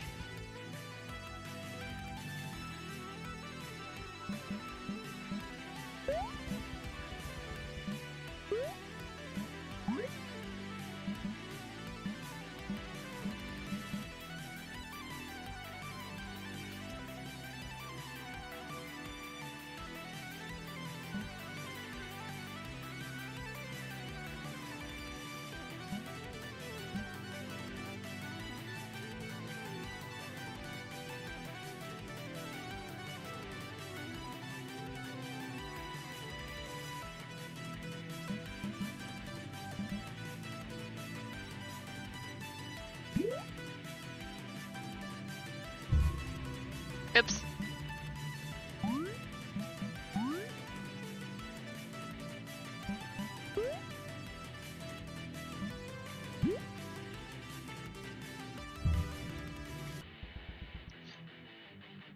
I believe in you.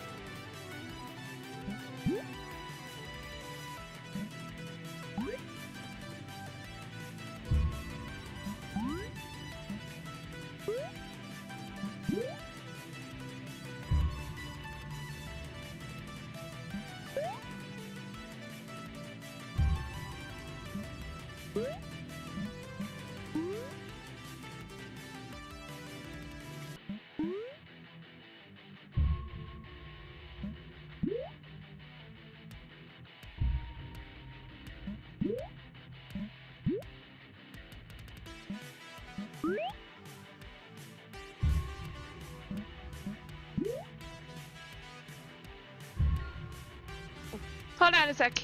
I'll be right back.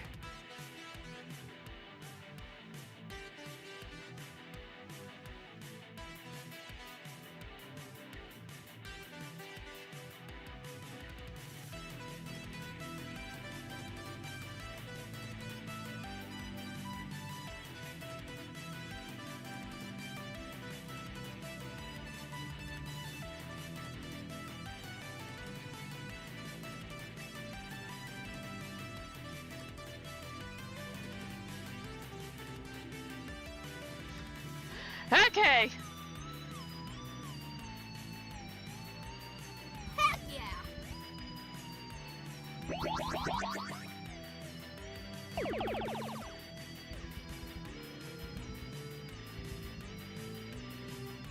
Okay, now I can get... Okay. Let's see.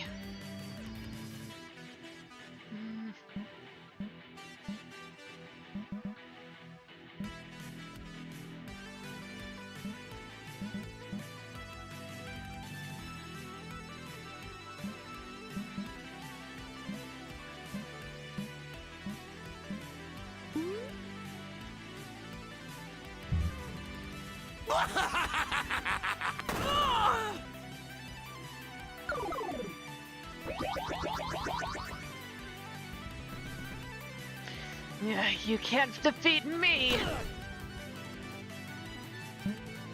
Oh, please.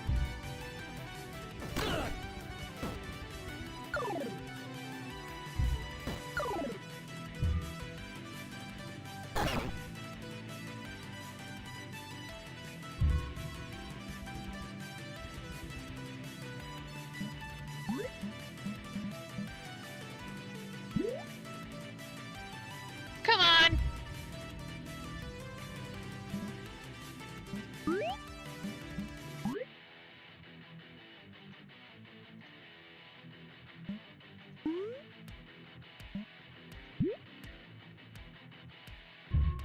Aha! Hold on, Mike.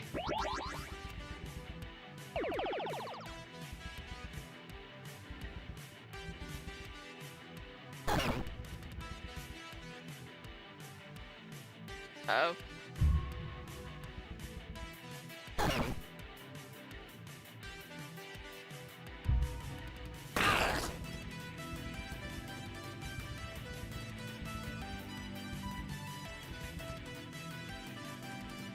Oh dear.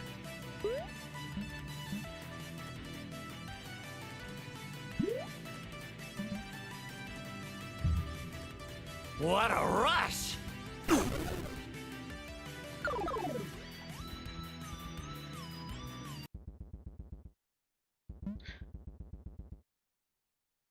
Oh, hold on. I need to save this.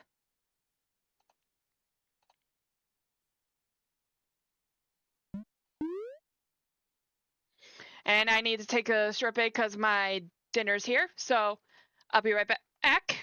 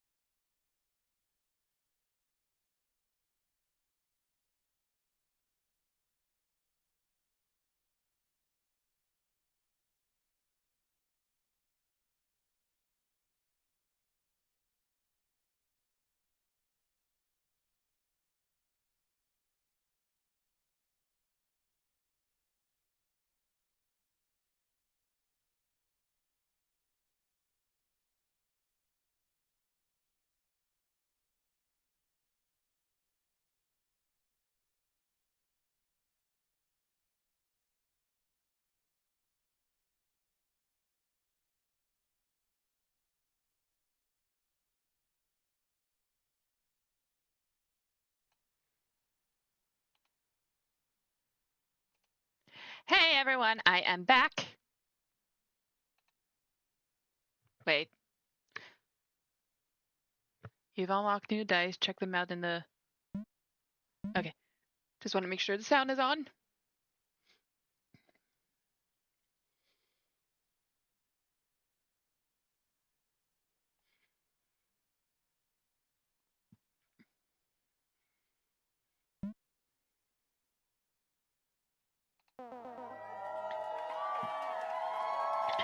It's finished! The white goat steps into the fray, cutting the combatants off where they stand. The Elkhorn Radio Ghost wins! I did. I won? In your face! Madhouse Mike rules this ghost town, baby! Yeah! Dual war rolls across the crowd. Some politely clap while others boo. It's mostly booze. They love me! Nice job. Sure, you had some outside encouragement, but you stood your ground. The mumbling crowd slowly disperses, quickly losing interest as the two fighters chat. Edith storms out of the clinic. No fighting on clinic grounds. Get off our property. Ozzy! The lingering crowd scatters. Cryptids start every which way and Goat Man Ham disappears in the puff of purple smoke. Alas, you four aren't so lucky. A street fight? You're adults. You're lucky I don't call public safety. Whose idea was this? It was me. I'm the one picking fights. Terrorizing the radio station wasn't enough for you? That glorified shoe closet? Not a chance! I'm a ghost with star-studded dreams, sweetheart. You can drop the act. I'm also at fault, Dr. Hocus. I'd feel bad letting Mike take the blame. And I'm double at fault. I egged them on. Triple. Alright, just be careful, okay? Don't let us catch you doing anything reckless. Right, Ozzy? Don't let it happen again! Understood. Oh, hey, let me walk you home. I think Mike needs some space. Well, I appreciate the gesture. That was some fight. You think so? I thought it was a perfect way to end the long way workday. Why are you working a job like that anyways? It doesn't seem like your style. It's the best I have. I was a telemarketer for a time, but after enough caller complaints, they let me go. Apparently my energy is off-putting. I don't see it. After that, I took a summoning gig. Humans recite a spell, scroll out a sigil, and I appear, with payment, of course. Parties, abandoned malls, and college dorms. Wherever you think to summon a monster. It was never boring. But I'm not some novelty to be gawked at. When you say payment, do you mean like human sacrifice? Money. Same thing. How about you? What do you do?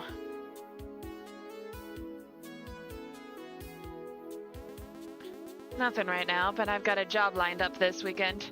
It's near the lighthouse. Atlas said they were looking for fresh meat. And the pay? A pirate's bounty. Ugh. Wouldn't you prefer something safer? What if I spoke with my manager? Maybe I could get you an interview. Yeah, it's okay. My rent is due soon. Who's your landlord? Never met them. I mailed in the application, got the keys, and Atlas helped me move in. Are you squatting? What? No! I mean, I haven't seen any other tenants yet, but the place isn't abandoned. Right, I'm sorry for jumping on you like that. I'm surprised you trust Atlas' ability to do tasks. It's fine. Longhope isn't exactly the cryptic metropolis I was expecting. Everything's so quiet here. I'm just happy we've got sidewalks. Why's it called Longhope anyway? Some guy named Walker renamed it. Poor sap. What happened to them? Atlas would know. You should ask him later. Using the power of modern technology, I can ask him now. Dork. You dial the Mothman's number and put him on speakerphone. He picks up. Hey, bestie! You immediately turned the volume down. Atlas, can you tell us about Mr. Walker? Jamie? What are you two doing? Loitering. The most innocuous crime. I wanted to ask if you knew anything about Longhope's founder. Oh, sure. One sec. Mr. Walker was born in Tacoma, California, to a family of cobblers. He was a simple guy who dreamt of restoring his abandoned hometown, Suitlung. But upon returning to his hometown, he found it had been overrun with monsters. Skip to the end. Grumpy. Mr. Walker armed himself with an axe and a prayer, only to be devoured by the very place he sought to claim. The townsfolk searched and searched, but all that remained of Mr. Walker was a lit lantern at the forest's edge. They say he still wanders as a haggard shadow of his former self, searching for the life of the wilds cut short. Wait, Walker? You mean the ghost we saw in the graveyard? I had forgotten his name for a second, but that's who they were talking about?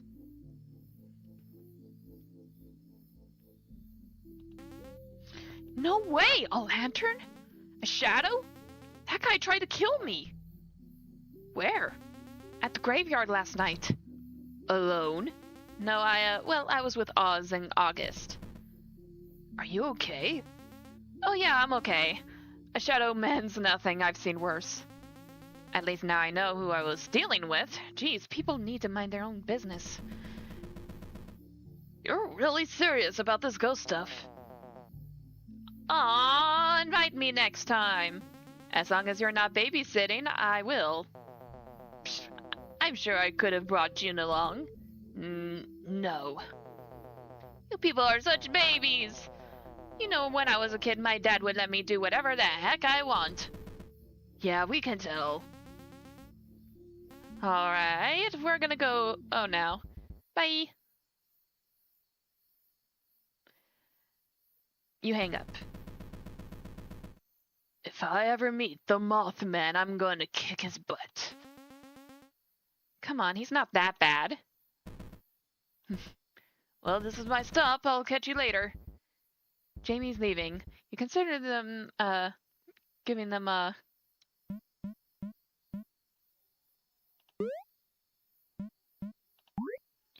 Okay.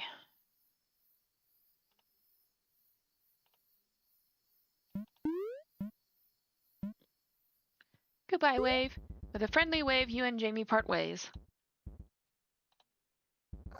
Back at the apartment, Haro sleeps tightly curled up on your pillow. The cat rolls onto her back and stretches out like a slinky. She dreams of destruction. If it weren't for her tiny stature and weak constitution, this universe would have fallen a millennia ago.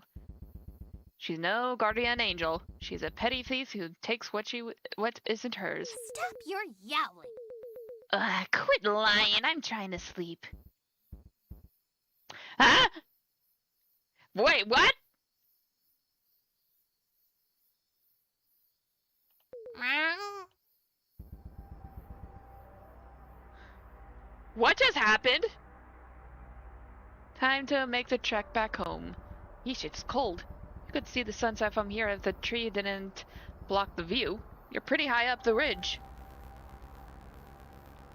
What's a duckling like you doing wandering around a ghost town like this? An artificially deep metallic voice rings out through the chilled air. There are wolves, you know.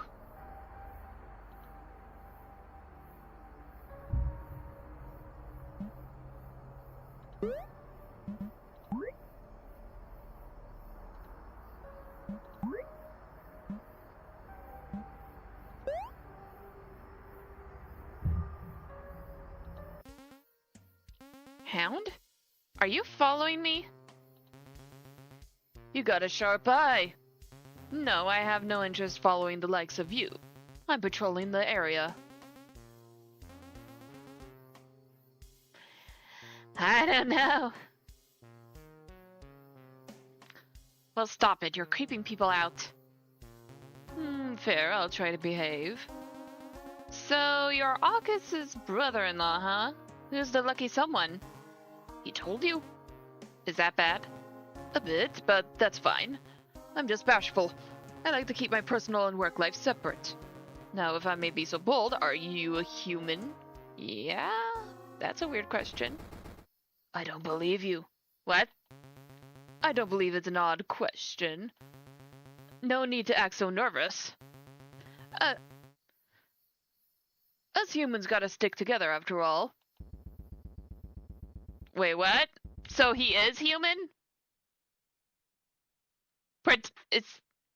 The wanderer saunters off, entering into the woods. You're alone again. Mike, you there? No answer. You look at your phone, but the ghost has gone quiet. Taro? Where'd you go? Taro! You call for your cosmic guardian, but she doesn't answer. Maybe walking Jamie home was a bad idea. You got no clue where you are, and it's getting dark fast. Like you want to go trudge back to your apartment anyway. Not if it means another microwave dinner and more restless sleep. Ugh, you're starting to feel homesick. Now you're lost. This calls for a desperate measure. A phone call. Hey, August? It's Eve. Can you pick me up? Oh, howdy. Where are you right now? I was walking home and I'm super lost. Here's a brief pause. You hear August's muffled voice talking to his daughter in the background. I'm on my way. Something about talking to August comforts you, and you can't stop the words from spilling out. I know it's short notice, but I don't want to go home right now. Last night was really scary, and I can hardly sleep, and... I know how freaky striking it under your own can be. It's no biggie. I'll swing by and pick you up. You spot a blue pickup rolling up the road. The truck slows to a stop and you quickly clamber inside. August is kicked back, listening to show tunes and drinking an orange soda. June, turn off the flashlight, please. I can't drive with it on. I'm reading! I can wait until we get home. Behind you, you see June in a booster seat, tearing and chewing up a picture book about giraffes. She looks at you, tries kicking your seat, but can't reach. Sorry for the ruckus. June had a rough day at school. Ah! It's okay. I really appreciate the save. After a drive through town, the three of you reach August's cabin. June's gone quiet after realizing her book is ruined. Can I use your shower? Oh, of course. If you need to change, there's spare clothes in the towel closet. Horrible thing. June bursts into tears. Oh dear. August looks over the torn-up mess with a sigh. He nods for you to head inside. August unbuckles June and scoops her up in his arms. We'll tape it back together, okay? Remember to be gentle, Junebug. Things can break. Wanna help me make dinner? You and Jamie made such good cookies the other night. You'll have to show me how it's done. After a refreshing shower paired with coconut shampoo and honeycomb bar soap, you break into the emergency clothing stash. A starchy church camp t-shirt and jeans. They're fairly big on you, certainly designed for werefolks. You wonder it'd be, like, inconvenient and frustrating. Probably. Are you taking advantage of their kindness? Between the station and the car crash? You caused such a mess. Hey! You hungry? Augie's baking stuffed bell peppers and tilapia. Be right there. You head to the kitchen and see June setting the table with her dad. She's chipper again and wearing a giant floral apron with the word Papa Bear on it. A giant fluffy red monster leans against a fridge bickering with August. No wolf in the kitchen. It's fine, I'm clean. See? Wolf wipes her paws on the back of August's sweater. He grumbles. Go sit down. August! Where are the batteries? Can I borrow Philip's head? Dinner first. You enjoy a nice meal with Atlas and his pack, and everyone's so chatty. Hazel demands you dish out embarrassing stories while Atlas panics. August tries not to laugh. Except, you know, Atlas doesn't eat. He's always been food shy, preferring to eat by himself or waiting until everyone's left the table. You pestered him about it, but he insists it's proper for a moth to show his fangs. Hazel wolfs down her dinner, licks the plate clean, and heads for the door. Sun's down, I'm out. Me and the girlies are gonna go wreck stuff. Briggs Junkyard? You guessed it. Be careful. The monster races out the back door while August stands on the porch, hands in his pockets. He shouts towards the woods. Don't wander too far. How come Hazel gets to play outside when it's bedtime? She's a grown-up. Can I help clean up for dinner? No, I've got it. You're a guest. Take a load off. You start protest, but stop short. It'd be rude to argue with the cook. Can I get you a drink? Nah, I'm good right now. Apple juice! August clicks his tongue and snaps his fingers. Not until you finish what's on your plate, little lady. Ah. Wandering into the living room, you take a look around.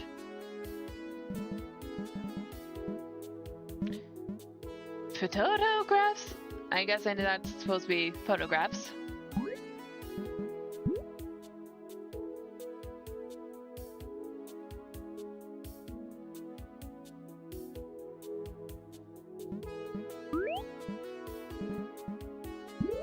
You admire the photos hanging on the wall. A crowded group photo catches your eye.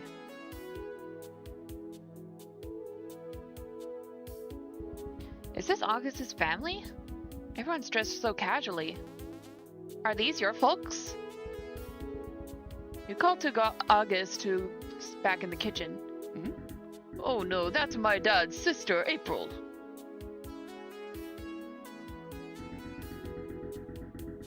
The big guy in the back is my great-grandpa, November.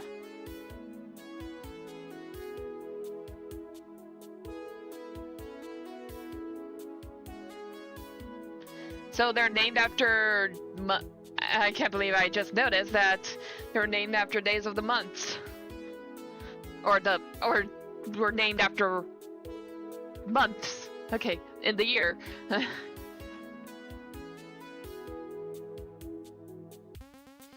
Is the kid on the left October? Nah, he changed his name to Casey. Then Hazel followed suit. And I can't blame him, it's a pretty stupid tradition. Wacky! You glance around the living room, wondering where to check next. An outdated game console sits on the television stand covered in dust. A stack of games sit on top. Bowling, fishing, unlicensed go-karting, bowling again. They're the kind of games a tired parent would scavenge at the bottom of a clearance bin. You're unimpressed. Atlas was never allowed to play video games. Atticus said it was bad for his eyes. You both ignored this, of course, much to the Mothman's annoyance.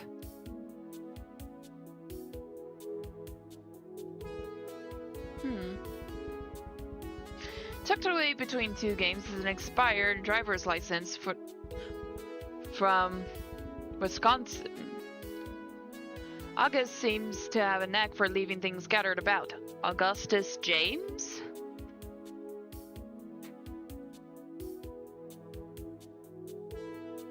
He's got such a grandpa name too.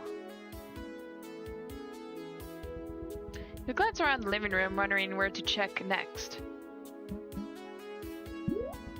You see a bunch of loose junk, English flashcards, letters, and a photo. It's a picture of a large, fluffy mammal smiling warmly for the camera. There's a note on the back that reads Spruce Alpine Lakes. Should you ask about this? Maybe not. You're starting to feel like a sleuth. You poke your head around the corner and eye the stairs. Atlas is up there. Doing alright. The shirt's a little big. Yeah, it's leftovers from my time working as a camp counselor. They gave me some overstock. Oh, what do you do? I was a campfire guitar man. The campers swore I was a werewolf. They were right, of course, but I was still offended. Man, I never been the camping type. I always end up getting sick and going home early. Well, there's no shame in that. Everybody's got their own idea of roughing it. Yeah, thanks again for having me over. Anytime. A friend of Atlas is a friend of mine. Right back at ya. Are you feeling better? Mm-hmm. I'm just a little bit tired. Glad to hear it. We don't mind if you spend the night. The sofa folds out into an extra bed. You sure? I could call a cab. No, it's no trouble at all. None of those ride-share apps work out here anyway. Figures. But we have other alternatives, like haunted taxis. Ew. Haunted taxis are so 21st century. Show me a ghost pirate ship. Were there ever pirates on the West Coast? I thought that was an Atlantic Ocean thing. Maybe? I'm too lazy to check. Is Atlas upstairs? I'm gonna go say hi. Yeah, he should be. You head up to check on Atlas in the loft. Oh, and then I'm gonna...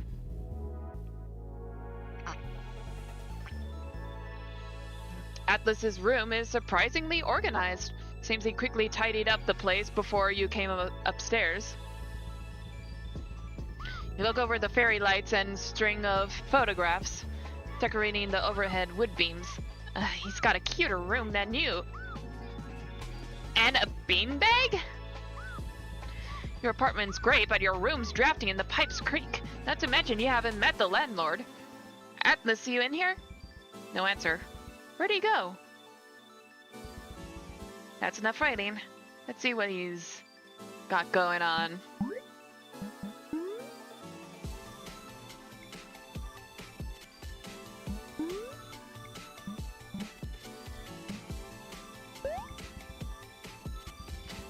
Ah, you remember this. It was when you two took a road trip to Ohio and into a real-life alien. You named them Cheese. Ah, that's cute.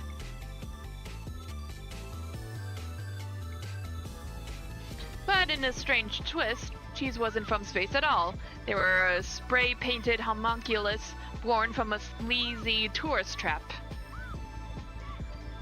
You helped the little dude escape into the night.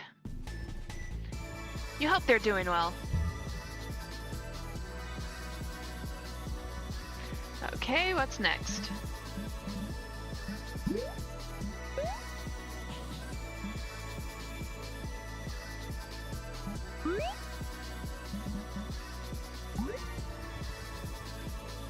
You find a postcard that was never mailed. It's a photo of Atlas and who you assume is August relaxing at the beach. Since when did Atlas visit Malibu? That can't possibly be safe for a cryptid. He get the feds on his feathered butt.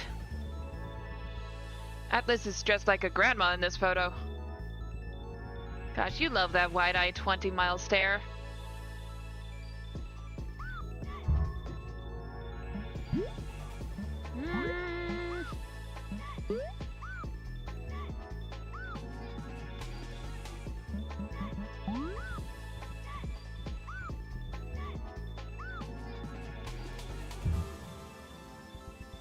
Okay, what's next?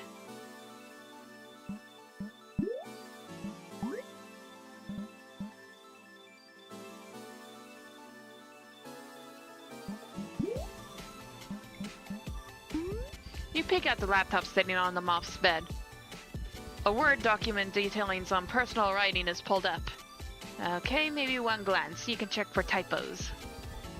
Don't be silly. Samantha snickers with a slow shake of his head. We're from different worlds, darling. The mutant takes your hand in his bulky paw and his glossy, compound eyes sparkled. We could never be together. The truth in his words sting. Keep reading. Why? It's not fair. You gaze at the cyborg warrior pressing his hand to your chest. He gently brushes your cheek with the back of is hooked with bacterial claw and smiles weakly. The Galactic Syndicate would never allow it. He shakes his head. I'm invested. I don't care what the Syndicate wants. Lady Luck is on our side, Blue. We can escape this planet together. He begged, gripping the lapel of the insectoid's leather uniform. Blue's expression darkens as he considers your words. You would risk banishment on my behalf? Blue murmurs, combing his fingers through your wild hair. I've never feared exile, not with you by my side. You smile. Kiss me, youth. He growls. Blue squishes your face in his hands and kisses you passionately. He kisses you, bites you, or whatever. WIP, finish this later. Is that one of his original characters? If they are, he's never told you about them. Oh man, now you feel kind of bad.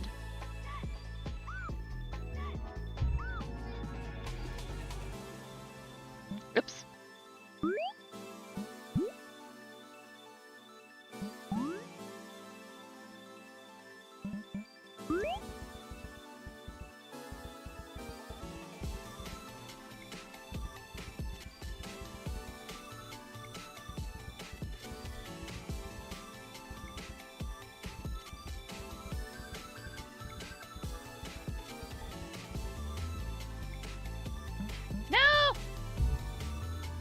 I was...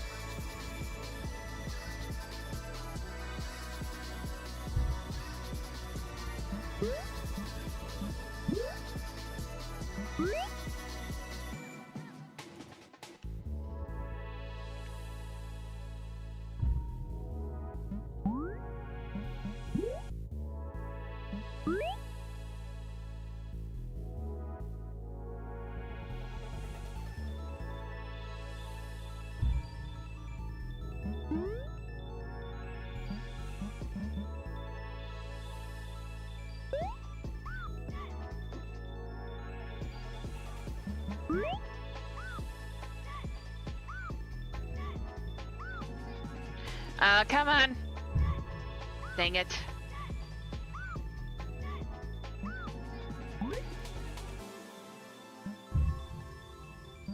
Oh! Okay, what's next? Notebook.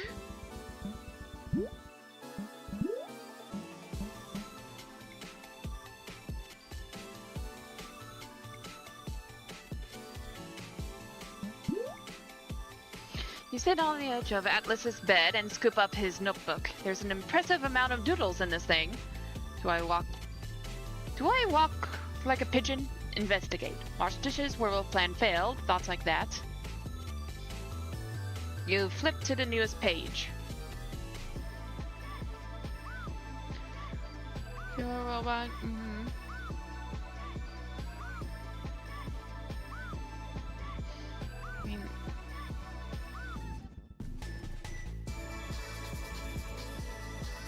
This is nonsense. What are you even looking at?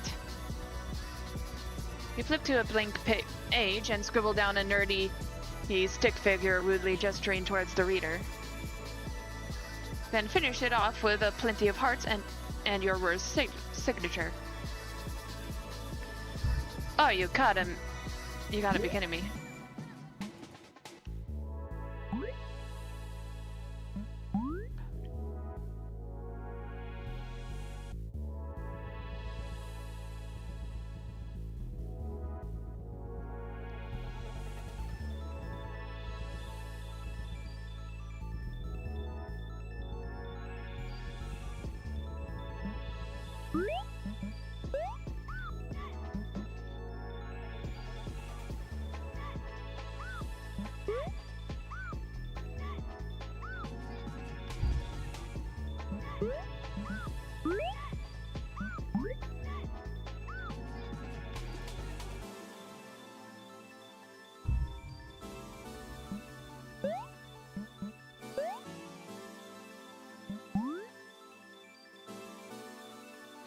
And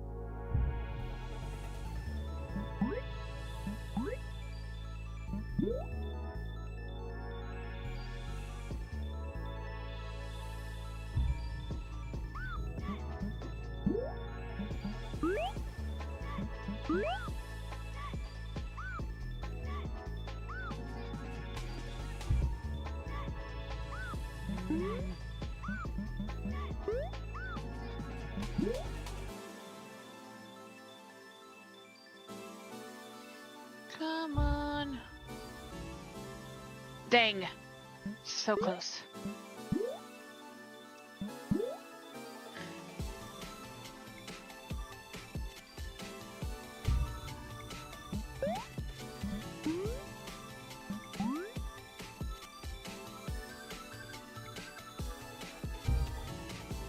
You know what, I'll just continue. With a sigh, you flop onto Atlas's bed and roll onto your back. The mattress is too soft for your liking, but you'll survive. It's no problem, you'll just lay there, here, and chillax until Atlas gets... Okay. You rest your head on the moss pillow and hear a papery crunch. Did you squash something? You lift the pillow and see an old, crumpled photograph underneath. Oops. It's a portrait of two parents gingerly cradling a pearlescent sphere.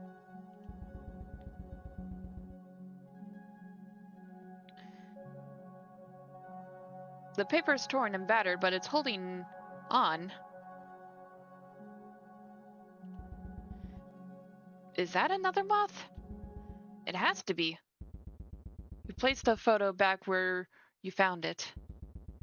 Then with a sigh, you crash on the bed and wait until Atlas comes back. Where'd he go anyway?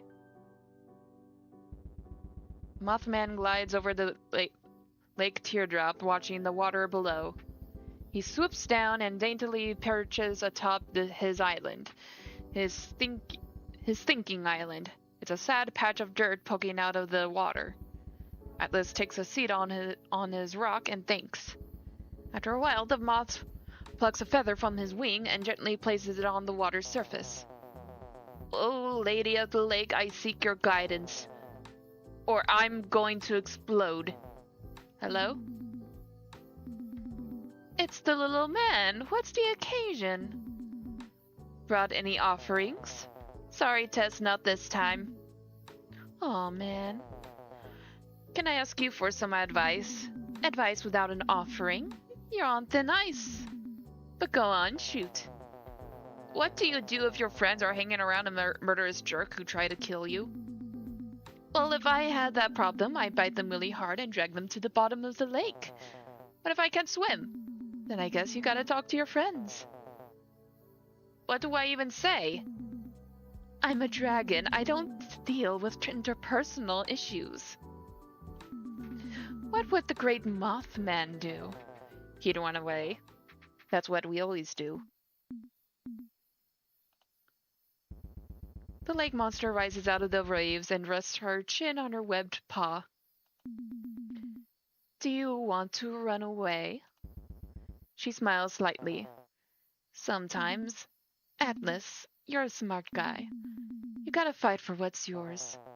But I'm not brave or wise like you. You don't need to be. I know it's frightening, but you deserve to be heard. Your friends will understand.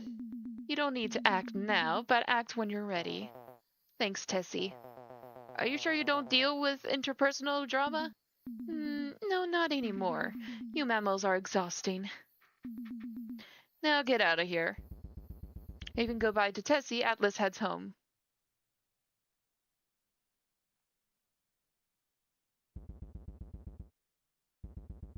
This is taking too long. If you lay here any longer, you're gonna fall asleep. You roll off the bed and stand up with a good stretch.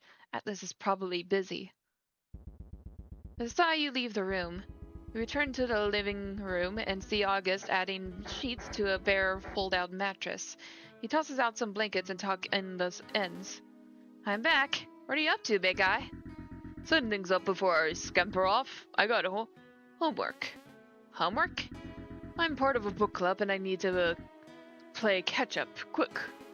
Gosh, I used to be a huge bookworm, but then I fell out of the habit. Yeah, there was a lot of distractions. Flirt with him? Okay.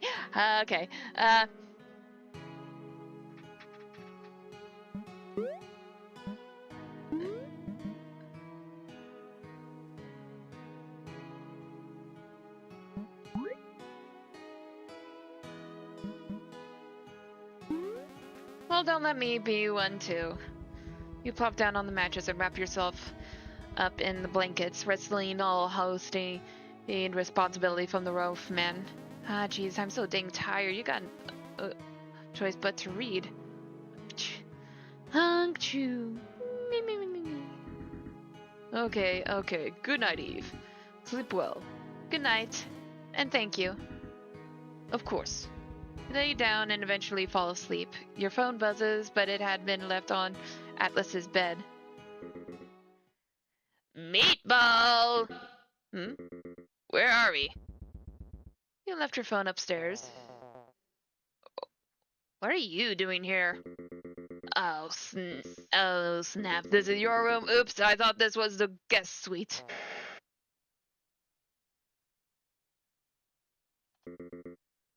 Cool. Well, good night. See ya. Mike, wait. Why are you doing this?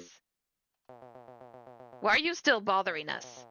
You might have fooled them, but you're not fooling me. It's only a matter of time before you hurt someone else. I'm not gonna say that. I don't know you, and you sure as heck don't know me. Why don't you take your little riddles, Mothman, and shove it up? I don't know you. I've done my research. I know your real name is Michael Della Rosa. You'd be 29 by now if you hadn't, you know. The accent's fake too.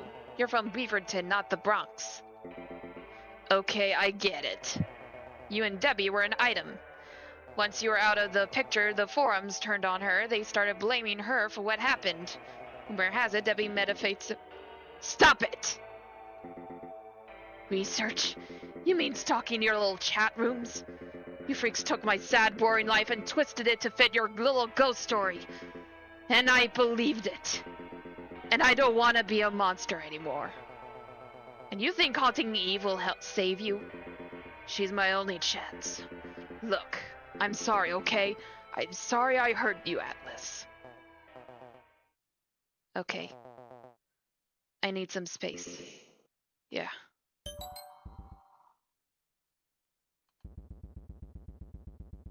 Your phone startles you awake, a trail of messages scrolling down your screen.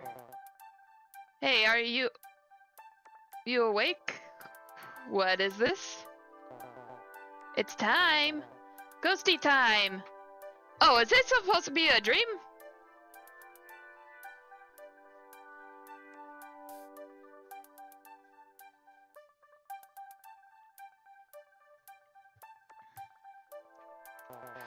I sent you the address. Just follow the seashore and you'll find it. All you can manage to type back in your sleep is no. We're not doing that. Skip it. Oz? You look really nice in that outfit. Focus up. Oh dear. What's happening? Ah, the kid little! Another Mothman!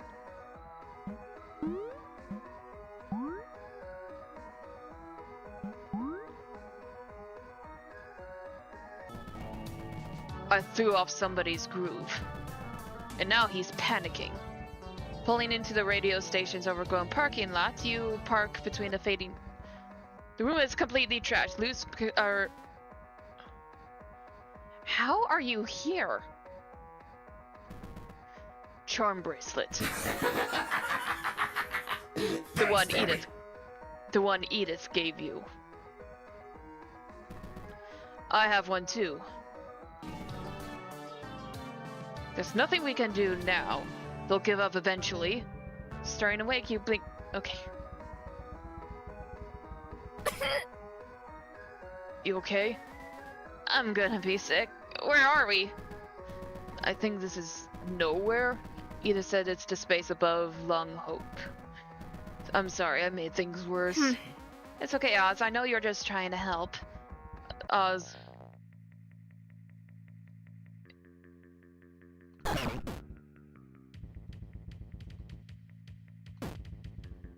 Thursday goes for Atlas's fluffy antennae, and Atlas takes another one piercing damage. Atlas's home.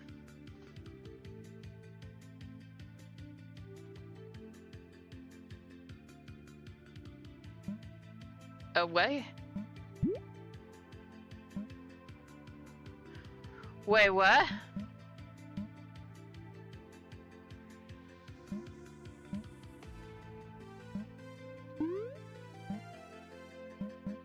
I guess this is all I can do.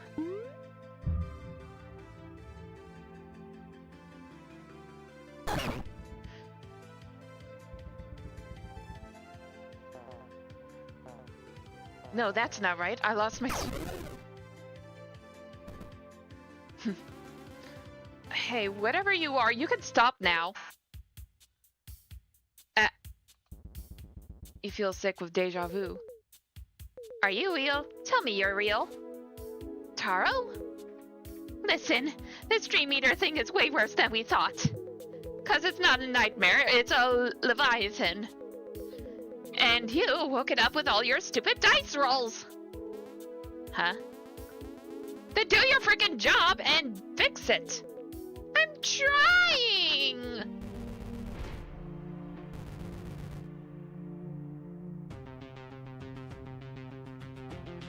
Well, why, you're rather rude, not that it matters now. Unless you'd care to join me.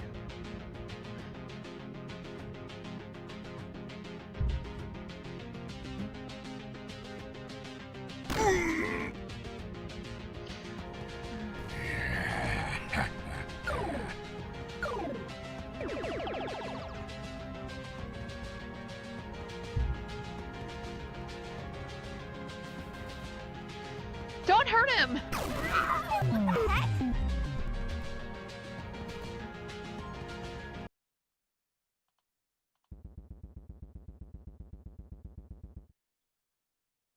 Oh, you're a funny one.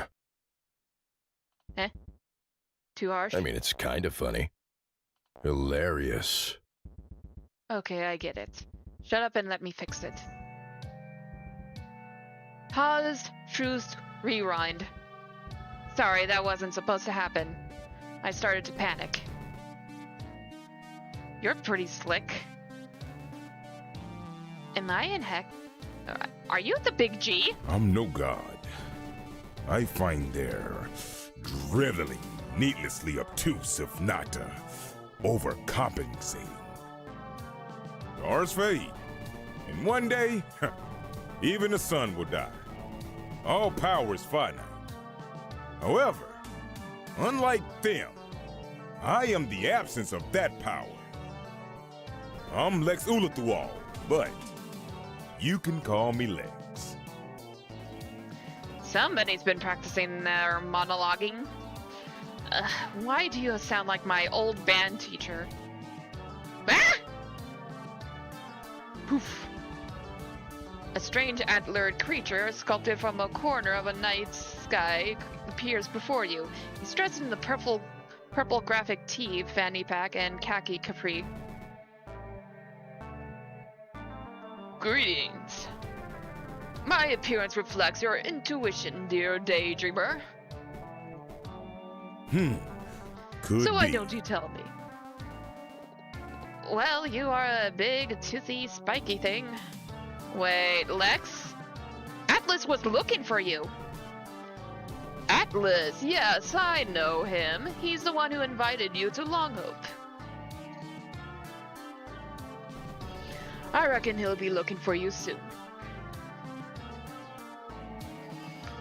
Looking for me? Hopefully. See, nowhere as easy to slip into, but near impossible to climb out of. You're lost in a dream within a dream, which is entirely my fault. But at least you got me for company. Your lack of enthusiasm is starting to bum me out.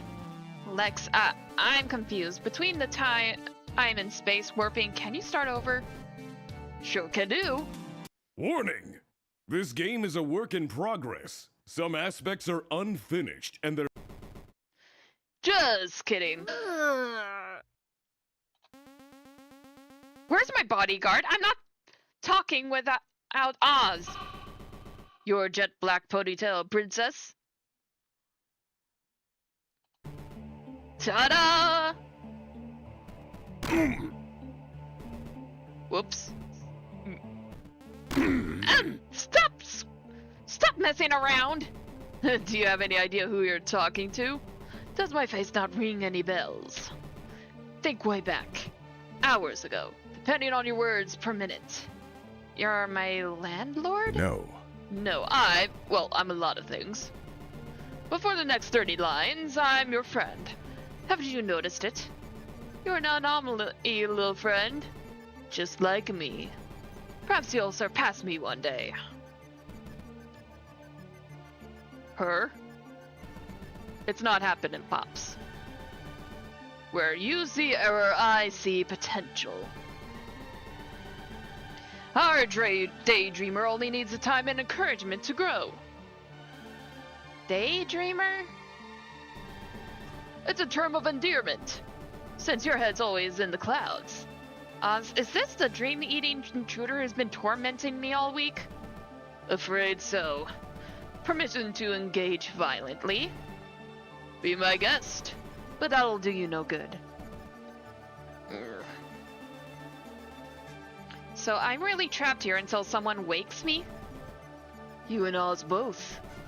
Consider this an indefinite vacation. Time means nothing and nowhere. A vacation?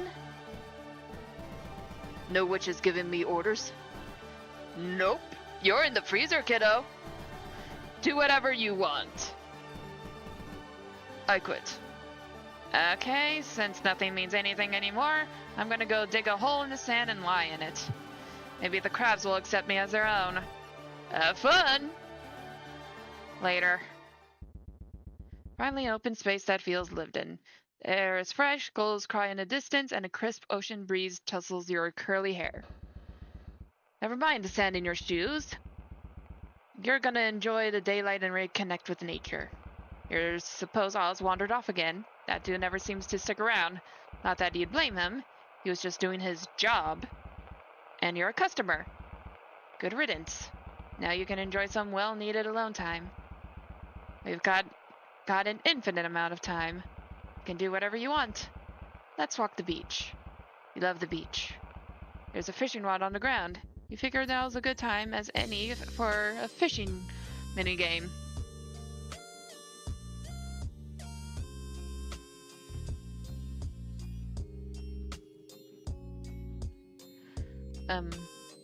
What am I supposed to do here? Click me. Okay. So I just wait for them to come?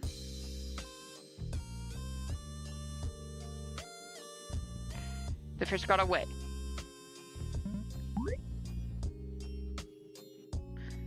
So no tutorial to help me out.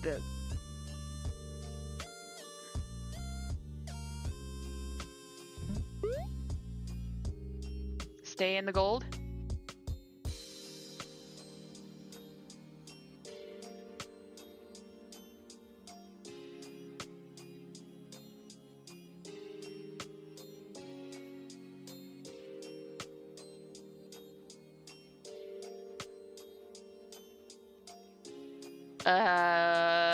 It's in the gold.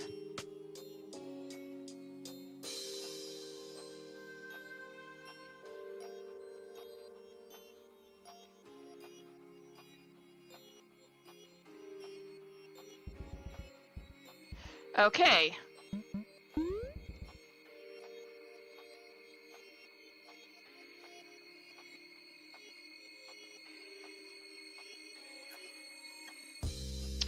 Okay,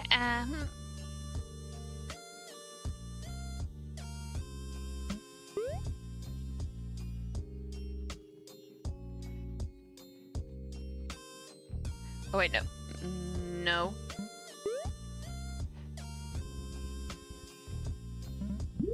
Okay.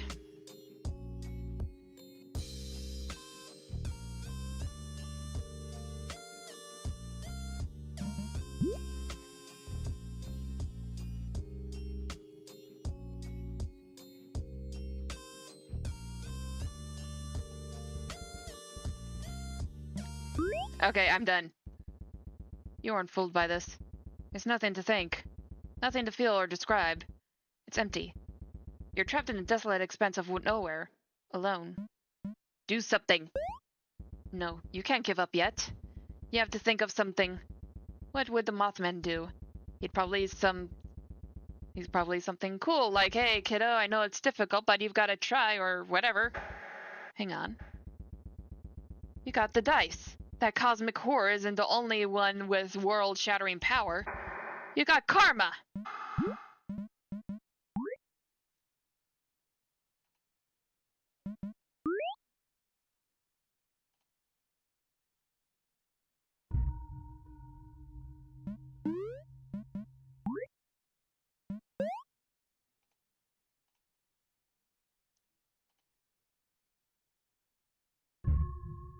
Aha! Lex can't keep you here. You gotta get out. You'll claw and tear your way out. Time is nothing? Then you'll make time. Something within you stirs. Something furious. Seems we've hit the end of this update. Yeesh, I need a nap. I ain't stepping in like this, but you know how it is. The full work in progress build over on Patreon. Now you take care, alright?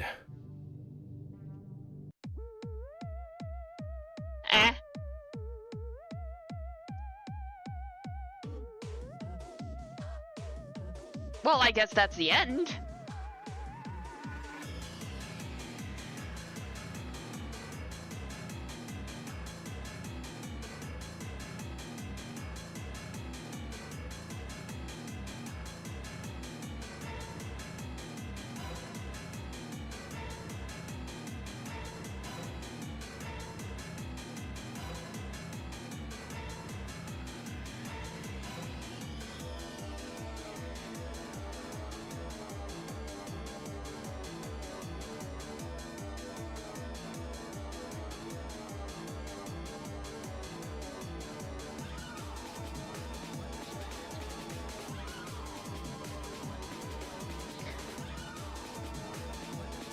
So yeah, I really like the characters.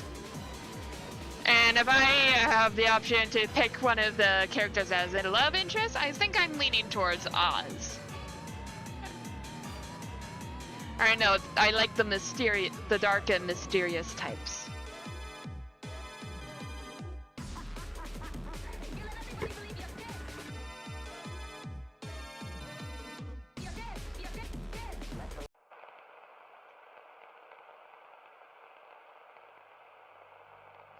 So yeah, anyway, don't forget to hit that like and subscribe button on YouTube and follow me on Twitch. And don't forget to check out my Ko-fi page where I do art commissions and accept donations, and where I also post my art. So anyway, with all that, I wish you all a wonderful life. Okay? Okay. Bye!